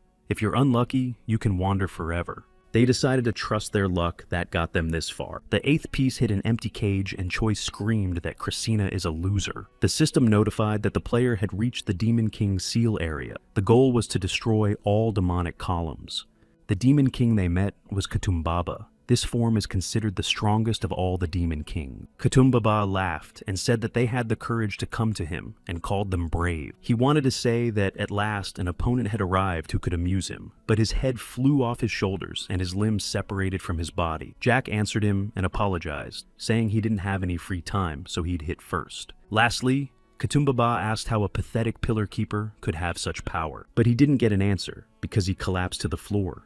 Hiding his sword behind his back, Jack replied that it was only the result of 300 years of hard training. Turning to Krasina, Choi asked, leaving, "They can't use the move map here." In Krasina's words, the final stage is the space where the energy is emotionally overflowing. It is the best and final stage of the game. A new turn started and the system asked the player to roll the dice. The piece started to move to the desired square. Choi took the die and mentally asked for an A. Choi said it was the 2nd floor, and Krasina said it looked like it. There was a 99th figure in front of them. They knew that they could not go on alone. Choi didn't understand why they were even using loopholes before, and the difference was only 4 moves. Suddenly, their eyes went wide and they saw the player in front of them. Choi also didn't realize what was wrong with his eyes, and Krasina replied that it was the power he was using. It took him several thousand years to master it, and now it's being used by a common unit. A new move began. The system asked for a roll of the dice. For Krasen it was interesting, but he thought it would be difficult to shorten the distance. The number 6 came out. Choi and Krasina were surprised. Choi asked if Krasina was sure it couldn't be used, and Krasina replied that Choi Ye was just lucky, or they could check it out. A monster appeared next to Choi Ye and aimed at Ye Gon, but the player Choi Ye was sitting on grabbed the monster. The player's appearance has changed, and instead of legs, he has claws.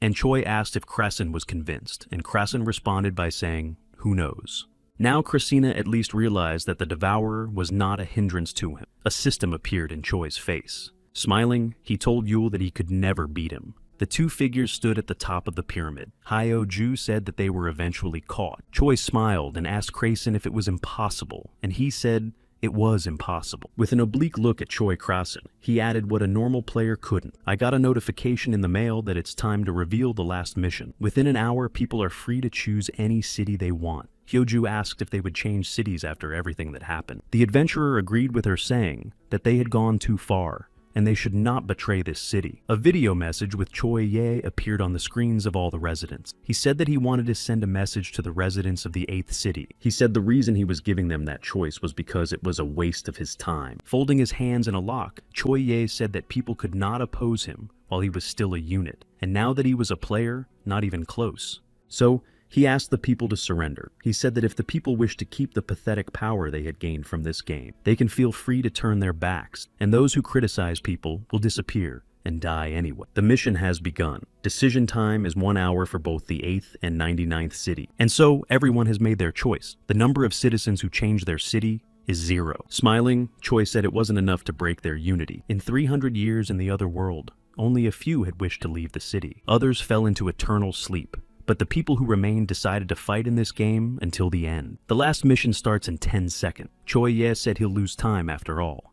The seconds were counting down. Both sides were ready for battle. Time was up, and the mission had begun. Choi Ye and Choi Yul got into a sword fight. Both of them had high speed, so they swung from place to place. When Choi Yul threw a punch, Choi Ye dodged it. Choi Yul let go of his sword and struck with his fist. Choi Ye used magic to throw Yul backwards. There was a huge explosion, illuminating the surroundings with light. The smoke cleared, and Choi Ye asked Choi Yul if he was giving up, and Choi Yul replied so that he would memorize the phrase. He said that this is just the beginning. Choi Blah is wearing Ragnarok armor of an unknown class. Choi Yi realized that since this equipment wasn't in the game's data, it was handmade. If the brother created this armor himself, it's for one purpose only. Again, Choi Yul attacked Choi Yi. Choi Yi thought that Yul did it to enhance his physical characteristics. Clenching his teeth, Choi Yul thought he would hit it the first time. When Choi Ye approached him, he said that he could predict actions by a few steps. Smiling, Choi asked it was intuition. Then a thunderstorm, caused by Yusa's umbrella, rose in the sky. This is the staff of the mythic class.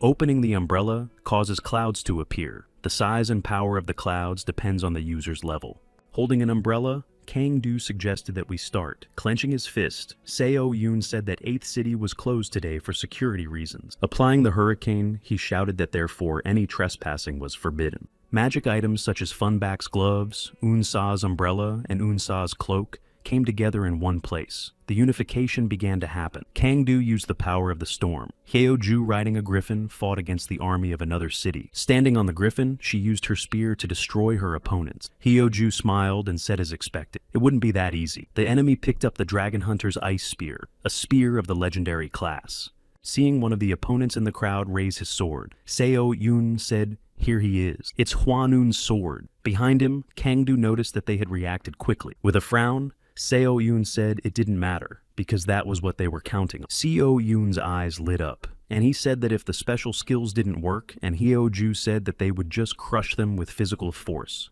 As the battle continued, Choi Yul told Choi On that they could still finish the game. Looking at his brother, Choi Ye remained silent. Choi Yul asked him to trust him. At that moment, Choi Ye decided that Choi Yul was just stalling for time. He was sure that indeed Choi Yul was just being a decoy and the real culprit. Approaching Krasina, Choi Ye raised his sword. Choi Yul rushed over to them and asked if he could just lose for once. Grabbing Choi Ye, he swept him off his feet and lifted him into the sky. This surprised Choi Ye. The 8th City Army was telling each other to turn off the fuses. On the ground, the army also converged in battle. Einherjar's battle mantle has one very exclusive skill. This skill is called Berserk, mode of blind rage in which the player loses control of reason and attacks both enemies and allies, and Ragnarok holds back Berserk's power, but the player still has no mind control. In this case, the physical characteristics reach the maximum that is possible in the game. When Choi Yul attacked Ye On, the ground shook under his feet and the army became frightened. The final battle has begun. The private shouted that the enemy was coming. Khan radioed that he was requesting artillery fire on the target. Kim Sung responded by saying that the target was confirmed. They used projectiles of the ice property. Kim Sung then said he would activate the identification spell. Following that, Kwon instructed the 8th City's military air force to begin the bombardment. The army detected enemy aircraft. The commander shouted for the bombers to speed up the operation. You also have to disconnect the fuses. It was a fierce struggle. Raising the Mace of Destiny, Kwon struck. This mace strikes enemies within a certain radius. After Kwon threw a rift grenade. It's a grenade created using the 8th City's technology. A huge black hole formed where Kwon had thrown it. Looking at his opponents, Kwon realized that they were more technologically advanced, but they could counter them through the intensity of their attacks. It wouldn't be easy to win. However, Kwon didn't care. This was not a battle they planned to win. The battle in heaven was still going on. Choi Ye was already injured quite a bit. No skills, no magic, just hand-to-hand combat. Waving his hand, Choi Ye said, "Even if it's just physical strength." She ends up obeying the rules of the game anyway. Choi Yul approached Choi Ye. When Choi Ye struck Choi Yul, his hands were torn off and his mouth was bleeding. Choi Ye then looked at the map. This card was the Sit Aegis card that reflected all the physical damage. From the pain, Choi Yul clenched his teeth and then clothed himself in Ragnarok once again. Looking at his brother, Choi Ye said, "It's useless because Choi Yul can't even hear him." He didn't get a reply and Choi Yul attacked. There was an explosion. Looking at his hand, Choi Ye wondered if it was magic. Christina walked up to them. Choi Ye didn't believe it was him. He was sure that there were no mages among the 4 Demon King. At that moment, Choi Ye decided to use another move. His equipment changed. Behind his back, Choi Yul appeared and opened his mouth, but there was a shield around the enemy. In Choi Ye's hands was the Monsin and McLear's Posek. This equipment gives you the ability to see through any magic. Choi Yul's silhouette appeared in front of him. He waved his hand and said that Choi Yi had been caught. Looking at it, Choi Ye reported that, as he had suspected, it was indeed a Sed. Sade is a magic that separates the soul from the body. When using this magic, the body is left completely defenseless. So it's more for performance than combat.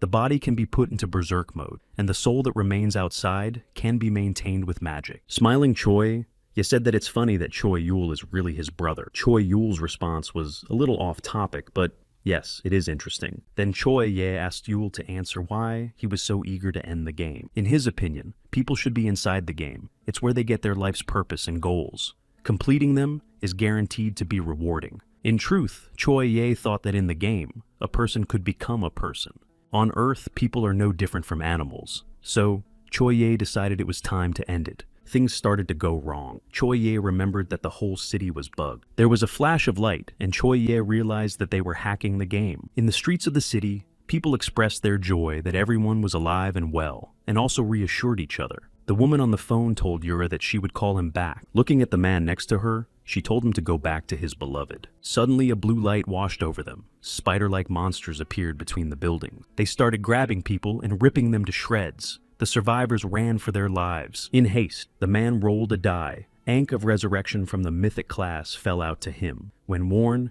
increases the power of healing or skill enhancement. During use, it can rid one person of any disease or even death. However, after use, the Ankh will self-destruct. People from another city also took to the streets and destroyed people. Blood flowed on the roads. There was a trail of blood leading into the building. As the man led his companion into hiding, she had a sword in her chest. Taking the Ankh, the man held it out to her. With tears in her eyes, the woman took it and cried. Toward his brother, Choi Ye stretched out his hand. Choi Yul opened his mouth and roared. Several seals appeared around Choi Ye. His Zuami staff was grabbed by Choi Yul. Covering his face with his hand, Choi Yi placed the crested staff to defend himself. Choi Ye thought that this attack would be difficult to repel. He thought it was much easier to just destroy his brother's horses. Choi Yul intervened and shouted that they weren't horses, they were people. Choi Ye replied that the weak always become pawns of the strong. That's how it was on Earth, and that's how it is in the game. Also, Choi Ye asked how Yul thinks it's better to be the horse of the powerful, or the prey of those same powerful. Turning back around, Seo Yoon shouted for people to retreat urgently. Raising the enemy,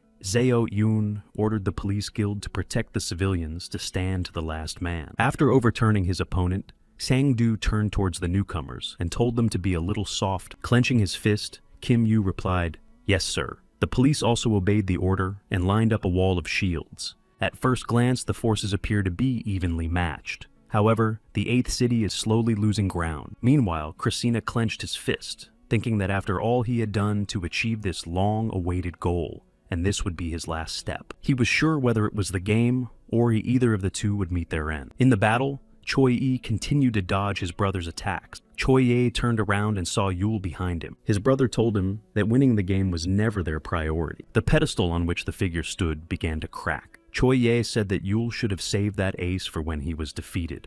Taking a swing, Choi asked how about it. Choi couldn't believe that he had repelled that attack. From the back, Choi tried to strike, and Choi Ye extended his arm, and the seals appeared again. Choi Ye said that he was already used to it. Choi Yul coughed. 2 beams passed through him. This attack was called the Soul Strike, a burst of spiritual energy that strikes the enemy's spirit. In response to this, Choi Yul said that as expected, Choi Ye is awesome, however he knew this would happen. Frowning, Choi offered to play his last hope, and Choi Ye asked if Choi Yul was going to use such a simple move. In Choi Yul's opinion, the simpler the better, and he told Choi Ye that it was clear to Choi Ye that Choi Yul was trying to buy time until Christina completed the break-in. After that, the spellbook DZK appeared. It allows you to control a unit whose level is lower than the level of the owner of the book. The number of units that can be controlled increases with the level and rank of the owner. The control panel has 2 modes, automatic and manual, where the automatic mode operates in accordance with the preset settings,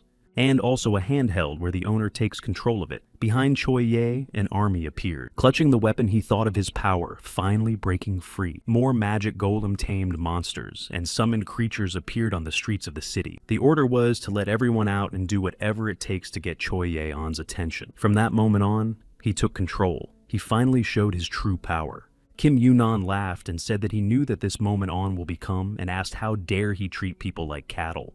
Turning to Sanchez, Kim shouted that the man obeyed no one. Sanchez remembered when Choi Yul came to convince them that living in the game wasn't so bad it made him think. After that, Sanchez drew his sword. However, he could not tell the children that they were toys in the hands of the god. Standing up against the enemies, Kim Yunan shouted for his comrades to nape the opponents.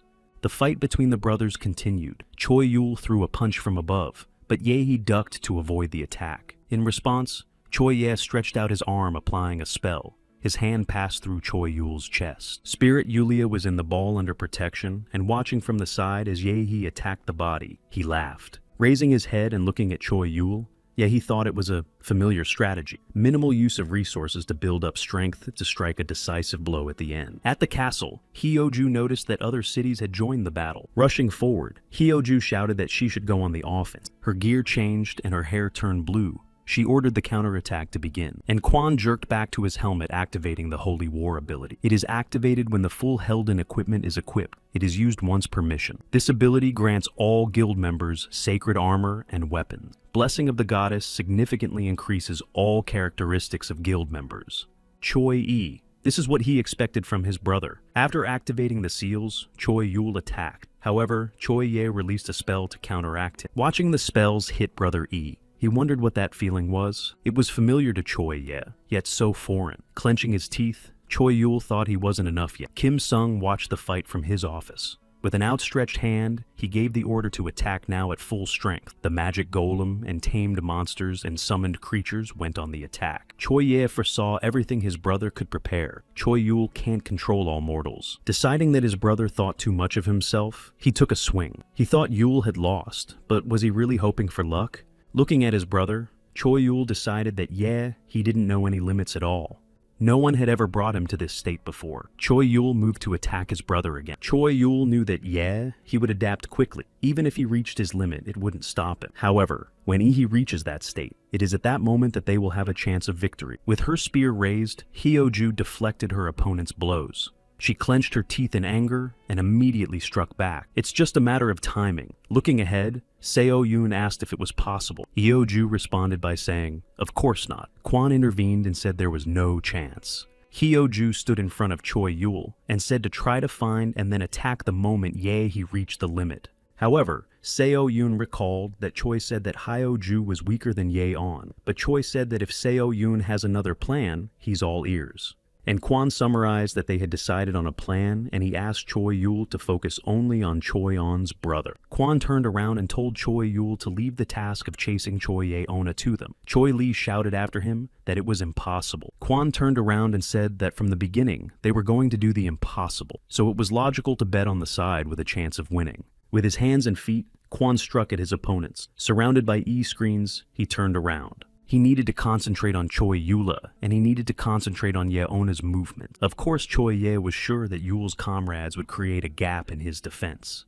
Taking Krazen's book, Choi put on Jack's equipment. He used the Fall of the Gods attack. This amazed Choi-e. How on earth his brother was able to grasp a fleeting delay that could barely be considered a gap. When asked, Choi replied that it wouldn't have worked out. It wasn't the skill of multitasking, but focusing on one thing. Not managing people, but working with them. Choi learned all this from people he thought were pawns. And Choi Yul struck his brother with his sword. He fell to the ground. Jack came over to them. Choi-e's mouth was bleeding. He looked at his brother and asked why he didn't take his life. Smiling, he added that Choi would never have a chance to overpower him again. Crouching down on one knee, Choi Yul said that he didn't intend to take Yeon's life from the beginning. Choi smiled and said that, yeah, he should sit still, while his brother finished his business. He decided that they would talk about it later. A warehouse of worlds where that very energy has run out. They're frozen in time here, just waiting to be called upon to fulfill a mission. It's deeper than that. There are maps so destroyed that they can't be used in mission. To become one of the four lords, 2 conditions must be met. 1, fill the fear scale to the max. 2, fill in the friendliness scale. Even though Choi Yul can't predict exactly how Ye-he will behave, but he's sure of one thing. He still loves his brother and his family. While reading the book, Choi said that it was probably possible to create a perfect world with the help of the book and the game. But a world created by the will of one man will never be perfect. Slamming the book shut, Choi Yul said that he would realize it in time. And now Choi decided it was time to end this game. A huge monster appeared in front of Choi. That serpentine dragon surrounded the 8th figure. The players fled. Turning around, Choi asked to keep an eye on the house. Hyo-ju noticed a flash of light in the sky. This flash was caught by both Seo-yoon and Kang-do, and Kim-yu standing behind them. Pensively, Jack asked if Choi Yul knew what was there. Yul answered that he didn't, and said that even Christina hadn't gotten here. Following forward, Choi said that maybe for the game, this is also the first time coming here. A pillar of light struck Choi Yul directly. Choi was in a dark space with Jack. A monster appeared right next to Choi's face, and Choi leaned back and let out a curse. There were many zombie-like people around. Choi and Jack immediately realized what they were. A world that has become part of the game. Entire worlds, actually. Jack noticed that these dead people looked a lot like Choi Yul's race. There were explosions and people in the shadows who said that no matter how many times you destroy them, there is no end to them. His companions replied that this was their fate. The cat said it was the result of human experimentation. The wolf said that playing with food is not allowed, and he has already said that. Jack was silent, and Choi concluded that the intelligent beings in this world were not human. Choi has roughly figured out how things work. The worlds here could still generate emotional energy. And below is a warehouse of worlds where that very energy has run out. They're frozen in time here, a graveyard of worlds. Turning to Choi, Jack suggested that there was no further way out. Choi said that in that case, there was only one thing to do. He drew his sword and shouted that they had to break through. There was an explosion, and Choi broke through.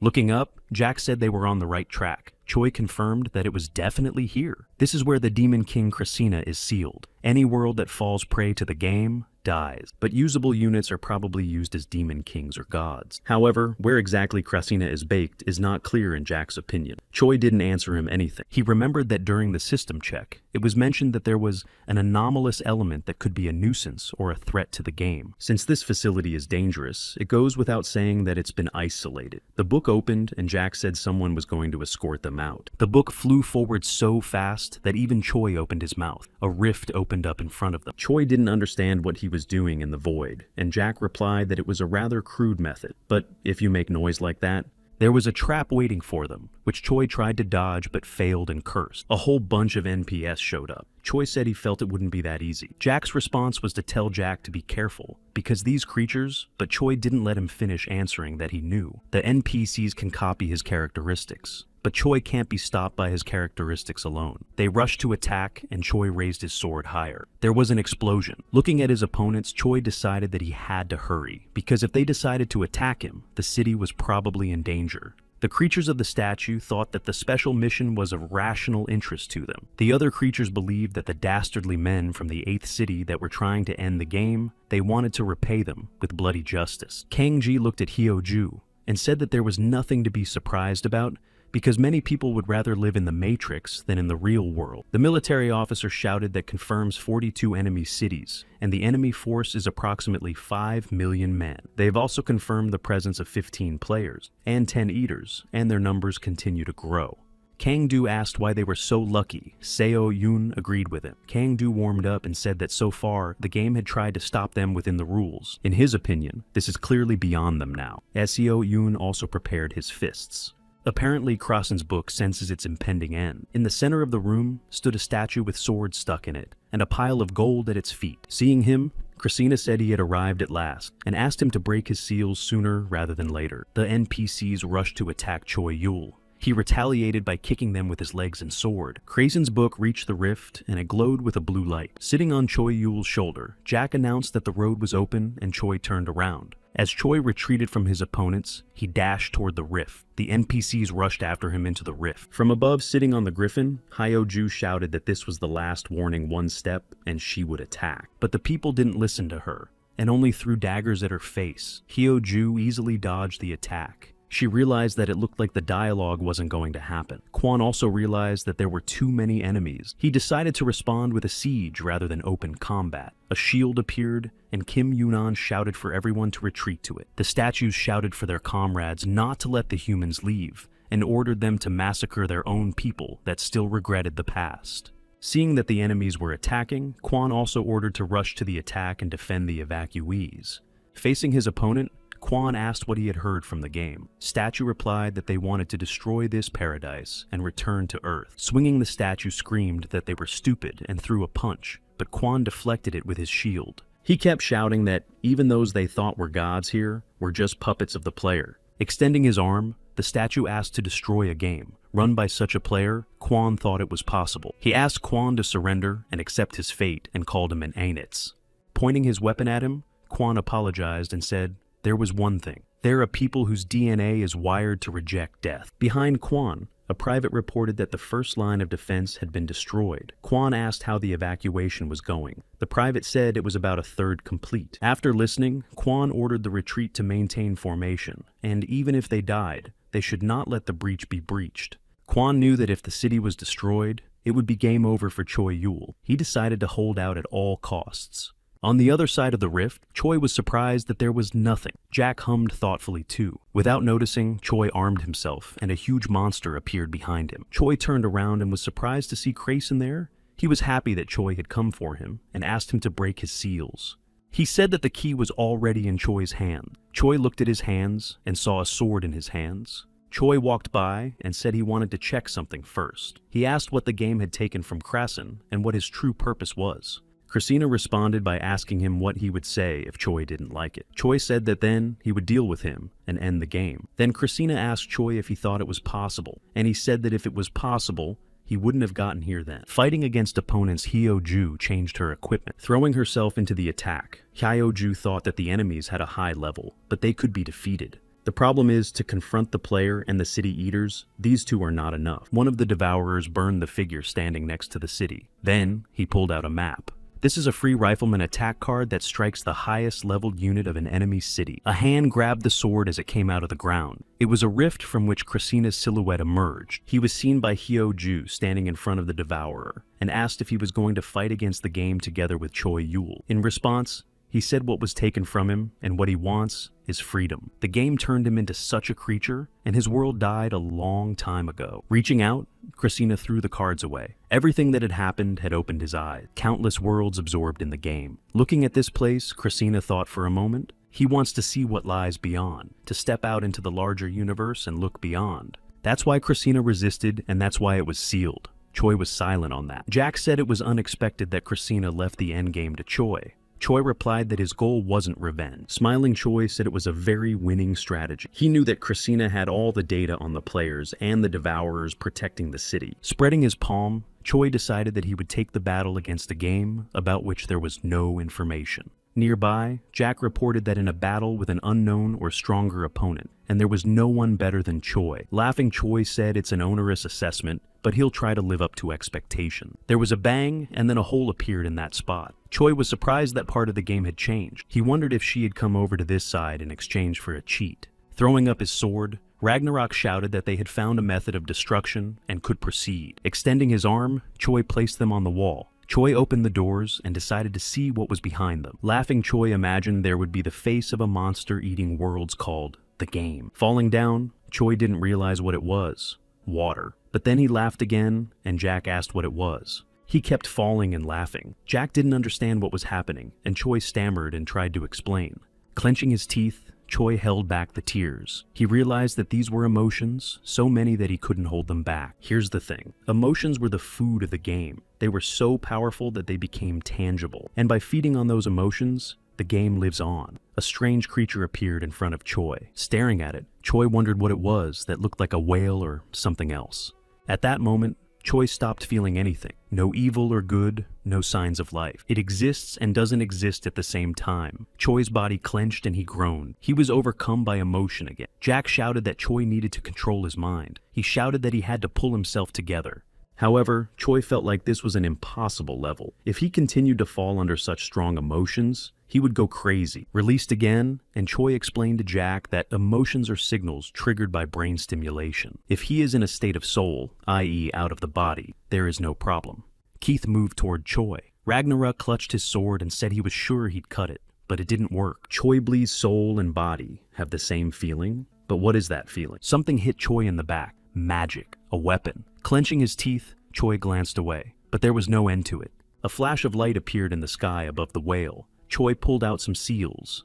The soul and body pointed the sword at the whale. However, the soul-striking magic did not work. Ragnarok replied that he couldn't even feel the whale's energy. Choi responded by saying that Christina's weakness was useless too. They tried to leave, but Choi noticed that the whale was following him, so Choi decided to speed up.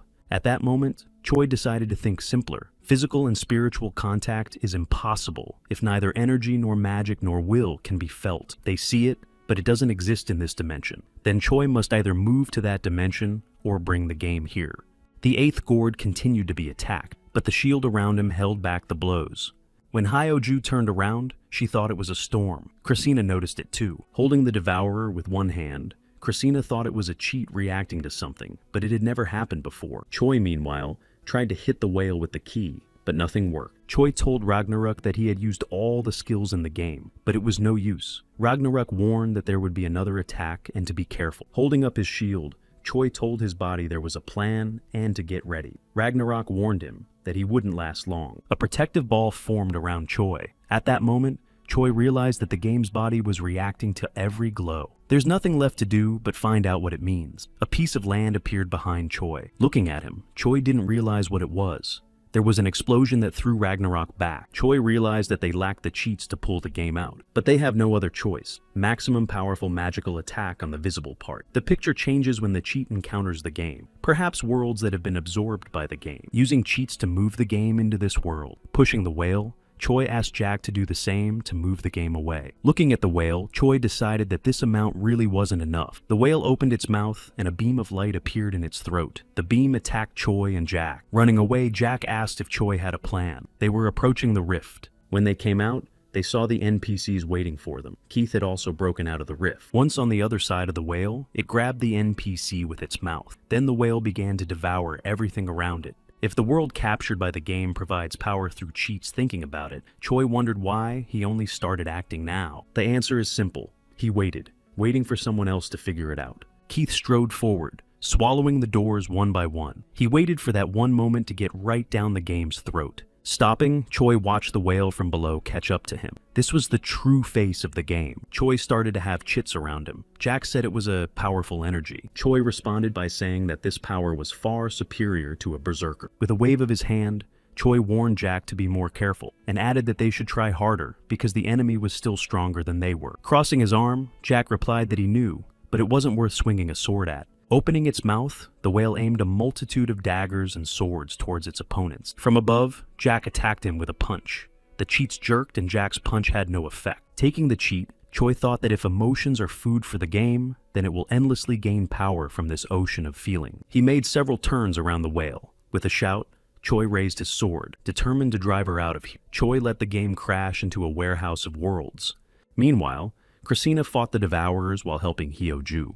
A whale emerged from the clouds. Christina tensed when he saw it. Choi and Jack kept pushing him. When the first roar of the game sounded, all the creatures belonging to her collapsed to their knees. Except for the 8th city protected by the cheat. When the second roar sounded, All the creatures belonging to the game have fallen into madness. A madness full of lust to destroy the 8th city. Quan clenched his teeth as he looked at the maddened opponents. He said that even the people of the allied cities were now their enemies. Clutching his weapon, Quan said sorry, but they can't stop here. He would be glad even if he had to. Quan struck his opponents and they fell to the ground. Taking the phone, Choi asked him he couldn't bear to see it destroyed as soon as possible. Preparations for the capture of the game's forces have been completed. They need that power to restore the land to its former state. Analyzing the game's situational field and reality, altering cheats helped in creating the code for the hack. It's only possible to control objects for now, but if they take more power, it will work on the players as well. As they approached the whale, Choi and Jack tried to stick chits into it. There was a flash of light. Quan and Hyo-ju appeared in front of Choi and Jack. Hyo-ju shouted that they needed to get out of here first. Looking at the system, Choi agreed with her. An emergency evacuation code appeared. Looking out from behind Choi's back, he asked how the guys were doing. Smiling, Hyo-ju replied that Christina had also shared her power with them. Turning around, Choi asked if Christina had any more chits left, but there were a bunch of cheats behind Choi. Christina said they were cheats that were saved in case Choi failed. Christina saved them to use when he needed them, but Christina is also a player. Realizing there would never be another chance like this, he put it all on the line. After listening to him, Choi Yul smiled and thought that Christina never relaxes. Watching the game, Hyo-ju yelled for Choi Yul to focus on capturing the power of the game, and Quan said they would take care of the defense. Jack added that they would see how much his student had grown. Extending his hand, Choi opened the notification system and said that he was counting on them in that case. The city was in front of them. Seo Yoon thought they had returned to the city. With his shield out, Quan went to attack the whale. However, the whale attacked him and knocked him down. Hyo-ju and Jack came to his aid and told Hyo-ju to focus on preventing Choi Yul from getting close to him. Two devourers appeared behind Choi, but Christina came up to him and took them down with one swing of his sword. Their thoughts converged. Choi voiced that the whale couldn't interfere with the game. Well, it can, but only with the help of the system. With his hand outstretched, Kim Sung shouted that the Demon King and the gods are coming. He ordered everyone to be dealt with quietly one by one. He wanted everyone to defend the city. Kang Ji rushed into the battle, attacking the monsters. Christina, So Yoon, and Kang Woo also fought against the monsters in the sky. Hyo-ju, Quan, and Jack were opposing the whale. Choi Yul kept trying to figure out the status windows. A mountain of bodies lay in the streets of the 8th city. Choi knew he needed a little more, but he didn't have enough cheats. Christina doesn't have any more aces up his sleeve either. Watching Christina fight, I saw that it looked like his last bet was going to fall through. As Choi continued to hack into the system, he thought it wasn't enough yet, at least with the power stolen up to this point, at least the ground. The whale opened its mouth and swallowed Choi. When Hyo-ju saw this, she cried out. Once inside the game, Choi thought when the defense of the chit was over, he too would disintegrate. Clenching his fist, Choi thought that if so, he would gather his remaining strength and strike at least one blow. Behind him, a voice was raised by Krasen's book, asking this was his brother's worst move. Christina's hand emerged from the Neek. When different worlds collide in the game, an error occurs. Christina explained that it is if not world-level energy with the world, then there is no error. But if you analyze the collision formula and collide objects of a certain world with calculated speed and power, in Choi Ye's opinion, all of this would cause a mistake. When Choi Yul saw his brother, he asked if he wanted to fight again. Smiling, Choi Ye listened as Yul asked Ye Onu managed to get out of the book with a chit. A notification window appeared in front of Choi, and he turned around to look at his brother and asked why he was helping so suddenly. And Choi Ye replied that this mistake was not enough to clinch the rest of the game. He believed that if you collide more than 74% of the items in a game, you can create enough bugs. Choi Yul remarks that they don't have time to collect items, and Choi Ye tells Yul not to worry, because it's their way out. Zaki Head-Drawn, which is given at the beginning of the game. It contains all the equipment in the game. They will use it to push all the equipment. Looking at Choi Ye, Yul asked why he was helping him. Choi Ye replied that he lost. How Choi Ye thought to create the world he wants isn't necessarily within the game. The game was just the quickest and easiest way. A monster rushed at Seo Yoon and Kang Do. Covering himself with Kang Do Seo, Yoon pushed him away with his other hand, reflecting the monster's attack. Suddenly, they were transported to the forest. Continuing to stand in a stance, Seo Yoon asked the game what was on her mind. Kang Do didn't understand why everything was quiet either. Kang Do opened the umbrella and flew upward. That's when Seo Yoon realized they were back on the ground. Waving his arms, the adventurer shouted that the status window was not opening. His ally noticed that the cell phone connection had been restored. People immediately started calling their loved ones and asking where they were. Kwon, standing in the crowd, thought Choi Yul had done it. Hyo-ju turned around and noticed that Choi Yul and the master were nowhere to be seen. Pieces of land taken for the game began to return to their places. Choi thanked his brother and said that it was because of him that they had made it through. Yet he said nothing in response. There was only one problem left. Keith. This was the last case. Jack jumped on Christina's shoulder, and Christina told him not to let his guard down, and remembered that their opponent was a game. And Jack replied that a wounded animal is the most dangerous. The whale had several holes in its body. When the whale moved in their direction, Choi warned his brother that it was coming. Suddenly, Choi saw playful cubs inside the whale. A bright light illuminated them. They tried to attack the whale, but they did no damage. One egg cracked. Christina realized that the game had stolen the cubs using its remaining power. Choi Yul noticed that all the power was gone in an instant. It was clear that the game was definitely dead. He had a hunch that she had passed the remaining power to her cubs. He asked if she had entrusted revenge to her descendants. Yul replied that no one could know that, and maybe she just wanted to keep them safe. There was no great victory or great evil as a result of this battle. It's just that in the usual struggle of an ecosystem of eating and being eaten, the Earth survived. With his arms at his sides, Choi Yul asked if they were coming back. Now the land is reunited again, disfigured like in the game. In order to prevent great chaos, we must act quickly. Taking the book, Choi Yul replied that he had already thought of everything. There were 3 spaceships hovering above the Earth. There was a special unit there. It belonged to the Outer Space Defense of the Solar System's United Army. Commander-in-Chief Kwon said this mission is to protect an elven race that has requested asylum. He told everyone to be careful. It's been 2 years since the end of the game. The Earth has been thrown into chaos. But thanks to the efforts of Choi Yul and the citizens of the 8th city, the situation quickly stabilized. A news anchor asked the 8th city, now called Asadal, to become a key city. The man replied that the borders had lost their meaning. The world has been reorganized around megacities called key cities. Asadal has become the largest key city in the new land. The host asked if there were still people who missed the game. Those who believed the game was a paradise created by God are called exiles from paradise. In the game, the dead could be resurrected multiple times. However, these are copies embodied as data. These are creatures that can only live in the game. Their real bodies have indeed met their demise. But for some people, it doesn't matter if they're real or not. It will probably remain a matter of debate. After listening, the host suggested changing the subject, and the man agreed, offering to discuss the latest news about Asadal's heroes. First Solar System Special Crimes Investigations Unit. Looking at the city, Seo Yoon said he was sick of the exiles from paradise becoming more and more aggressive. A nearby Choi Ye replied that he could partly understand them, but they chose the wrong methods. Seo Yoon flew into the city on his dragon and shouted at the protesters to stop because the police had arrived. Bringing up his fist, he shouted that resistance would only bring them injury. 16 pieces of legendary equipment were discovered. Looking out the window, President Kang-do asked if the quality had been confirmed. He was informed that it had been confirmed. Smiling, he replied that he understood and ordered him to return carefully. Kang-do said that her abilities were unchanged, and he wondered when she would accept their offer. In his opinion, there is no place that can offer better conditions than them. Kang-do has now become the leading president of the leading company of the Hongkik solar system. He is the Midas arm of Kang-do-sik. On the phone, Hyo-ju wondered how she had refused those conditions. Putting her hand behind her head, Kang-ji replied that she was more comfortable being a freelancer. Hyo-ju replied that she was happy that she was helping them. Sunbathing Kang-ji asked if Hyo-ju knew that she was taking good care of herself now. She became an upper-class appraiser through the eyes of God Kang-ji-woo. In response, Hyo-ju sighed, and Kang-ji asked where she was now. Yi Hyo-ju replied that she was on Mars. Kang-ji smiled and asked if she was still sticking her nose in other people's business.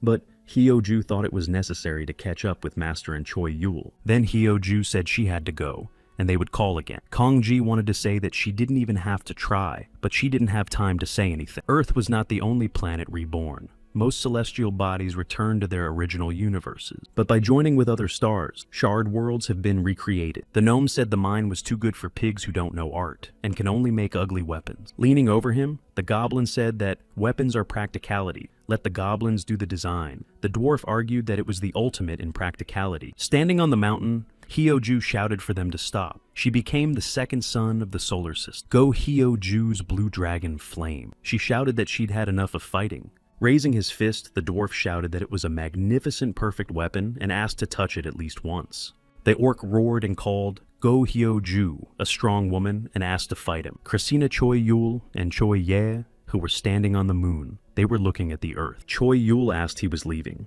Christina laughed and replied that it was interesting to observe this universe. Closing his eyes, he reminded himself that he had a greater purpose. Christina dreamed of seeing the vastness beyond the game, to go beyond the ecosystem of one star and consider the ecosystem of the entire universe.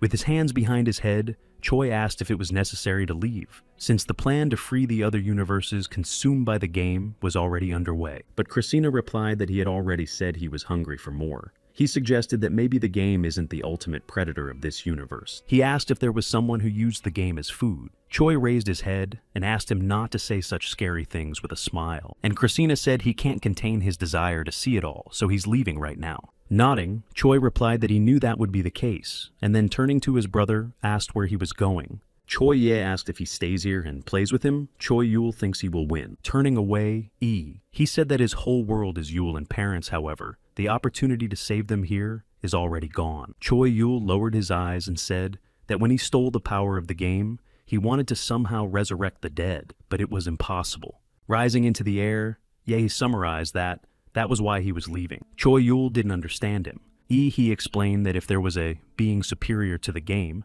he would be able to resurrect his parents with that power.